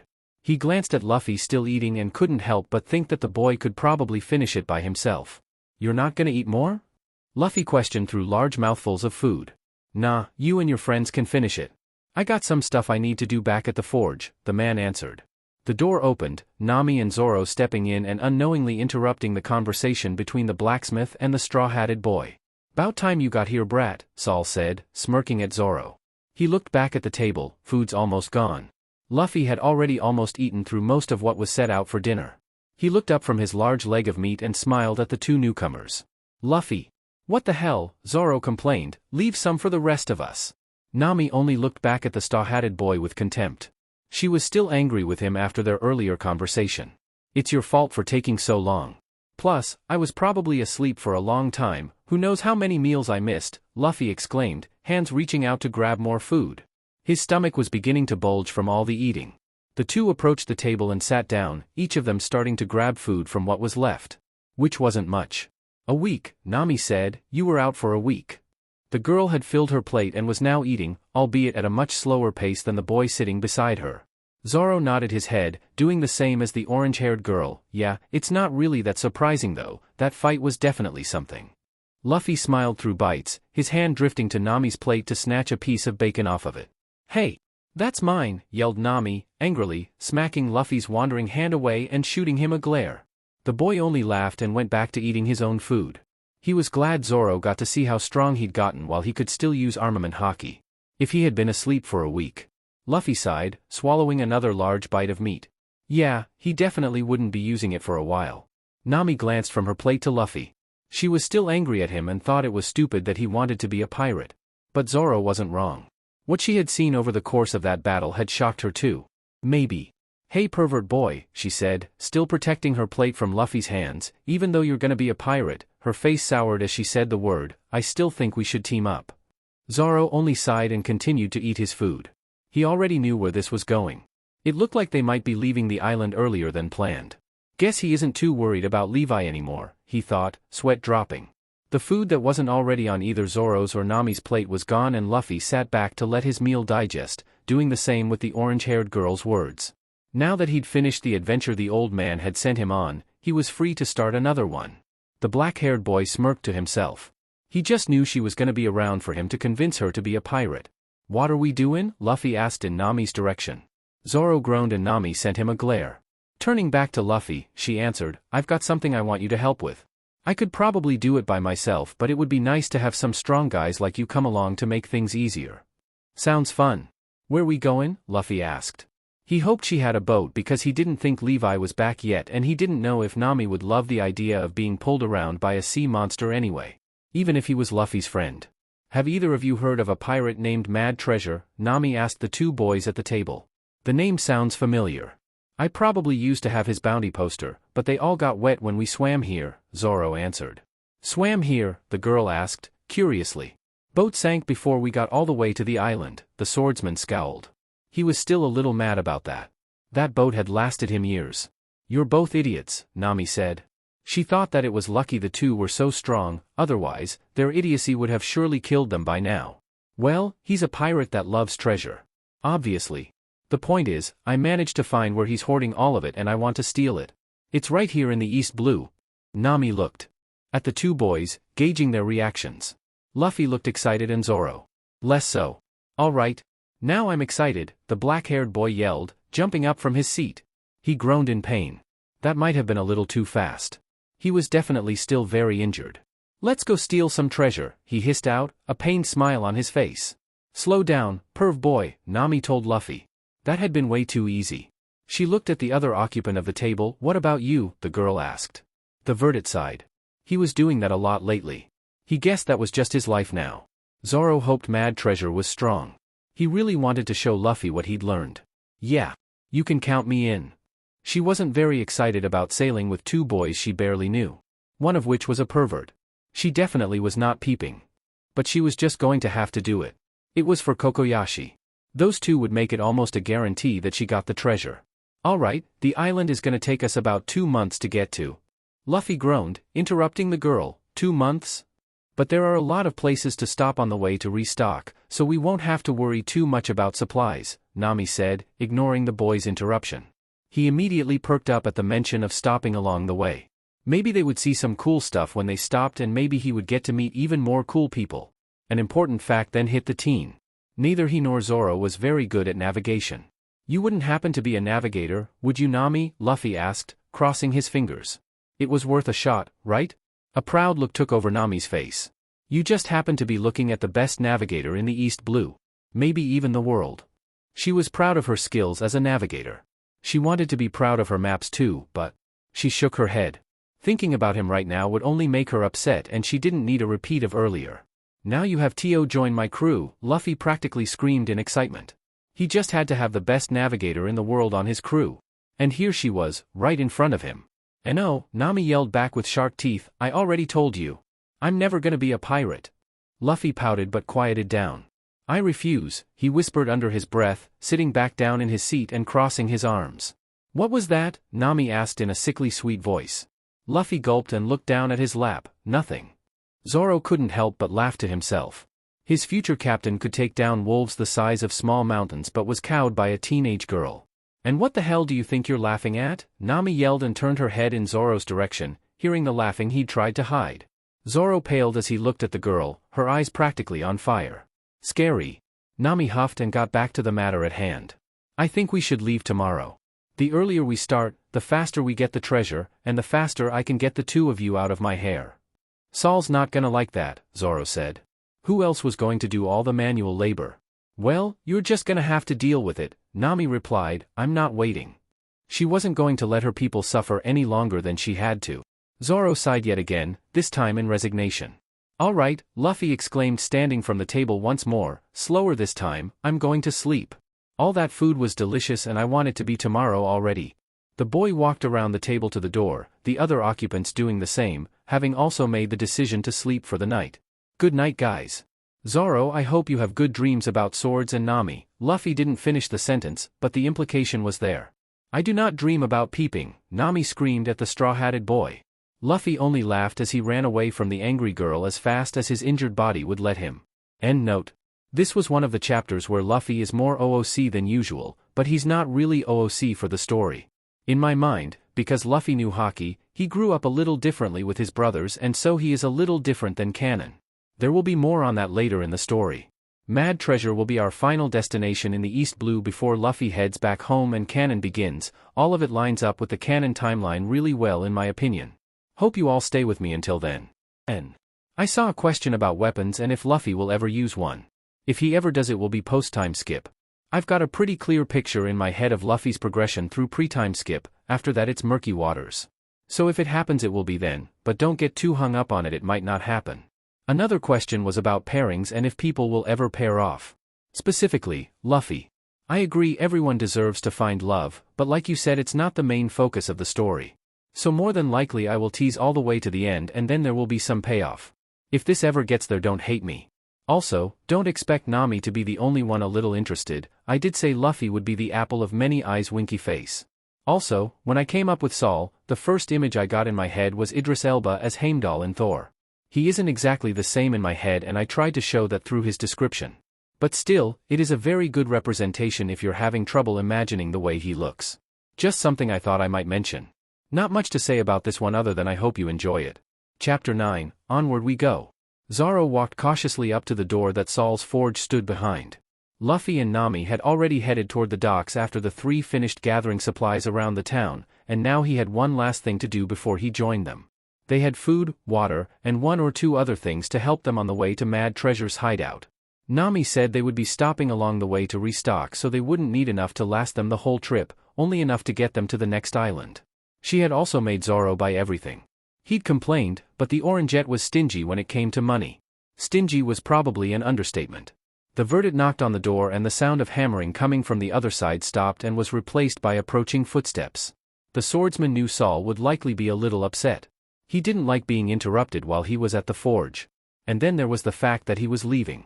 Zoro took a deep breath. He was almost sad to go. For as much as they insulted each other, the teenager had grown to respect Saul and his gruff personality. He had even more respect for the man's work. The door opened abruptly. "What do you want, brat?" Saul asked, impatiently, the forge bellowing in the room behind him. He might as well rip the band-aid off. "I'm quitting, old man," Zoro said without batting an eye, waiting for the blacksmith to explode. It took a moment for the swordsman's words to register, but when they did, something akin to sadness crossed Saul's face, if it could even be called that. The man quickly brushed the emotion aside and replied, "'Bout DMN time, I was tired of seeing your bratty little face every day." Zoro laughed. He was going to miss the old man. "Well, I didn't want to just up and leave after all the good you've done for me. So, this is goodbye," he said. It didn't need to be some huge thing, they were never like that. Zoro turned to leave but was stopped before he could take his first step. "Wait right there." The swordsman turned back in the direction of the door only to hear retreating footsteps as Saul made his way back inside the forge room. Zoro watched through the doorway in confusion as the man approached the wall and tapped a brick that looked slightly out of place. A click echoed through the space and a part of the back wall slid aside to reveal a very plain-looking black box. Saul carefully placed his hand on the front of the box and began to pull. It showed itself to be much longer than Zoro had originally thought as the blacksmith continued to pull until the end finally showed. Now resting in Saul's hands was a long box about the length of a katana. The man looked at it with a mix of emotions Zoro couldn't decipher before hitting the same brick again, the one that had opened the panel, and walking back toward the door as it slowly shut itself. The man said nothing as he stopped and held the box up to Zoro, mixed emotions still clear on his face. "What the hell is this?" Zoro asked in confusion, letting Saul place the box in his arms. He hadn't expected to receive a parting gift. The blacksmith stared at the box for a long moment before answering, "Sandai Katetsu." "What?" the swordsman asked, even more confused. "What was a Sandai Katetsu? I promised myself I would never look at that blade again." And I won't, Sol stated. I was actually gettin' ready to ship it off to Louchtown, but he paused and continued to stare intently at the box now in Zoro's hand. Just take the DMN thing. Zoro eyed the black box critically. So, it was a sword. There was nothing very special about the box itself, but he wasn't going to say no to a free sword, especially if it was Sol offering. The man knew his blades. He went to open the box to get a look at the sword but was stopped. Not here. I still don't want to look at it, he paused, or anything else from that accursed country, Sol said, eyes full of anger and sadness. A friend of mine died with that blade in her hands. Said it would protect her because it was made by her fucking shogun. He spat the word, voice full of Vertil. Well, that same shogun forgot to mention that the DMN thing is cursed. Zoro looked down at the box he was holding with an even more critical eye. He thought he was feeling some bloodlust from somewhere. It had just taken Sol's explanation for him to realize that it was coming from the box. The swordsman had to resist the urge to grin devilishly, as it was certainly not the right time. On the other hand, the blade had belonged to one of Sol's friends and, by his reaction, a close one. A part of Zoro wasn't keen on taking something that was a memory for someone else, even if that memory wasn't necessarily happy. His thoughts drifted to Wado. Sol. I don't know if I can take this, Zoro honestly said. In a way, Sandai Katetsu was like Wado Ikamanji. Wado reminded Zoro of Kuniya and Katetsu reminded Sol of his friend, whoever she may have been. Shut up, brat. If I could have gotten rid of it sooner I would have, but it's hard to find someone that wants to buy a cursed sword. It's a miracle I found someone at all. The man paused in thought before continuing. I just couldn't bring myself to toss it and no one wanted to buy it. So I kept it all these years. A part of me thought I'd die with that thing still stuck in the wall. Zoro listened to the words and was satisfied by them, but one thing was still bothering him. Is there a reason you're giving me a cursed blade? He asked. He wasn't going to argue that hard if the man really wanted to give him the sword that badly. He did need it after all.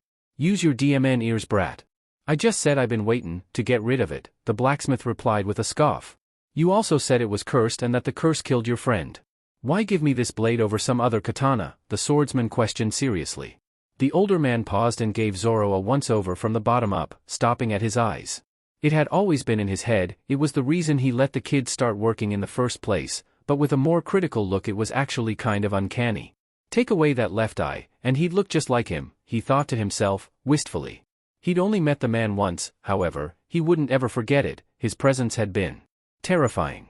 The one-eyed man was not happy about one of his daughters bringing a foreigner home from her self-imposed exile.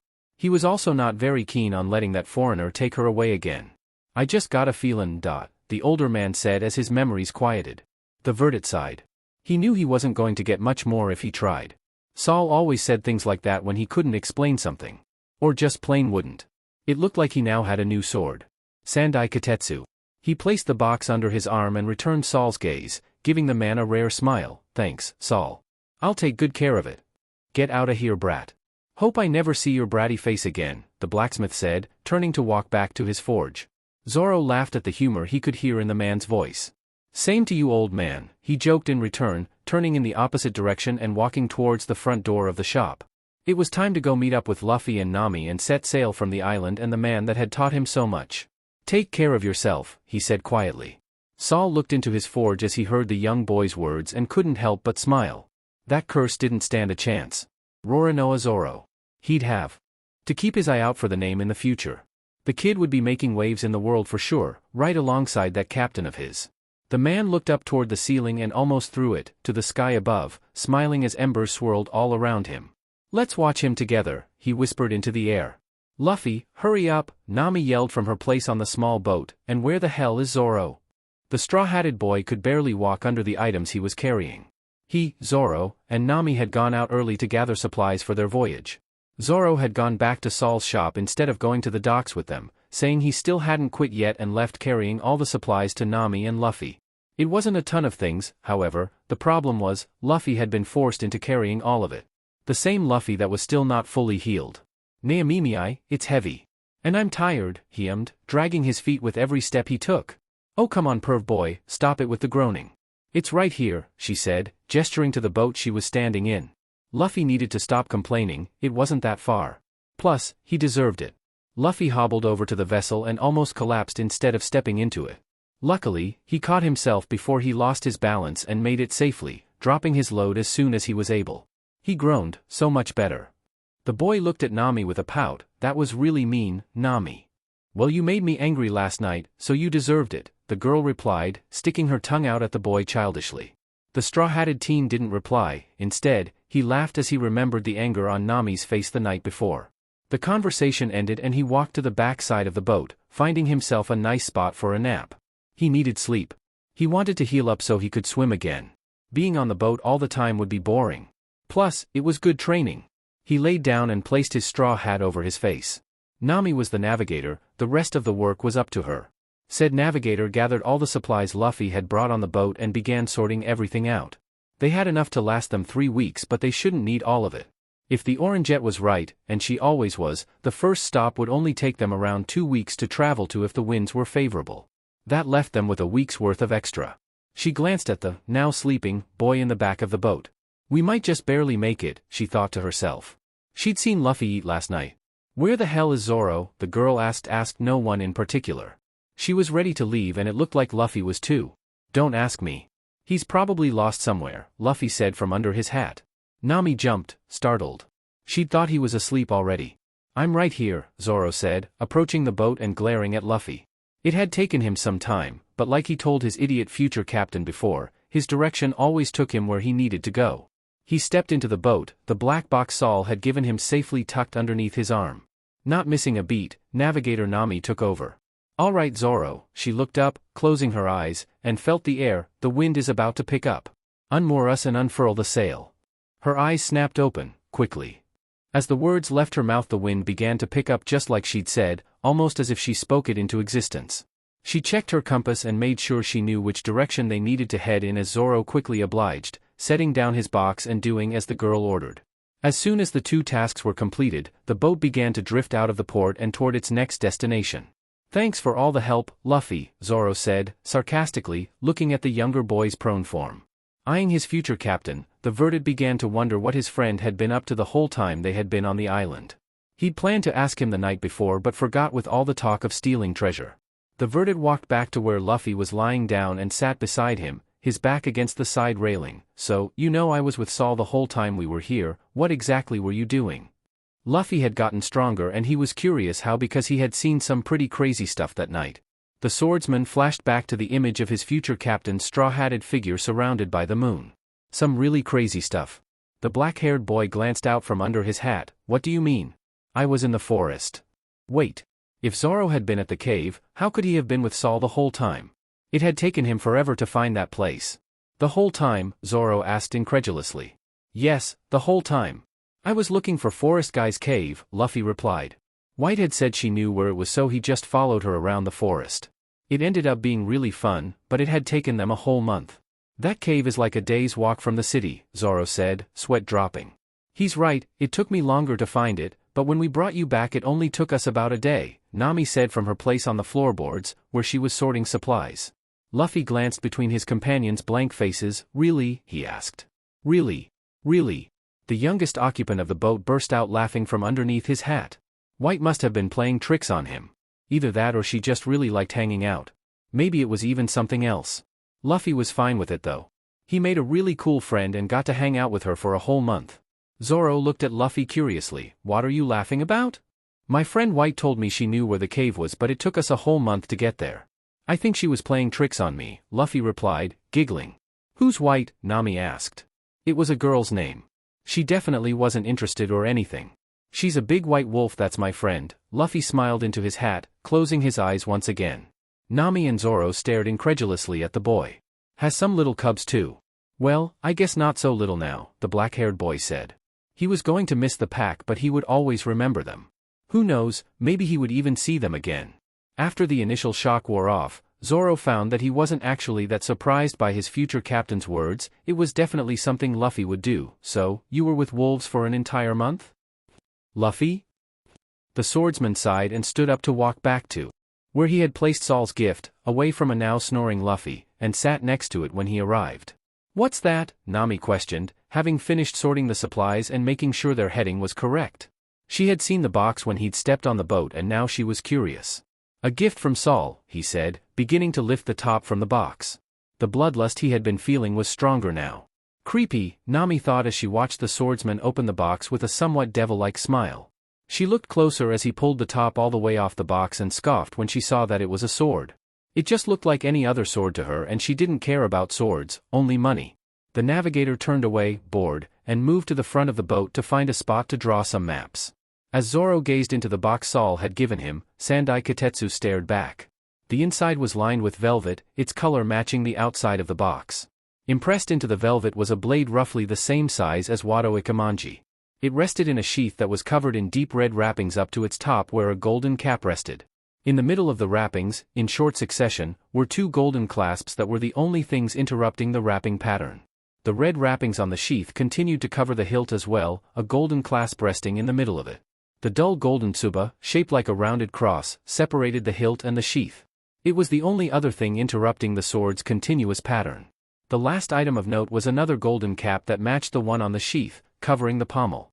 The swordsman reached into the box, grasping the katana by its hilt, and immediately felt just how bloodthirsty his new blade was. Zoro's grin largened. He hadn't even drawn it yet. The Verdant grasped the sheath with his opposite hand and drew his new sword, its silver edge singing songs of thanks to the one who had released it from its prison. He gazed at his new weapon glinting in the sunlight, black spreading from its mune into a beautiful hamon of dancing blue fire.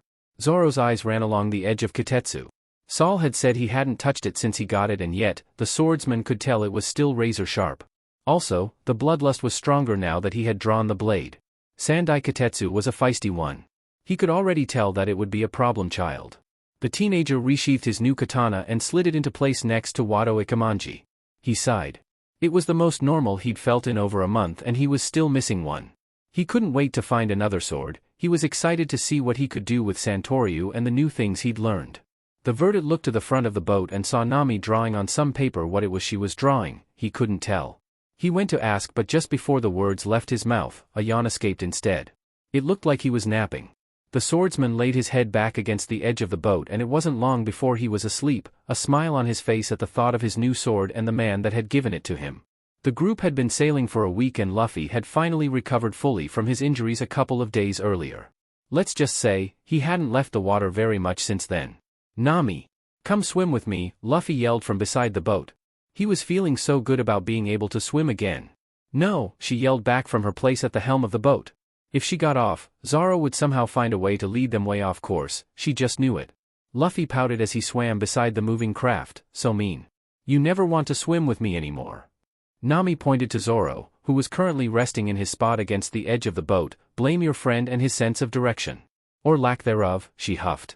She'd gotten off the boat one time to swim with Luffy because the heat had been almost unbearable. It had been relaxing. For about 5 minutes. In the short time she had been in the water, Zoro had managed to turn the boat in the complete opposite direction. The navigator shook her head just thinking about it. The two people she was traveling with were seriously idiots. Luffy laughed. His green-haired friend really was terrible with directions, not that he was much better. He swam over next to the boat and grabbed the side of it, pulling himself up to sit on the edge and turning to look at Zoro's sleeping form. The black-haired boy smiled. He wouldn't have his friend any other way. Luffy, don't get in the boat all wet. I don't want the rest of our supplies getting ruined, Nami said, looking at her compass. They were still on a good course and were making good time. She glanced at their supplies. Luffy was still eating more than he should, but it was obvious he'd at least cut back a little. There was still food left after all. She never knew with Luffy, but she thought it should last them until they made it to the next island. The straw-hatted teen sat comfortably on the edge of the boat, obliging by Nami's words and waiting to dry off. As he looked off to the sea, he couldn't help but feel free.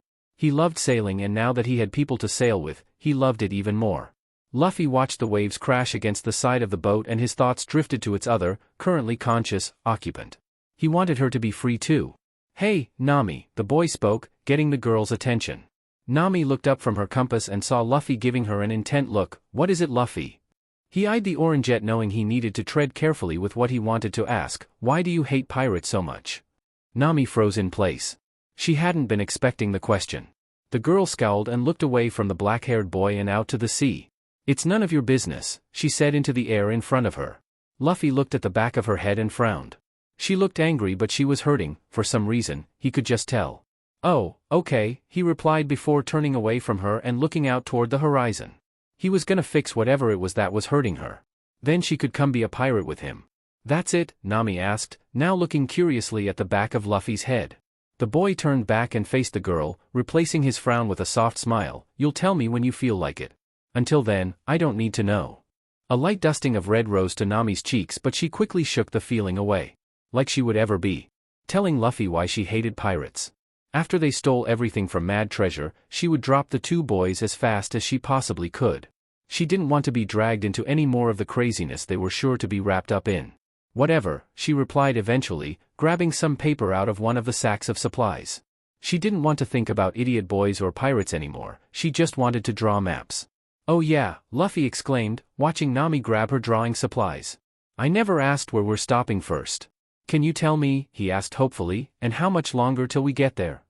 Nami looked at her map of the East Blue. If my navigation is true, which it always is, we should arrive at Gecko Island in a little under a week. She dropped the map and went back to drawing her own. Gecko Island? Why did that name sound familiar? Luffy shrugged from his position on the edge of the boat. He would probably find out at some point. He looked at the water below his feet and smiled. He could get dry later. He stood up on the edge of the boat and screamed, "Cannonball," diving headfirst into the ocean. Nami looked up from her map in amusement. For as annoying as Luffy could be, he was also pretty fun to be around. She guessed there could have been worse people to sail with. Is that Gecko Island? Zoro asked through the pouring rain as the three companions looked toward the small island they were approaching. Yep, that's it. Get ready to beach the ship. We need to restock, Nami yelled, looking over the supplies that were left, thunder booming in the background. Bad. They'd barely made it. It looked like bringing that extra week's worth of food had been the right call. Anything substantial that was left would have been ruined in the storm anyway. She sighed looking up at the rain coming down from the sky. She'd seen it coming days ago, but there was no getting around it. It was headed straight for where they were going, Gecko Island. It looked like it would probably be a couple of days before it let up too. Luffy jumped up and down from his place next to the other occupants of the boat. Come on Zoro. Let's row the rest of the way. I want to get there already, the straw-hatted boy yelled grabbing an oar. He didn't mind the rain that much. He actually kinda liked it. The swordsman acquiesced and quickly grabbed the other oar. He'd run out of sake a couple of days ago and definitely needed some more. The rain wasn't making him feel any better about it.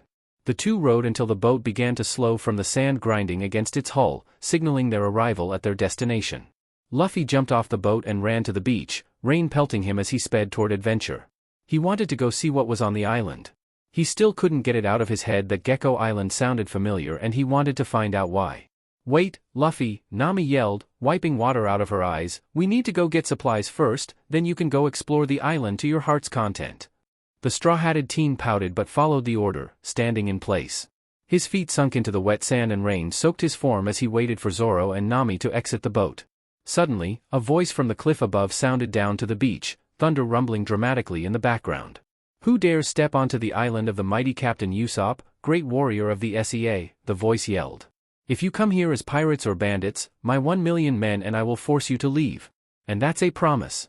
Zoro and Nami scoffed, walking up behind Luffy, and wondered how someone could tell such a bold-faced lie. 1,000,000 seems like a little much? Doesn't it? The Oranget yelled from the beach to the cliff above. Captain Usopp could have at least made the lie believable. Luffy looked up to the cliff and saw a funny-looking boy. His bushy black hair was tied in an olive green, plaid, bandana, a pair of goggles resting on top of it. His eyes were wide with a small black pupil that just made his most defining feature, his nose, seem even longer as it stuck out like the branch of a tree and hung over his prominent lips. Over his shirtless tanned skin, the boy wore a soaked pair of brown overalls along with a pair of olive boots. A white sash hung around his middle and a thin blue-white striped armband rested snugly around his left forearm. Also on that left arm, was a hand holding a green slingshot that he'd loaded with ammo from the yellow satchel hanging at his side. The boy on the cliff paled. He'd been found out. His confident smile returned quickly though, and he yelled down to the three below him again, "You're right. It's actually 2,000,000. They would never expect him to double down." Nami and Zoro shook their heads at the even more obvious lie Captain Usopp had told and didn't reply. However, Luffy had a different reaction. The straw-hatted boy's eyes widened. "I got a kid about your age. Name's Usopp." Luffy laughed from his place in the sand. It was all Usopp had ever talked about. He apparently really loved his son. Luffy liked him too, he was funny. So, that was why this place sounded so familiar, it was Usopp's home. Maybe he would join the crew. He was definitely going to ask him later. Is Usopp your dad? Luffy yelled in question to the boy standing on the cliff above. The long-nosed boy was so shocked by Luffy's words that he slipped on the wet rock and lost his balance, falling off the side of the cliff he was standing on. He screamed, his body sailing through the air, and hit the ground face first. The bushy-haired boy groaned, his broken nose buried in the sand below. Usopp slowly pulled his face out of the ground and ummed in pain. He touched his nose wincing. That's gonna be a little tender, he said to himself. He looked up, watching as the 3 people that had landed on his island approached, the rain pouring down all around them. You okay? Luffy asked, laughing. He couldn't help it, it was too funny not to laugh. The great Captain Usopp doesn't feel pain, he exclaimed in a nasally voice, through his broken nose. The 3 could obviously tell he was lying with the way he winced. Usopp looked at the black-haired boy in front of the other 2. You said my dad's name. Do you know him? He asked hopefully. He had never met anyone that knew his dad, besides his mom. Yeah, Luffy exclaimed, he never shut up about you either. It was always Usopp this and Usopp that, he laughed. Looking back on those times was always fun. You're not lying, are you? Usopp hoped against all hope that he wasn't. Nope, Luffy exclaimed with a big smile. The long-nosed teen couldn't help but believe in that smile. Besides, the person he was talking to looked like a terrible liar. He almost teared up hearing the words the boy spoke. His father actually thought about him. He smiled to himself, all the more reason to become a great warrior of the sea. Anyway, it's nice to finally meet you. I'm Luffy, the straw-hatted teen exclaimed with a big smile. Nami raised her hand and waved awkwardly, Zoro doing the same. They were both drenched and they both wanted out of the rain, sooner rather than later. Hopefully, the liar could get them somewhere dry. Nami. Zoro. Well, it's nice to meet you guys. My name's Usopp. He turned and spread his arms dramatically, a wide smile on his face. The long-nosed boy looked to the island that had forever been his home and shouted, "Welcome to Gecko Island. It looks better in the sun, I promise." End note. We have arrived on Gecko Island. I wonder how things will progress? Also, it's never actually mentioned how long Kotetsu was in the shop on Loungetown or how it got there, so I thought it was a realistic change for Saul to have it. Plus, it fits the story really well. See you guys in the next one. Usually, I probably wouldn't address specific people in author's notes, but I liked this comment a lot, so to Nami for life if you're still reading, thanks for the comment. It made me excited to write more. I have some plans to help keep the fights interesting and I'll leave it at that, winky face. I've got some tricks up my sleeve. At the end of the day, you guys might find them boring and repetitive for a little while at the beginning here, which is understandable, but once we get further into the story, I get a lot more freedom and hopefully things will get a little spicier. Anyway, enough about that. Here's Chapter 11 should be coming relatively soon. Enjoy. Chapter 10, Downpour. The group of teenagers stepped into the building and out of the rain, 3 of them with sighs of relief and 1 with a slightly disappointed pout. Tom. I need a table for 4, Usopp said as the bell above the door chimed, signaling their arrival. The man called Tom looked at the group walking into the restaurant and sighed, and why should I? You woke my wife and me up an hour earlier than you usually do. Usopp flashed the man a big smile. I gotta make sure you guys are always on your toes. You never know when there might actually be real pirates. Tom sighed once more. There was no convincing Usopp to stop his morning rounds. Alright, fine, you can take that table over there, he said, pointing to an empty booth in the corner of the building. Thanks a bunch, Tom, said Usopp, leading the group to the corner the man had pointed to, the group of teenagers sitting down around the table. Meat. I want meat, Luffy said, banging his fork and knife on the table. Where had those even come from? Nami shook her head at the straw-hatted boy and addressed Zoro. I'm not paying for Luffy. That's on you, Zoro. And while you're at it, she shot the swordsman a pair of puppy dog eyes. Can you pay for me too? Buy your own DMN food, which? I just want booze, said Zoro, smirking at watching the pleading on her face turn to indignation, and Luffy, if I run out of money because of Yo dash. Meat. Meat. Meat, yelled Luffy, oblivious that the verdict was even talking to him. I'll get you some food, Luffy, don't you worry, Usopp placated to the hungry boy. He turned to a waiter and ordered for everyone, the waiter saying he would be back in a little while with all of the food and drinks. He turned back and addressed Luffy. While we wait, can you tell me more about my dad? Nami and Zoro leaned in closely. Maybe they would get to hear about what Luffy was like as a child. Sure, exclaimed Luffy. Shanks said he's the best sniper in the entire world. I even watched him shoot the wings off a fly one time. He didn't even kill it. Shanks, they all questioned in unison. Yeah. Shanks is the captain of the red-haired pirates. And Usopp is his sniper, Luffy said, laughing. Everyone was making really funny faces. The rest of the occupants gaped at the straw-hatted boy. That Shanks? My dad is on the crew of an Emperor of the Sea? Usopp questioned to himself, unbelievingly. Nami scowled. She hated talking about pirates. And there was no way a pirate like red-haired Shanks was nice like Luffy had said. She hadn't forgotten about that. He was an Emperor of the Sea. There was no way he hadn't done at least some terrible things to get that title. So you're telling us that red-haired Shanks, an Emperor of the Sea, stayed on your island when you were a kid? Zoro asked. The swordsman thought it was a miracle Luffy was even alive. He was the kind of person that would do something stupid like make fun of the man's hair and get himself killed. Yep, exclaimed Luffy, they stayed on the island for a while. I think like a year, maybe a little more. What was an Emperor of the Sea? Usopp sat back in his chair to process the new information with a shocked look on his face but recovered quickly and a confident smile took over his face. Order up, a waiter said from over the long-nosed boy's shoulder.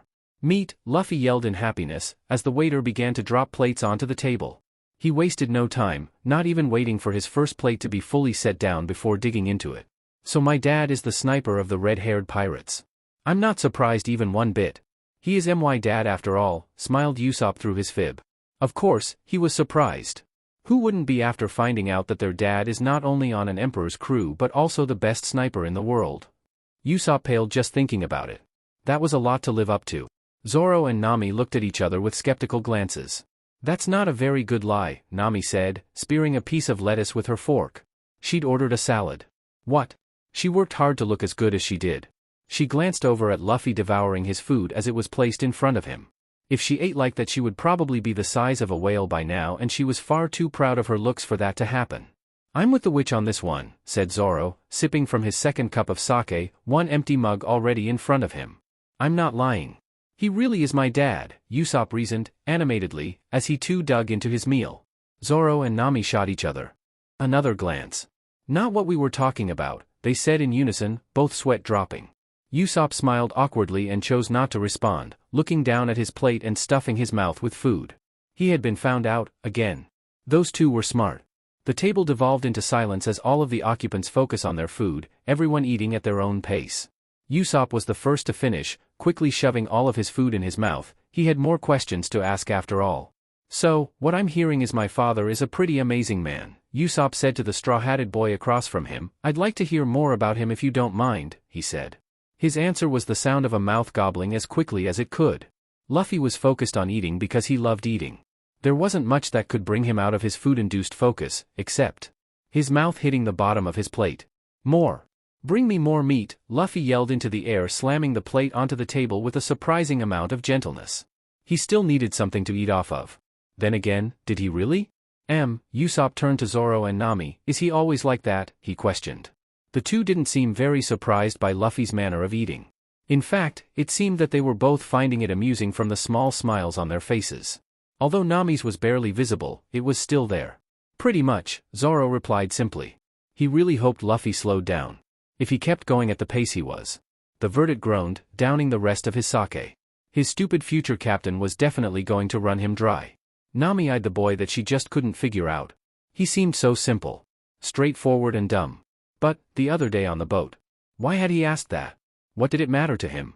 He said he just wanted to be friends, but there had to be more to it than that, right? There was also the fact that he'd saved her life. So had Zoro, but he kept calling her a witch. She scowled to herself, eyeing the green-haired idiot beside her, mind moving back to Luffy.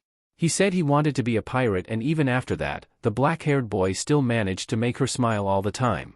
Nami didn't even think he was really trying to, she just couldn't help it sometimes. When he smiled at her, there was something inside of her that just wanted to smile back.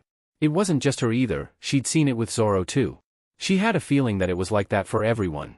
She rubbed her forehead and sighed. What he said, she answered. Meat. Meat. Meat, exclaimed Luffy, once again pounding his knife and fork on the table. Zoro narrowed his eyes at his future captain. Luffy, if you run me dr. Meat. Meat. Meat, Luffy interrupted, with no regard for the verdict whatsoever. He was still hungry. Where was the waiter guy with the rest of his food? So Usopp, is there anywhere we can stock up on supplies? Nami asked, ignoring the two boys beside her. They needed to completely restock to make it to the next island. Luffy had eaten everything. Speaking of the next island, she was a little worried.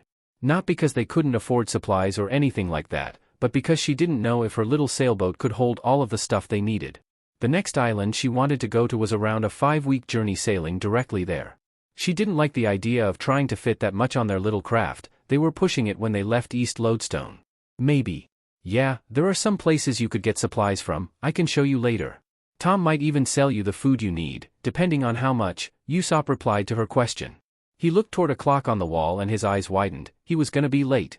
He stood from his place at the table. Sorry guys. I didn't realize how late it was getting. I gotta go, a friend is waiting on me. The timing was impeccable as Luffy finished the last of his meal. Had he just heard the word friend? Friend? Whose friend? I wanna meet M, the straw-hatted boy yelled as he rolled out of his chair, his stomach making it almost impossible to walk. Usopp froze at the door. Now that he thought about it, maybe seeing some new people would be good for Kaya. He turned to the wobbling boy. Are you sure? He pointed out of the window by the door. It's pretty nasty out there, he said. I'm sure she would like meeting some new people, though. Let's go, Luffy yelled, jumping up and down and making his stomach shake. He rushed to the front door as fast as his fat body would let him and turned to see if his friends were following. They were. He smiled at that. Do they live in the mansion I saw before we got here? Nami asked in Usopp's direction as she walked toward a stumbling Luffy, Zoro following her footsteps. Maybe they would have one. Yeah, actually. Good guess. Her name's Kaya, Usopp said happily. Nami's face gained a smug look to it. Is she your girlfriend? Usopp stumbled as he was about to open the door. Girlfriend? He furiously shook his hands in front of him. Of course not, he recovered. It's not anything like that, we're just friends and we hang out sometimes, the long-nosed boy said. Now that he thought about it though. He actually went there every day. Nami and Zoro looked at each other. Truth. Fine, let's go ahead and get this over with, Nami said pointing at the door. Usopp breathed a sigh of relief and once again turned toward the exit, pulling it open and letting the sound of the deafening rain invade the space. Time to go see Kaya. Alright. It's not that big of a walk but it's not that small either, so prepare to get wet. You say that kinda stuff to Kaya? Asked Zoro, a smirk on his face. The words hit the younger man's back as he ran out of the restaurant, a blazing red blush consuming his cheeks. Captain. Usopp squinted his eyes through the pouring rain. The voice sounded like Onion's. Captain, where are you? Onion, is that you? Yelled Usopp in the direction of the voice. Luffy giggled. Onion was a funny name. He looked toward the voice and noticed a small boy approaching group. He had short straight brown hair with a tuft sticking up at the top, making his head look kind of like an onion. Over his tiny black eyes, he wore square glasses, and on his body was a yellow shirt with a blue vest jacket over it. His eyebrows were funny too, sloping inwards and creating a V above his glasses. He also wore a dark yellow sash, dark brown pants, and black shoes with buckles that had gray on the very top and bottom. Everything was sopping wet from the rain, but Luffy thought it was funny that his hair still managed to stay up. He really did look like an onion. Captain, yelled Onion, running up to the long-nosed teen. Onion. I thought I told you guys to stay home today, Usopp said to his subordinate. The boy slowed and the whole group stopped as he replied. But you were supposed to give me sniping lessons today, Captain, he pouted. It looked just slightly ridiculous in the pouring rain. Usopp could have sworn he told Onion they would do it on a day when it wasn't raining. Had he made that up too? Onion, we can't today, just look at the weather, he said pointing to the sky as water pounded to the earth around them. Onion pouted at his captain's words, but you said dash. Listen, kid. Scram. I'm wet and I don't want to be, anymore, interrupted Nami from beside Usopp, looking up to the sky. The storm was really something. She looked down at her shirt. She'd chosen the wrong day to wear white. The water had, long ago, made her bra visible through the fabric. White and water just didn't mix at the end of the day. A geyser of blood shot out of Onion's nose and he blushed so hard that the rain began to steam around him. He'd never seen something like that before. Had he just become a man? The boy promptly turned around and ran back toward his home. He didn't think he could stand in that girl's presence any longer. He could get lessons from his captain later. He looked at the blood soaking his collar and paled. Maybe he wasn't ready to see things like that yet. Luffy and Zoro broke down in laughter at the boy's reaction. Usopp watched his subordinates form retreat into the rain curiously. What had made the boy run away? He turned to Nami and immediately turned back, steam beginning to rise off of his body. Now it made sense. Alright, let's just get to Kaya's, he said, cheeks cherry red. The four arrived at the gate to the mansion completely soaked to the bone. Alright guys, this is it. We've gotta climb over these walls to get to Kaya, he said, pointing to the wall in question. "Why don't we just walk through the front gate and knock on the door like normal people?" asked Nami with a blank stare. She was wet and she just wanted to get dry. It wasn't even that cold, it actually felt kinda nice. It was a summer storm after all. "I'm with the witch," Zoro said from behind her. She turned and gave the smirking swordsman a glare through the pouring rain. Usopp smiled awkwardly. "Well, you see dash. Guys, come on. I see a girl through this window." "That's your friend, right Usopp?" came Luffy's voice from above them. The three looked to where the words had come from and gaped. When had he climbed a tree? And when did he lose all that fat? The straw-hatted boy laughed from his position on the branch and turned toward the window. He wanted to meet Usopp's friend. How could he get her attention though? She looked to be studying something at a table and Luffy didn't have anything to throw to make her turn toward the window. "Luffy! Wait for us," yelled Usopp, beginning to climb the tree. Nami sighed to herself, Zoro doing much the same, before following the long-nosed boy, the swordsman hot on her tail. Why couldn't things just be simple for once? Quickly enough that the straw-hatted boy hadn't done anything rash, the three made it up the tree. It wasn't easy. The bark was slick with the pouring rain and all of them had almost fallen at least once. Usopp slid beside Luffy to the branch hanging over the wall and pulled out his slingshot, quickly firing a small stone at the window. Zoro and Nami weren't the only ones who wanted to get dry. He really hoped she would let them in. A stone made a dull ping sound against the glass of the window, just audible over the sound of the rain hitting it, and the girl who sat at the table inside turned in curiosity. Surely Usopp wouldn't have come today, it was pouring rain outside. She stood from her studies and went to get a better look at the rain coming down outside, she needed a break anyway. She approached the window and her eyes widened. Usopp was out there. With 3 other people no less. She quickly opened the window, its sill already becoming wet with the pouring rain. "Usopp? What are you doing here?" "It pouring outside," she exclaimed. She glanced behind her friend and examined the people around him. One had black hair and a straw hat, wearing a smile that made her want to smile in return. The next had green hair and 3 golden earrings hanging from his left ear, 2 swords tucked into a belly warmer. The last was a beautiful girl with short shoulder-length orange hair and quite the prodigious bust if she did say so herself. She looked down at her own chest and frowned, before looking back at her friend and smiling. No use dwelling on things she couldn't control. She blushed slightly. She didn't think he would mind. "We came to hang out," Usopp said from his position on the tree branch. He looked up to the rain soaking him and awkwardly laughed. Luffy waved at the girl in the window excitedly, sitting crisscross while balancing on the tree branch. "Hi, I'm Luffy." She looked at the other two. "I'm Nami," yelled the Orangette, through the rain. "Zoro," the green-haired swordsman said from the rear of the group. Kaya smiled at them. "Well, it's nice to meet you all. If you're friends of Usopp, then you're friends of mine too." She glanced inside, to the door of her room. Klahadore wouldn't likely be fond of the idea but she couldn't just let them soak out in the rain. She turned back toward Usopp and his friends. "Would you all like to come inside? It can't be comfortable out in the rain like that." Luffy immediately stood from his place on the branch and deftly jumped to the windowsill, smiling and bringing his face very close to Kaya's as she yelped and jumped backward. "Thanks a bunch," the wet boy said stepping through the window. "Sorry if I scared you." "Not scared," said Kaya with a light laugh, "just startled." She smiled at him as the rest of the teenagers stepped through the window. They needed towels. "Stay here while I go grab some towels. And Nami, I might have something that fits you around here somewhere." But then again, she looked from Nami's chest to her own. "Maybe not," she laughed. What was being jealous going to do for her? Might as well laugh about it. "Yeah.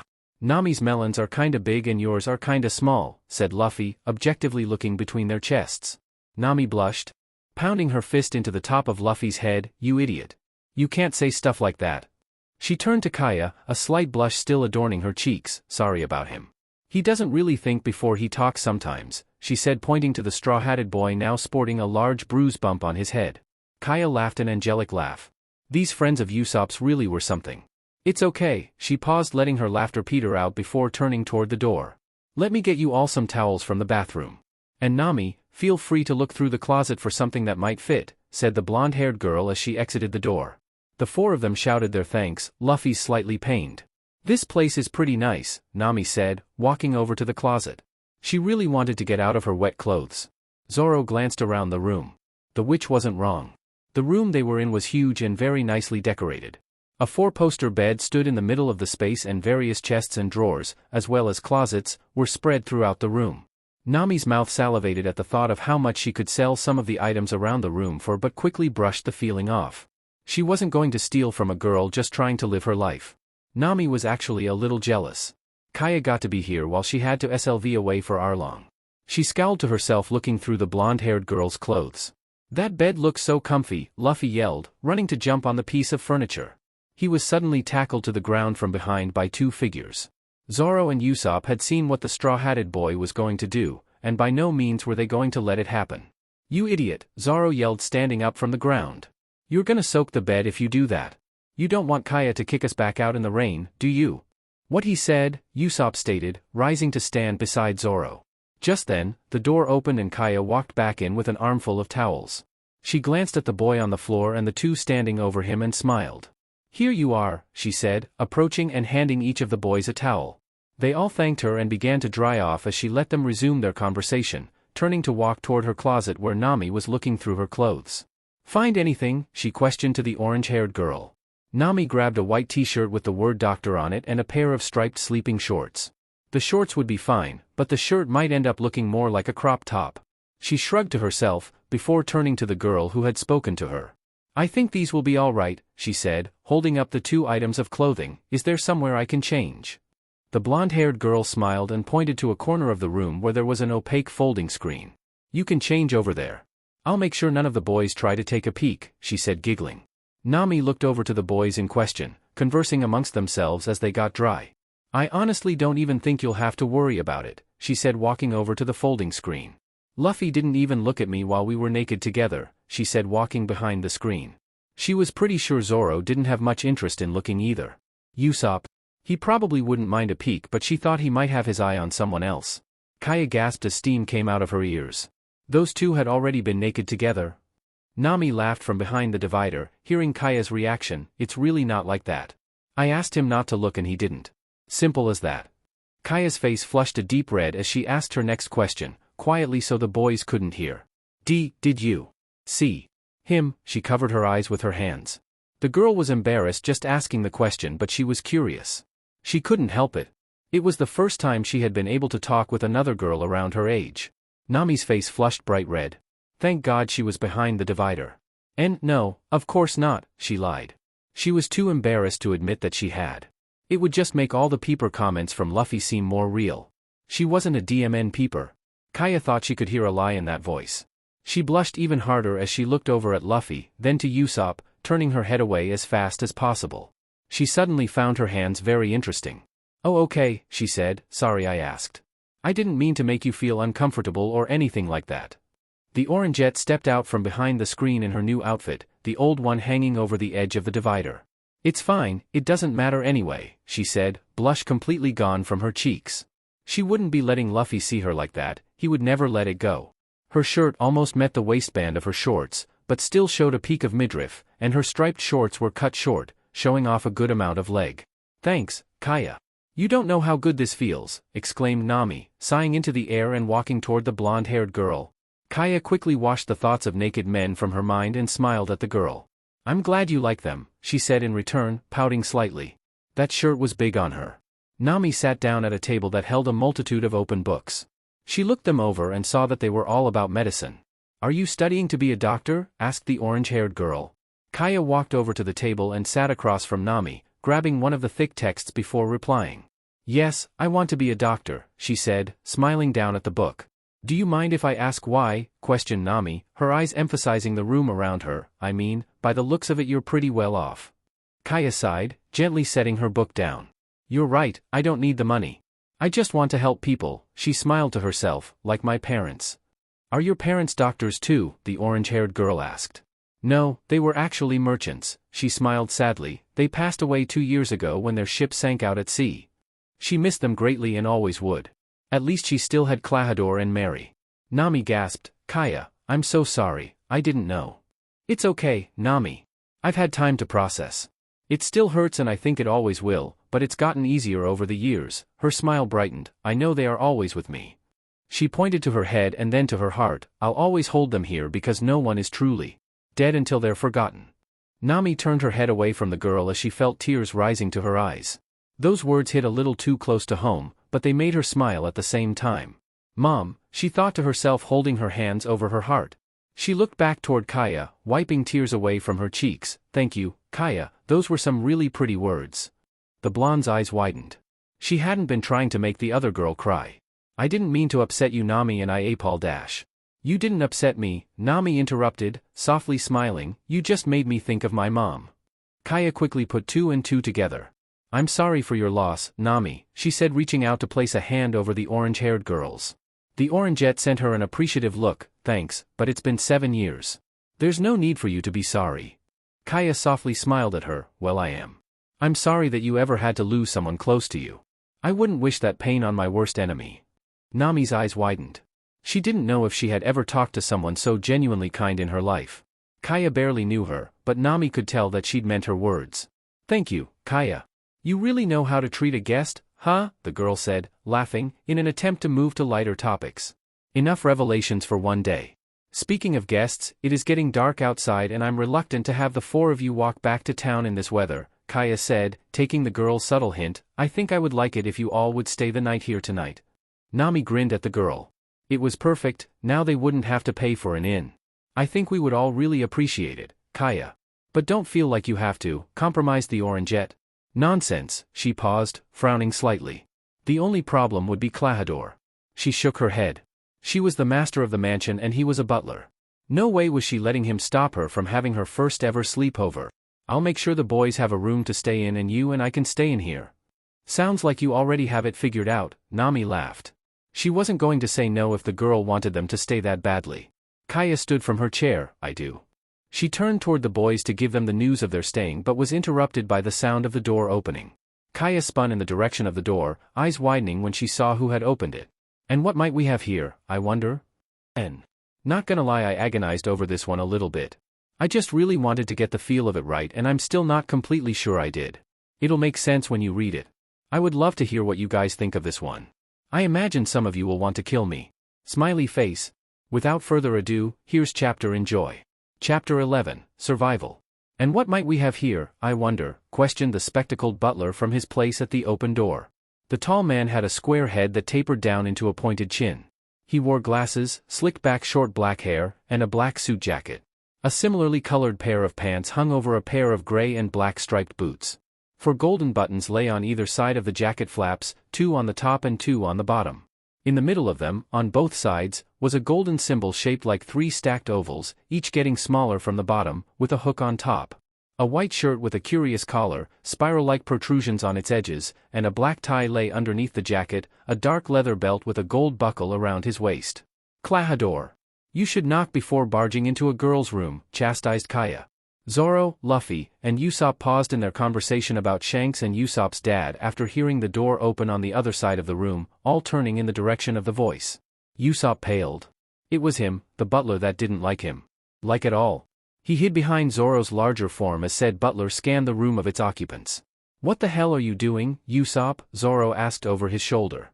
He didn't want to take his eyes off the guy that walked through the door. He gave the swordsman a weird feeling. Had he seen his face somewhere before? Hey, guy. Who are you? Asked Luffy, standing up to approach Kaya and Nami. He was having a really good conversation with Zoro and Usopp and the butler went and ruined it. Someone who is allowed to be here, the man said with a scowl, pushing his glasses up with the palm of his hand rather than his fingers. As opposed to someone who is not, he finished, giving Luffy a harsh stare from underneath his now adjusted spectacles. Klahadore. You shouldn't talk to a guest like that, exclaimed Kaya. Klahadore was being very rude. She'd never seen him like that before. But miss, they did not come through the front door, so how could they be guests? The man called Klahadore questioned. Kaya almost backed down but the thought of her conversation with Nami spurred her into action. She'd really enjoyed talking with the orange-haired girl, even though it was short. She wanted to talk to her more. She wanted to talk to Usopp and Zoro and Luffy. They were staying. She'd made up her mind. Klahadore, I wish to speak with you outside, the blonde-haired girl said with no room for argument, ending the conversation and approaching her butler. The man sighed and obliged by his master's command, turning and following her retreating figure out of the door and shutting it behind him. Nami turned to the 3 remaining occupants of the room. Anyone else get weird vibes from that guy? She asked. He just felt kind of greasy, in her opinion. You're on a roll today, which?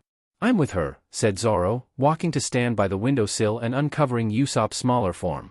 Nami glared at the, once again, smirking swordsman for what felt like the millionth time that day. That butler has never liked me, the long-nosed boy chimed in.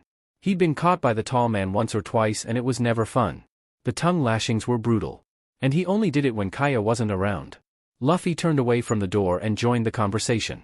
He's weird, said the straw-hatted boy, walking over to the table and taking the chair Kaya had previously sat in. Whatever. Kaya can handle it. He was her butler, what did Luffy care if he felt a little weird? The door to the room opened once again and 3 heads turned toward it. That was fast. You're all staying the night, stated Kaya, happily. It had taken some convincing and lots of saying she was the owner of the house, but she had done it. Her new friends would be staying. Klahadore still seemed very irritated by the fact. She knew he had a good heart, but sometimes he could be a little overprotective. Sleepover, Luffy yelled excitedly from his place at the table. Nami smiled. She enjoyed chatting with Kaya. SSTA staying the night, Usopp's voice sounded from over by the bed, a mad blush rising to his cheeks. We really don't mind going back to town, he said, thunder cracking in the background. Speak for yourself, both Nami and Zoro yelled with sharp teeth. Luffy laughed. His friends were always making him do that. The thought only made him smile larger and laugh more. Nonsense, Usopp, began the blonde-haired girl, none of you are walking back in that storm. There's more than enough room and I wouldn't feel good about making you all leave.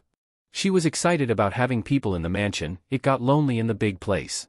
She had Klahadore and Mary but she glanced at all of the people in her room and smiled. They were a little closer to her age. It was why she loved it when Usopp came and told stories. It's settled then, Nami said, from across Luffy, looks like we're staying the night. She turned toward their host, thank you Kaya. I wasn't looking forward to changing back into my wet clothes. Maybe someone else was though.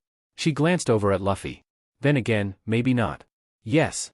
Sleepovers are the best, Luffy said, jumping from his place at the table and pumping his fist in the air.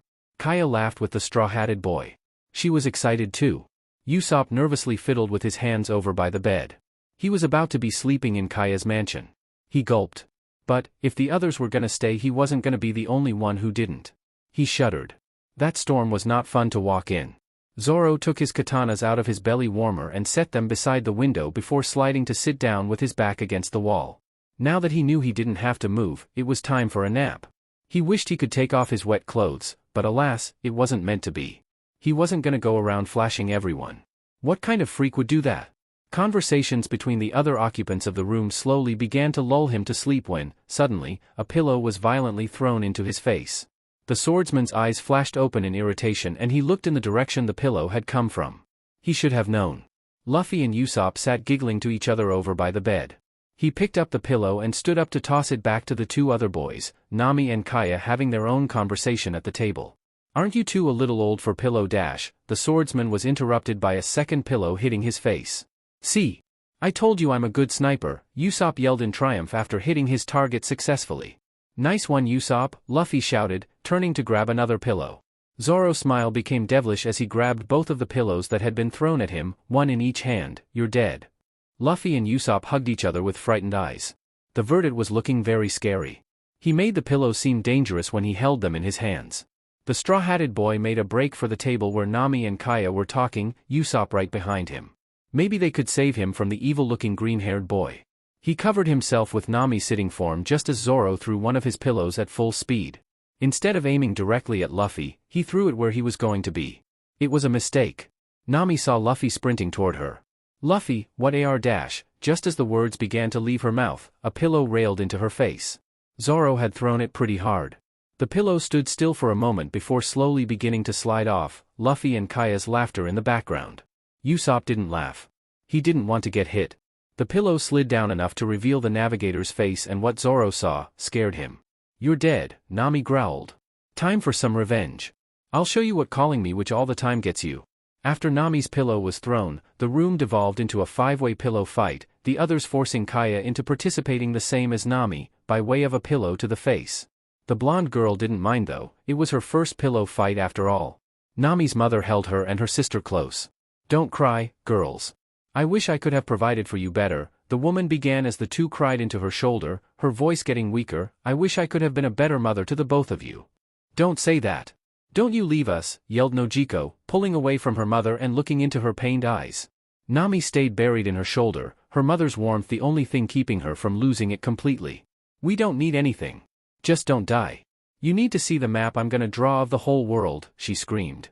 She couldn't lose her. She was her mother. Who else was going to take care of her and her sister? How was she supposed to keep going without her? The woman smiled down at the top of her younger daughter's head and pulled away so she could look into her eyes. Yes, your map. Go and make your dreams come true. For me, she whispered, smiling at her beautiful tangerine. Belmere, no, Nami yelled, crying even harder and shoving her face back into her mother's shoulder. A deep voice, full of contempt, interrupted the family's last moments as a whole. So, these are your daughters? Nami gasped as she awoke, sitting up with sweat dripping down her forehead. She quickly glanced wide-eyed around the room trying to get her bearings, her heart feeling as if it was about to beat out of her chest. She hated that dream. The orange-haired girl looked over at the form sleeping next to her, her heart rate beginning to slow back down. They'd stayed up late into the night talking about lots of things, though nothing so personal as what they shared earlier in the day. It was mostly just the types of things girls would usually talk about when they had a friend stay the night. It had been nice. After the pillow fight, things had calmed down. They'd ended up staying in Kaya's room almost the whole day until dinner, much to Luffy's chagrin. He got bored. Very quickly. Eventually, though, dinner time came and the four visitors met Mary. The other butler was, also, a tall man who wore a similar uniform to his partner, a black suit and tie with gold buttons and a white shirt underneath. His suit was cleaner, lacking the same decorations and eccentricities as Kuro's. His eyes were small and round with a black pupil, one singular brow hanging above them. He wore white curly hair that looked very similar to a lamb's fleece, two lamb horns sticking out of the top of the bushy white strands. The fleece-like hair also surrounded the bottom third of his neck, making him look even more lamb-like. All in all, he looked like a lamb. Who also looked like a human. Klahadore seemed very reluctant to serve them, so Mary ended up serving the entire meal. The man had been very well-mannered and kind to all of them, so no one really minded much. Not even Kaya. Afterward, they'd all gone their separate ways to bathe and sleep. Luffy had complained about everyone not sleeping together, but Kaya said she wanted to have girl talk with Nami and it couldn't happen with boys in the room. He eventually, reluctantly, agreed and they had all gone their separate ways. Nami swung her feet out of the covers as quietly as she could and set them on the ground, beginning to stand up. She didn't want to wake Kaya. The girl stood and headed to the door. Her throat was really dry and she needed water. More than likely, she wouldn't be able to go back to sleep for a while. That dream always put her on edge. It had been reoccurring since the day the memory was made, the day she'd lost her mother. The Orangette shook her head as she reached the door. Dwelling on those thoughts right now would do her no good. Her hand grasped the handle and she slowly twisted it, pulling the door open and tiptoeing her way out of the room. Nami gently shut the door to Kaya's room and made her way to where she'd taken a shower hours before. The orange-haired girl's footsteps were light as a feather. She had a lot of practice sneaking around and stealing from pirates, so she liked to think she could be pretty quiet when she wanted to.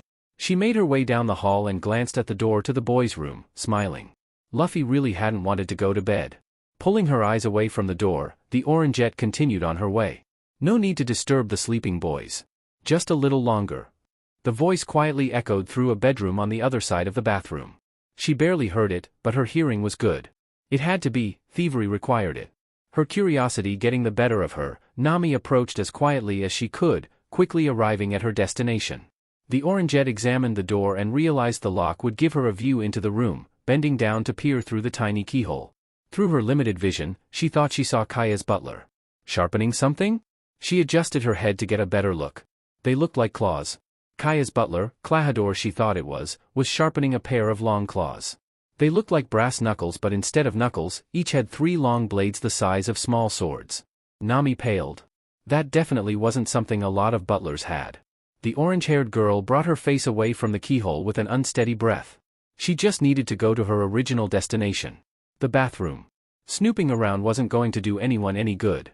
Shaken by the scene of Kaya's butler sharpening what looked to be weapons, the Orangette wasn't focused on keeping herself quiet, and a creak spread through the hallway. "Make a sound and you die," a voice whispered into her ear. The girl's heart stopped. Was that Klahadore? When had he moved? Why hadn't she heard him? How had he known she was watching him? The questions all flashed through her mind in an instant. Her eyes glanced down and she saw one of the sets of claws she'd seen being sharpened moments earlier. Down the stairs and outside, the voice ordered from over her shoulder. Nami complied, her heart practically beating out of her chest. The two soundlessly walked their way down the stairs and to the front door, Klahadore's claws never leaving Nami's throat. The only sound made was the pouring rain as the door opened, and as quickly as it had come, it was gone, leaving the rest of the house oblivious to the peril their friend was in. Nami stepped out into the rain in full panic, her clothes, as well as Klahador's, being quickly soaked through with water. What the hell was going on? Out, around to the back, the man said and began to lead her, his voice louder now that it was masked by the rain. The orange-haired girl continued to follow the tall man's orders. If she didn't. She gulped. She didn't want to think about it. The two began to walk around the edge of the house to where the man had directed. If you hadn't been snooping around, you might have lived through the night, said Klahadore, his footsteps squishing into the wet grass below him. Nami was too scared to answer. She was going to die? Luffy wasn't there to save her like last time either. Why did he even want to kill her? She'd barely seen anything. Her steps became wobbly at the thought of dying. She couldn't die yet. She still had to buy Kokoyashi and free her people. The thoughts of home spurred the Orangeette into action, and she did the only thing she could think of in the moment. Hit M where it hurts. The girl waited for the right moment, and just when she was positioned correctly, Nami kicked back instead of taking a step forward, her foot slamming into the taller man's crotch. Klahadore groaned as her foot made mashed potatoes of his family jewels, and she immediately leaned back, away from the man's claws, curling into a ball. She dropped all of her weight to the ground and rolled out of the butler's reach, immediately standing and running forward without looking back. She had to find a way to get to Luffy or Zoro. The Orangeette looked around wildly at the passing area but could barely see anything through the pouring rain. Nami slid to a stop, making it to the back of the house, desperately searching for ways of escape to no avail. She didn't like her chances of climbing the wall with the amount of rain coming down. Yes, very clever, Klahadore said through the rain. Thunder boomed and lightning flashed, illuminating his figure as he prowled into the clearing like a predator stalking its cornered prey. Why are you doing this? Yelled Nami, her back against the slick wall. The man smiled maliciously. You've seen too much. Simple as that. What exactly have I seen? I saw you sharpening some claws, Nami screamed at the man. She was going to die because she'd been a little too nosy? And yet it was enough to warrant your death, stated the tall man, stopping a short ways away from the orange-haired girl. This can be easy, he said, lightning flashing and illuminating his glasses, or it can be hard. He slashed his claws out to the side, rain dripping from the slick blades. The people I came here with will definitely know it was you. If you kill me they'll come after you, Nami yelled through the rain. The man pondered on her words. I think simply telling them you left early will suffice. None of them looked very bright. It shouldn't be too hard to kill them after they've left to go find you. The Orangeette couldn't argue. She wasn't confident that the three boys wouldn't believe it. But Kaya. What about Kaya? She'll know something's up, the girl yelled. They'd talked all night. Surely the blonde-haired girl would think it was weird that she didn't say goodbye. I have been taking care of her for 2 years. I don't think there will be any trouble in convincing her, the butler replied, smugly. She hated to admit it, but he was right again. At least tell me why, shouted Nami. Maybe if she could just keep him talking she could figure something out. She desperately glanced around the area, hoping to find something that would increase the chances of her living. The man seemed to pause in thought before answering. Since you are but a child, I suppose you deserve to know why you are going to die. The girl cheered internally at the success of her plan. She really wasn't sure it would work. The feeling was quickly washed away by the fear of her situation as she listened to Klahadore speak. My name is Kuro, not Klahadore, the man said through the pouring rain. I'll spare you the details, but I used to be a pirate, until around 2 years ago when I faked my own death and created the personality you see before you, he finished, taking a bow, like an actor would after a show. As soon as she heard the word, pirate, Nami froze. Why? As I said, I'll spare you the details, but I'm going to kill little Kaya and steal her inheritance. The man's grin widened at the vitriol on Nami's face. Maybe he would make her submit before he killed her. He hadn't let Kuro play in far too long. The Orangette's heart pounded in her chest as her face flashed with anger. In her mind, another face had taken over Kuro's. A blue face, with a long, jagged, and sharp nose. Her heart rate was beginning to rise, her face flushing with heat. Kaya was being subjected to a pirate the same as she was, even if the other girl didn't know it. Nami clenched her teeth. She wanted nothing more than to hurt the man in front of her. However, she was too scared to move. Kuro looked up to the sky. The rain will do nicely to wash away the blood that will soon cover these grounds, he said more to himself than the girl standing opposite of him. He shook his head and grinned maliciously. Time to let Kuro play. Enough chit-chat, the ex-pirate stated, slashing his claws through the rain. Time for you to die. He burst forward and the orange-haired girl screamed, ducking and rolling to the side. Nami felt a blade slice the skin on her arm and cried out as she splashed onto the ground, rolling away. Blood flowed freely from the wound and turned the white of her shirt a muted red. The Orangette scrambled to her feet only to dive back to the soaked grass again as a pair of claws came swiping over her head. He was fast. Way faster than her. She sprinted to the edge of the wall and threw her back against it, her eyes wide. Kuro jumped toward her, slashing at her head, and Nami ducked just in time, the ex-pirate's claws digging gouges into the stone now above her. She crouched and ran toward the opposite side of the clearing, to a grouping of small trees. Her breathing was already heavy and the rain was making it harder to run. She turned only to throw her back to the ground, just in time to dodge a claw coming straight for her face. The girl groaned, gasping for breath, but rolled to her front and stood up as fast as her legs would let her. Kuro appeared in front of her as she got fully to her feet. Persistent, he growled to himself. The tall man rushed forward, swiping horizontally inward in an attempt to decapitate the Orangette. Nami ducked and, as soon as the claws passed over her head, she saw a chance. From her crouched position, the orange-haired girl brought her foot up into the man's crotch for the second time. Kuro groaned in pain again and she didn't waste the opportunity. She desperately ran back toward the trail to the front of the house but was stopped by Kuro's form sliding into her path. Her heartbeat was getting faster and fear was beginning to weed its way deeper into the girl's psyche. Death scared Nami. Dodge right. She wasn't ready for it yet. Dodge left. She still had to buy her village from Arlong. Roll right. She couldn't leave them. Dive forward. She was scared for her people. Backstep. For her sister. Fall to the ground. And most of all, selfishly, for herself. Roll. Scared that she would be enslaved for the rest of her life, forced into hating the thing she loved the most. Stand up. Nami got to her feet, leaning left slightly too late, and her right shoulder was ripped open by one of Kuro's claws. She screamed into the pouring rain and fell to the ground, clutching her bleeding appendage. Sleep, little kitten. It's time for bed, taunted Kuro, raising his claws above his head to end the girl he now stood over, the wide frightening smile on his face made even more so by the darkness and rain. The Orangette stared up at the claws coming to claim her life and was consumed with one thought. Survive.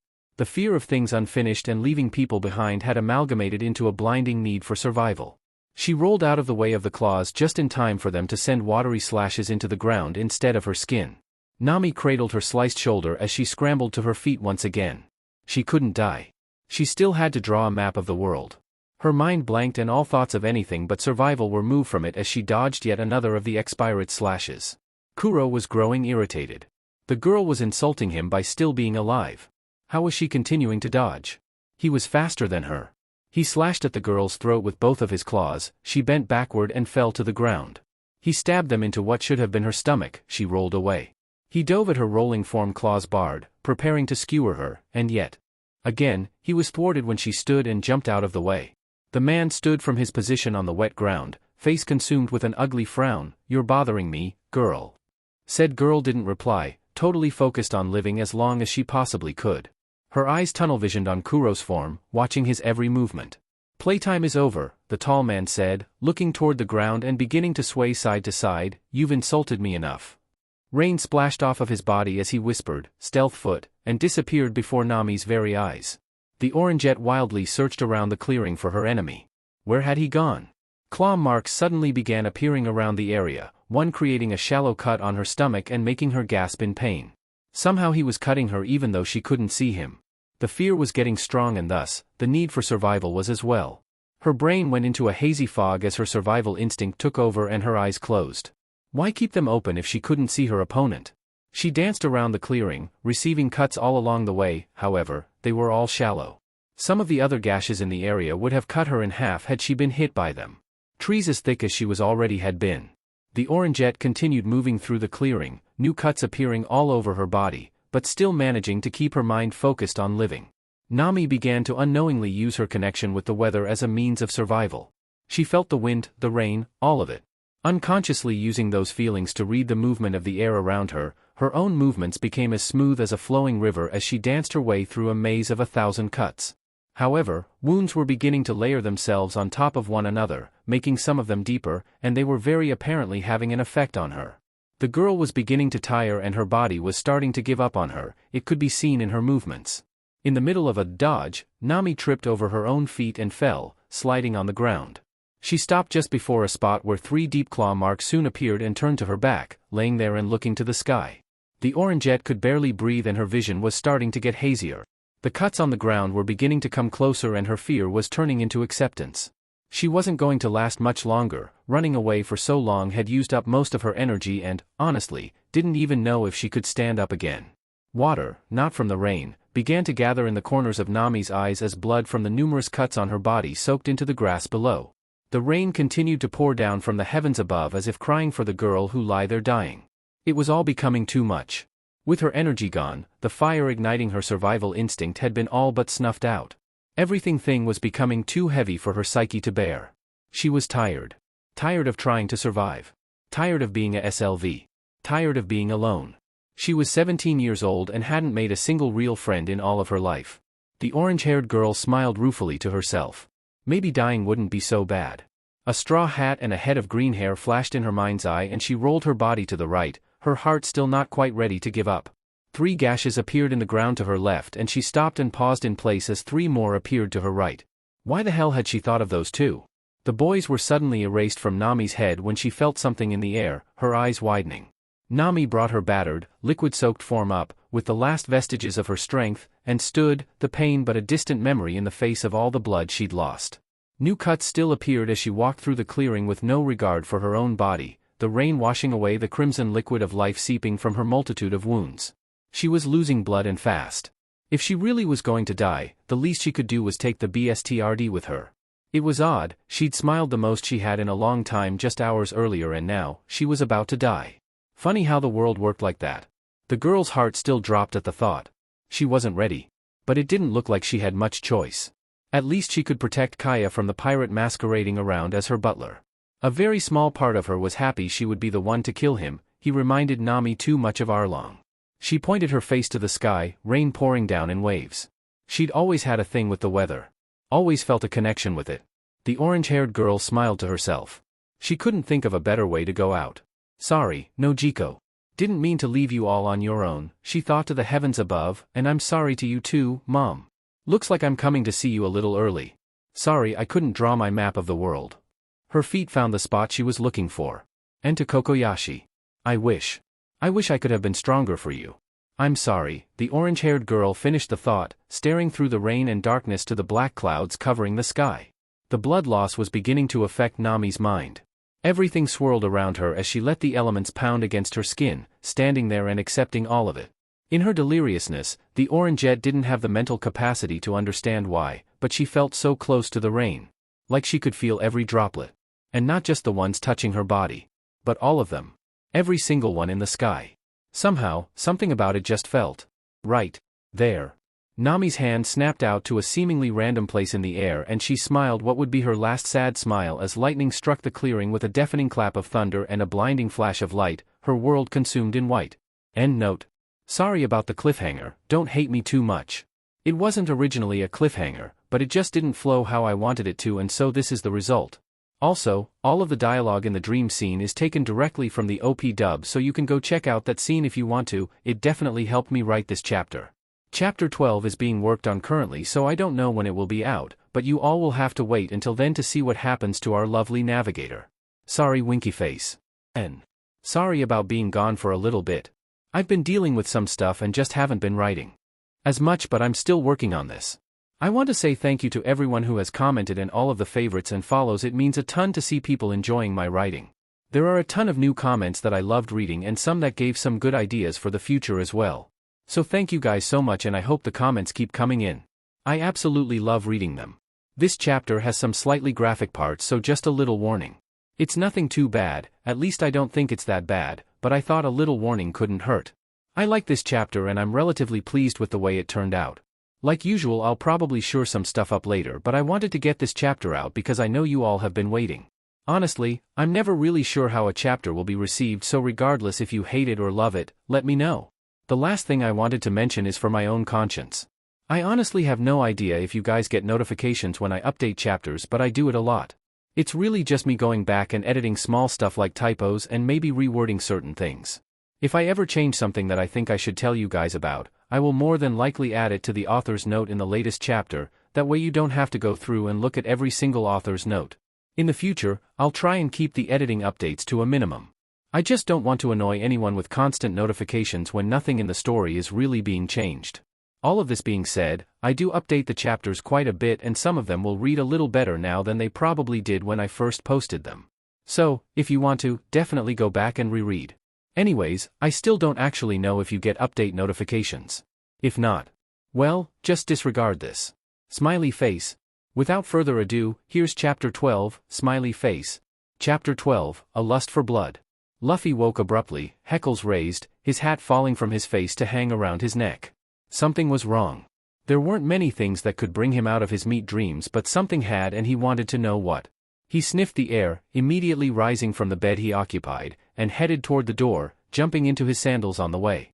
Bloodlust. He just knew it. He couldn't even really smell it. It was a feeling more than anything, but that was how the wolves had done it and it was how he'd learned.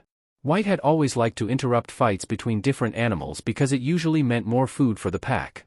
So, being able to smell bloodlust became almost second nature to Luffy in the month he spent with them.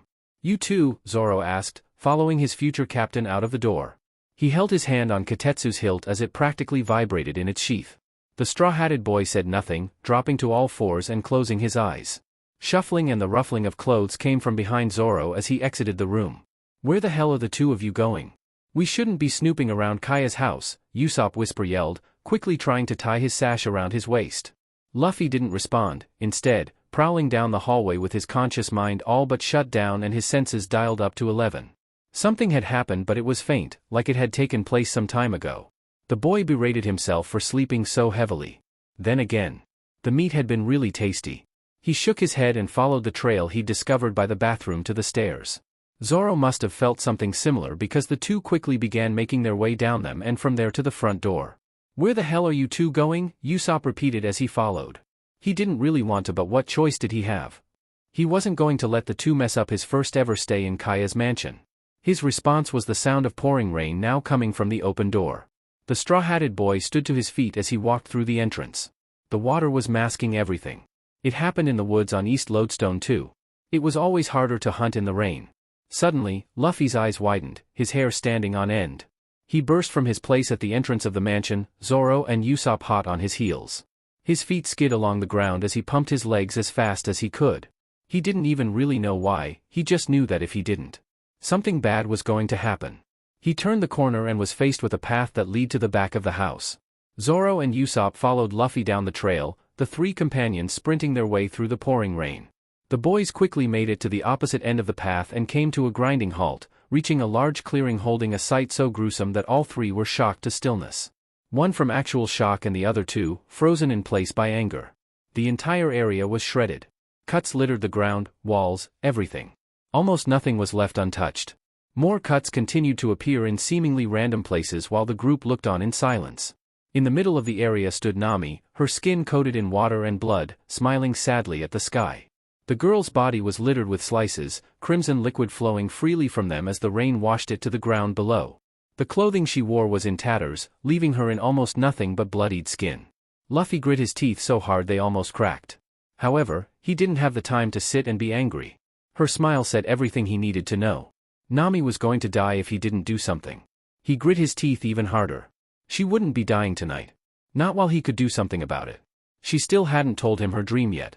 His foot dug into the earth and it cracked as he blasted off toward the girl who would be his navigator, his face consumed with a frightening scowl.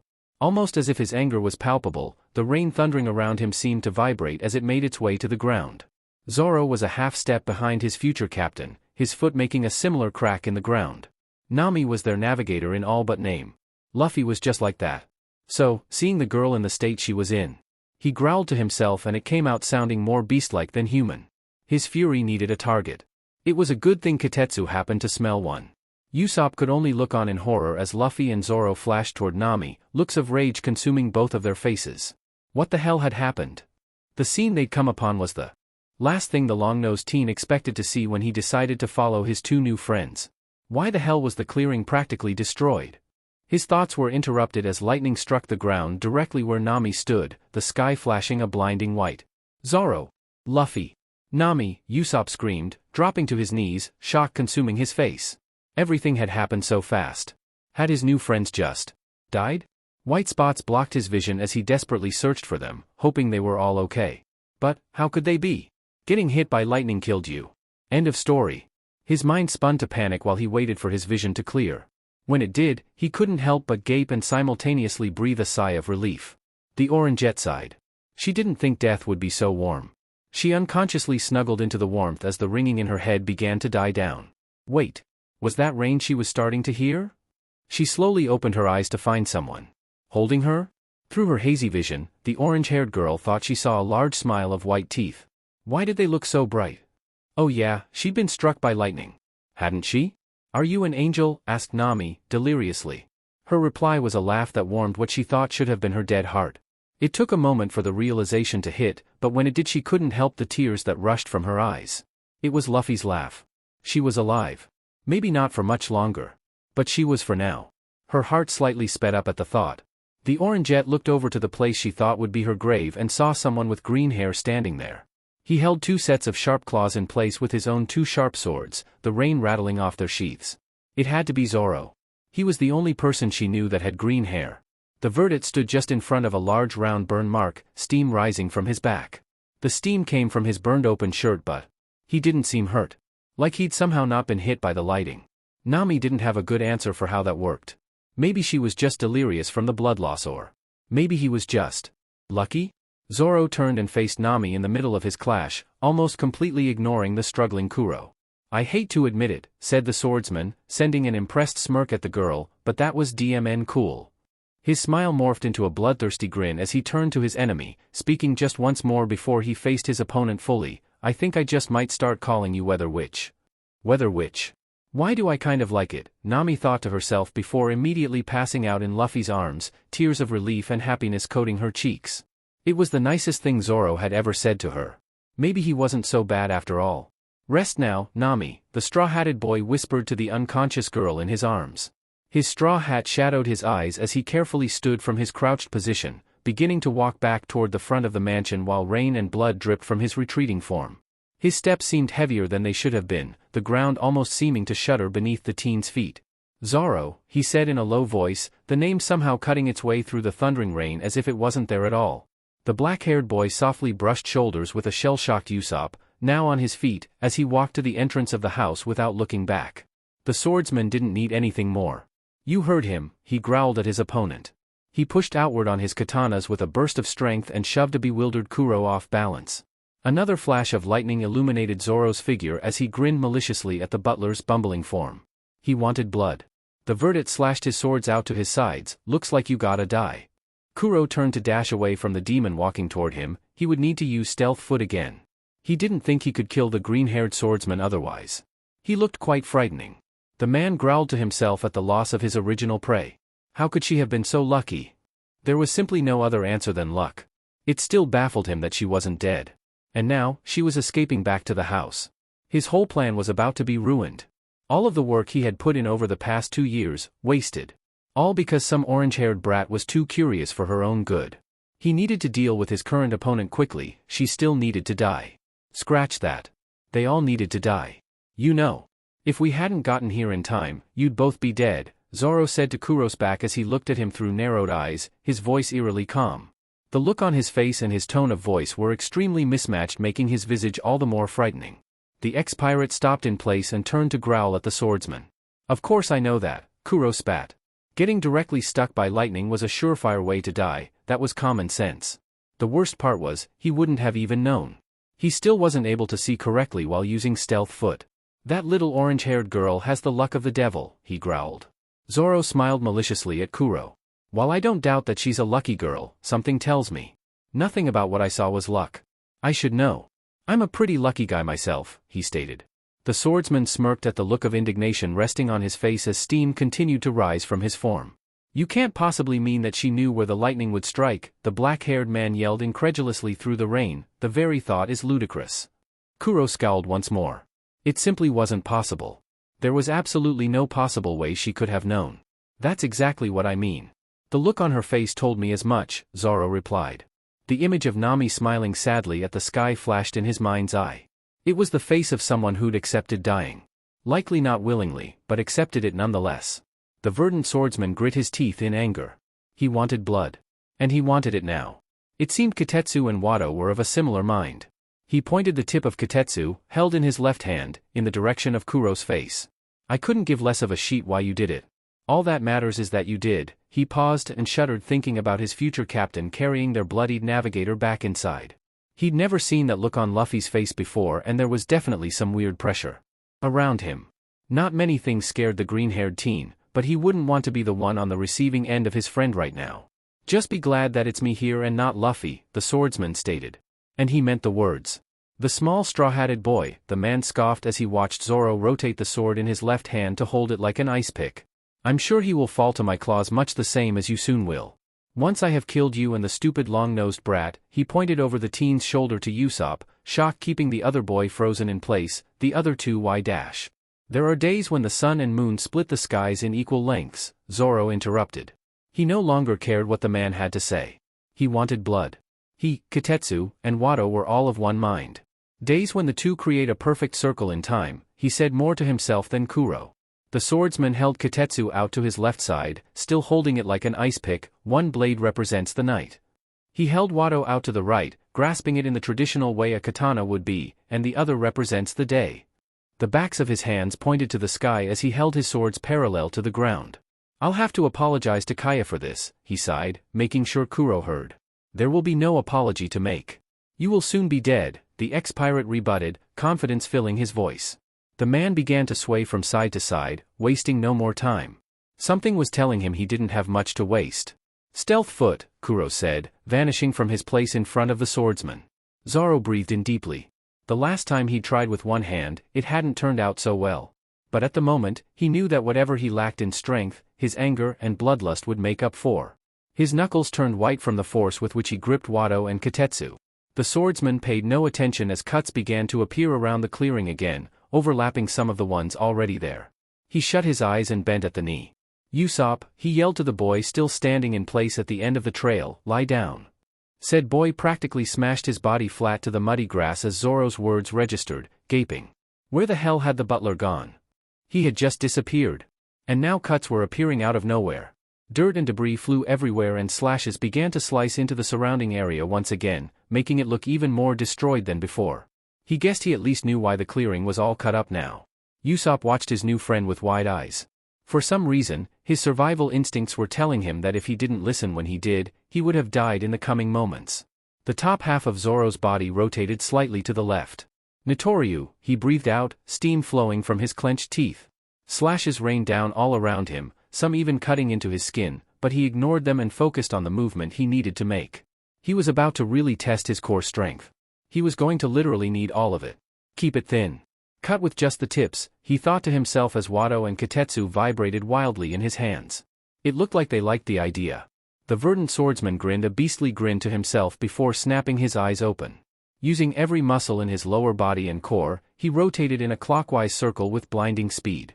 Along the way, a deadly purple ring phased into existence from the tips of his blades and continued to grow larger at a rapid pace. Equinox. Usopp shrieked at seeing the circle of death spread from Zoro's swords. He shut his eyes as tightly as he could and held his hands over his head while the arc of the ring moved toward him. He was definitely right. If he hadn't listened he would surely be dead right now. He didn't know how Zoro had done it and honestly, he wasn't sure he even wanted to know at the moment. The whole situation was so horrifying he didn't even want to breathe out of fear for his life. First Nami, then Luffy with the scary look on his face and the weird vibrating rain. Yeah, he felt that. And now Zoro was doing things that couldn't be real. He should know, he lied about stuff like that all the time. Plus, just how was he supposed to explain the state of the clearing behind Kaya's house? Not to mention, her butler was trying to kill them all apparently. He buried his face even further into the ground hoping it would just swallow him up and keep him safe from all the danger he'd encountered. Two loud thumps sounded through the rain, directly in front of the frightened boy, then a louder crash came from all around the outsides of the area. Without even opening his eyes, Usopp immediately knew that the crash was the ring hitting the walls and the house.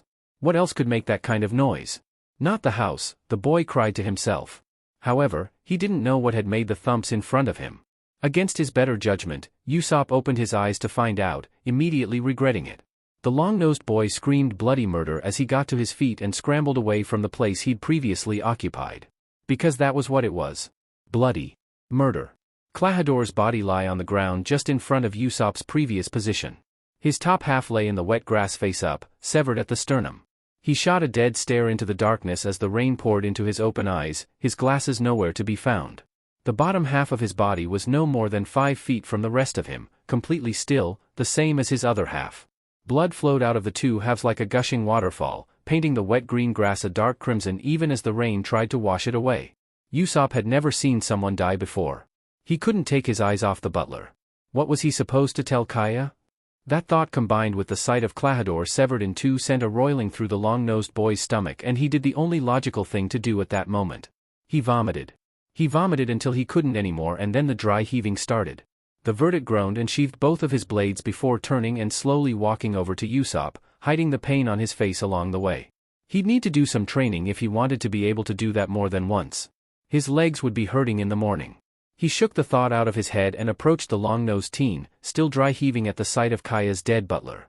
"Usopp," Zoro said, getting his attention. "He would be no use in cleaning things up. Go back inside and tell Luffy it's over. I'll take care of the rest out here." He eyed Kuro's two halves. "Looks like Equinox made more sense than I thought," he mused, morbidly. Usopp didn't respond. Instead, he just nodded and turned to walk back to the entrance of the house, dry heaving all along the way. The swordsman watched the younger boy's form disappear down the trail before turning back to the dead butler at his feet and sighing to himself. Where the hell was he supposed to bury this bstrd? Nami opened her eyes slowly, a wave of pain rolling over waking form. Where the hell was she? The last thing she remembered was passing out in Luffy's arms. The Orangette blushed slightly. He'd been warm. Her cheeks grew redder when she remembered crying, but she quickly brushed the embarrassment away. For some reason, she felt like Luffy wouldn't hold it against her. Plus, it was raining. He probably didn't even notice. The orange-haired girl heard two voices as she came out of her thoughts. It sounded like Luffy and Usopp. Her vision began to clear as she started taking in her surroundings. "But you have to come. You're gonna be a part of the crew. We already talked about this, Luffy. When you become a pirate, come and get me. I need to be here for Kaya right no dash." They were loud. "Shut up," a still-waking Nami said before being taken over by a coughing fit. "Water." "Nami," Luffy yelled, jumping from the table and rushing to the waking girl's bed. His conversation with Usopp quickly brushed to the wayside. He flashed the Orangette his biggest smile and sat next to her on top of the sheets, crossing his legs with a surprising amount of care. The Orangette couldn't help but smile at her. "Acquaintance. Companion. Friend?" She nodded toward the door, dropping her smile and repeating herself, "Can one of you please get me some water?" Her throat felt like sandpaper. "You got it, Nami. Just take it easy for now," Luffy said. "You got banged up pretty bad." He quickly jumped up and made his way out of the room, opening the door and closing it behind him to make his way to the bathroom to grab Nami's requested glass of water. "Zoro. She's up," he said to the floor below him before opening the bathroom door. "'Bout DMN time," the swordsman's voice called from below. His footsteps echoed from the downstairs kitchen as he exited with what he was looking for in hand. Well, it was good enough. He popped the cork on the bottle of wine as he made his way from the kitchen to the stairs. He climbed the final step just as Luffy exited the bathroom and tossed him his requested meat stick. The straw-hatted boy jumped and caught it with his mouth while deftly handling Nami's requested beverage, and the two walked together to go see their future navigator. Luffy pushed the door open and the two walked into the room. He strode past Usopp, still at the table, and continued to the bedside. "Here, Nami," the boy mumbled through his snack, carefully holding out the glass of water. Nami slowly sat up, taking stock of how she felt along the way. She was in more pain than she would like, but it wasn't an unbearable amount. The girl reached up to grasp the cup from Luffy and realized that she had a lot of bandages on. Most of her upper and lower body from what she could see and feel under the covers. Kuro had done her up pretty badly, huh? Her heart sped up slightly. What had happened? It was all pretty fuzzy, but she thought she remembered. Zoro stopping him? Killed M. The swordsman's voice sounded from his place sitting at the windowsill. He was wearing the new shirt Mary had given him. One of the butler's, more causal, tops as he put it. It was just another of his white button-up shirts. Zoro wore it with the top 4 buttons undone, and it actually suited him when tucked into his haramaki, weirdly enough. Explaining things to Kaya was hard, he said, looking at the girl. He wasn't all that torn up about it, but he didn't feel great about Kaya losing someone important. Even if he was trying to kill them, it didn't help that we don't actually know what happened. The Orangette grabbed the glass from Luffy and took a small sip before beginning. "I was just having a bad dream," she said. "It really was how it all started. The contents of said dream entered her mind and she frowned. It always came back to Arlong. It was always his fault. Everything was his fault. Nami took another sip of her water and pushed the upsetting thoughts from her mind to continue. I got out of bed to get some water and on the way to the bathroom I saw Kuro sharpening something in his room. The orange-haired girl thought back to the moment and still couldn't understand how the butler had gotten behind her so quickly. All the while making no noise whatsoever. He came up behind me out of nowhere and led me out to the place you guys found me in. Her eyes began to prickle slightly at the thought of what almost happened in the clearing. She sniffed, brushing her unshed tears away, and continued, he told me that he was a pirate. That he was going to kill Kaya and take her inheritance. Usopp girt his teeth but didn't interrupt. The butler was dead and he couldn't hurt her anymore. After that, everything just kind of went to hell. He started cutting everything up and honestly, I don't even really know how I'm still alive. It's all kind of hazy. Nami said, thinking back. She just remembered that she didn't want to die. Like really bad. And the rain. The rain had felt so right. Like it had helped her. She'd always been in tune with the weather but that night. It almost felt like a dream. And what about the lightning? Usopp asked. When they'd come up on the clearing, she'd been standing there like she knew where it would hit.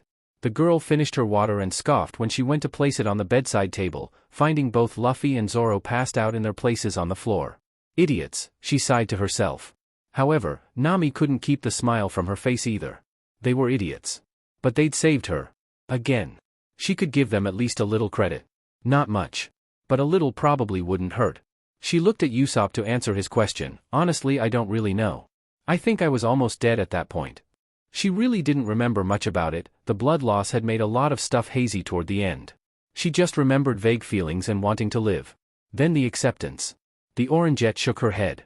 It was in the past now and she wanted to look to the future. She wanted to use the life she had to make the future she wanted, not one that someone else wanted. She wanted to free her village from Arlong. And she would, soon. She was getting so much closer to that goal. Just a little longer. Maybe a year. Maybe less. In the grand scheme of her life, it was nothing. And if it turned out she couldn't do it by herself. Nami looked down at the two drooling boys on the floor and frowned, shaking her head to herself. They'd said they were going to be pirates. Just like him. So, why couldn't she put Arlong's face over theirs like with Kuro? Why did they seem so different? Maybe. The girl shook her head again, in exasperation this time. They were just so strange. She was going to be with them a while longer anyway though, and if they were really going to be pirates, they would show their true colors eventually. She was sure of it. But until then, maybe it wouldn't hurt to relax a little? They'd saved her twice already. And they were strong. Crazy strong. She didn't know how Zoro killed Kuro but she hadn't stood a chance. She didn't feel like the swordsman probably had that much trouble either. He didn't look all that beat up. Usopp cleared his throat, startling Nami as he looked up from the boys. She blushed. Had she been looking at them for that long? Well, I guess now we know why he was trying to kill everyone at least, the long-nosed boy remarked awkwardly. He twiddled his thumbs. Zoro took care of him. If you wanted to know. The Orangette sweat dropped. I'd guessed that. By the way he said so. It was honestly pretty horrifying, Usopp said. I just opened my eyes. And, bam. Dead body. Usopp. I just couldn't tear my eyes away. The two halves of him just laying there, the boy continued, looking dramatically at the table. Usopp. You know, it's funny, he ignored. The boy, with his eyes closed, was oblivious to the increasing anger on Nami's face. As a way to cope, I've spent the time that you've been unconscious turning my trauma into a story I could tell to others to bring joy instead of the absolute and true terror I felt that night. He laid his hand against his chest and looked up to the sky. It was called Butler Hunter Zoro. Nami stood from the bed ignoring the searing pain in her skin. She couldn't take the insult. No one made her repeat herself 3 times. She stepped over the 2 sleeping boys she was still confused about and slowly made her way toward the table. In light of finding out that Klahadore was actually a pirate, I think a better version might be. Usopp stood dramatically from his seat and shot his hands out to his sides theatrically. Pirate hunt dash. Don't you dare ignore me, Pinocchio. Usopp opened his eyes and almost peed his pants. Nami's orange hair was in flames and her face was shadowed as she looked down on the long-nosed boy. She reached out and grabbed his nose with one hand, lifting him up to her eye level. Get out. The girl dropped him and Usopp quickly scrambled away from her, holding his crooked nose and looking down at his brown overalls. He was safe. But just barely. He let go of his nose to get a better look at it and ummed. Why did it always have to be the nose? It was a cheap shot. He turned around to throw a quick jab back at Nami and immediately froze in place, visibly paling. At that moment he knew one thing for sure. He would have relived seeing Klahadore cut in half over what he was seeing right then, any day of the week. For some reason, something deep inside of his soul was superimposing the image of a mummy with flaming orange hair over Nami's form. And it scared him. It scared him so bad that his bladder let loose as he stood up and ran out of the room as quickly as humanly possible.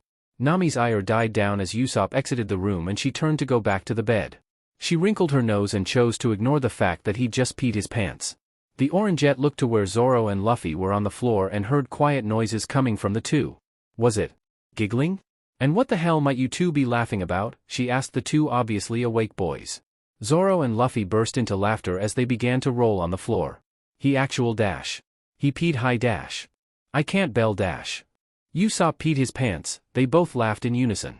The two boys held their stomachs in pain as their muscles cramped from laughing so hard. The orange-haired girl couldn't help but smile as well. Yeah. After Mad Treasure, she would forget about them. That part of the plan was still the same. But until then, maybe it would be alright to relax a little, maybe enjoy something in life for once. She liked the sound of it. Kokoyashi would always be on her mind, but that didn't mean she couldn't have a little fun on the journey to save it. The girl stepped around the two boys and sat back in bed with her mind set. They weren't pirates yet. So maybe the three of them could be friends until then? It didn't sound too bad in her head. Nami got under the covers and laid back, closing her eyes with a small smile. She could think about it more later. Right now, she could still use more rest. Standing up had been painful. Oh, Nami, exclaimed Luffy sitting up, still giggling slightly, don't you want to go see our new ship before you go back to sleep? The Orangette's eyes flashed open and she was suddenly wide awake. Ship? Okay, sadly the chapter is over. And if you enjoyed the video, just leave a like and subscribe with post notification. So when the next chapter is ready, you will be notified. Okay, see you in the next video. Bye.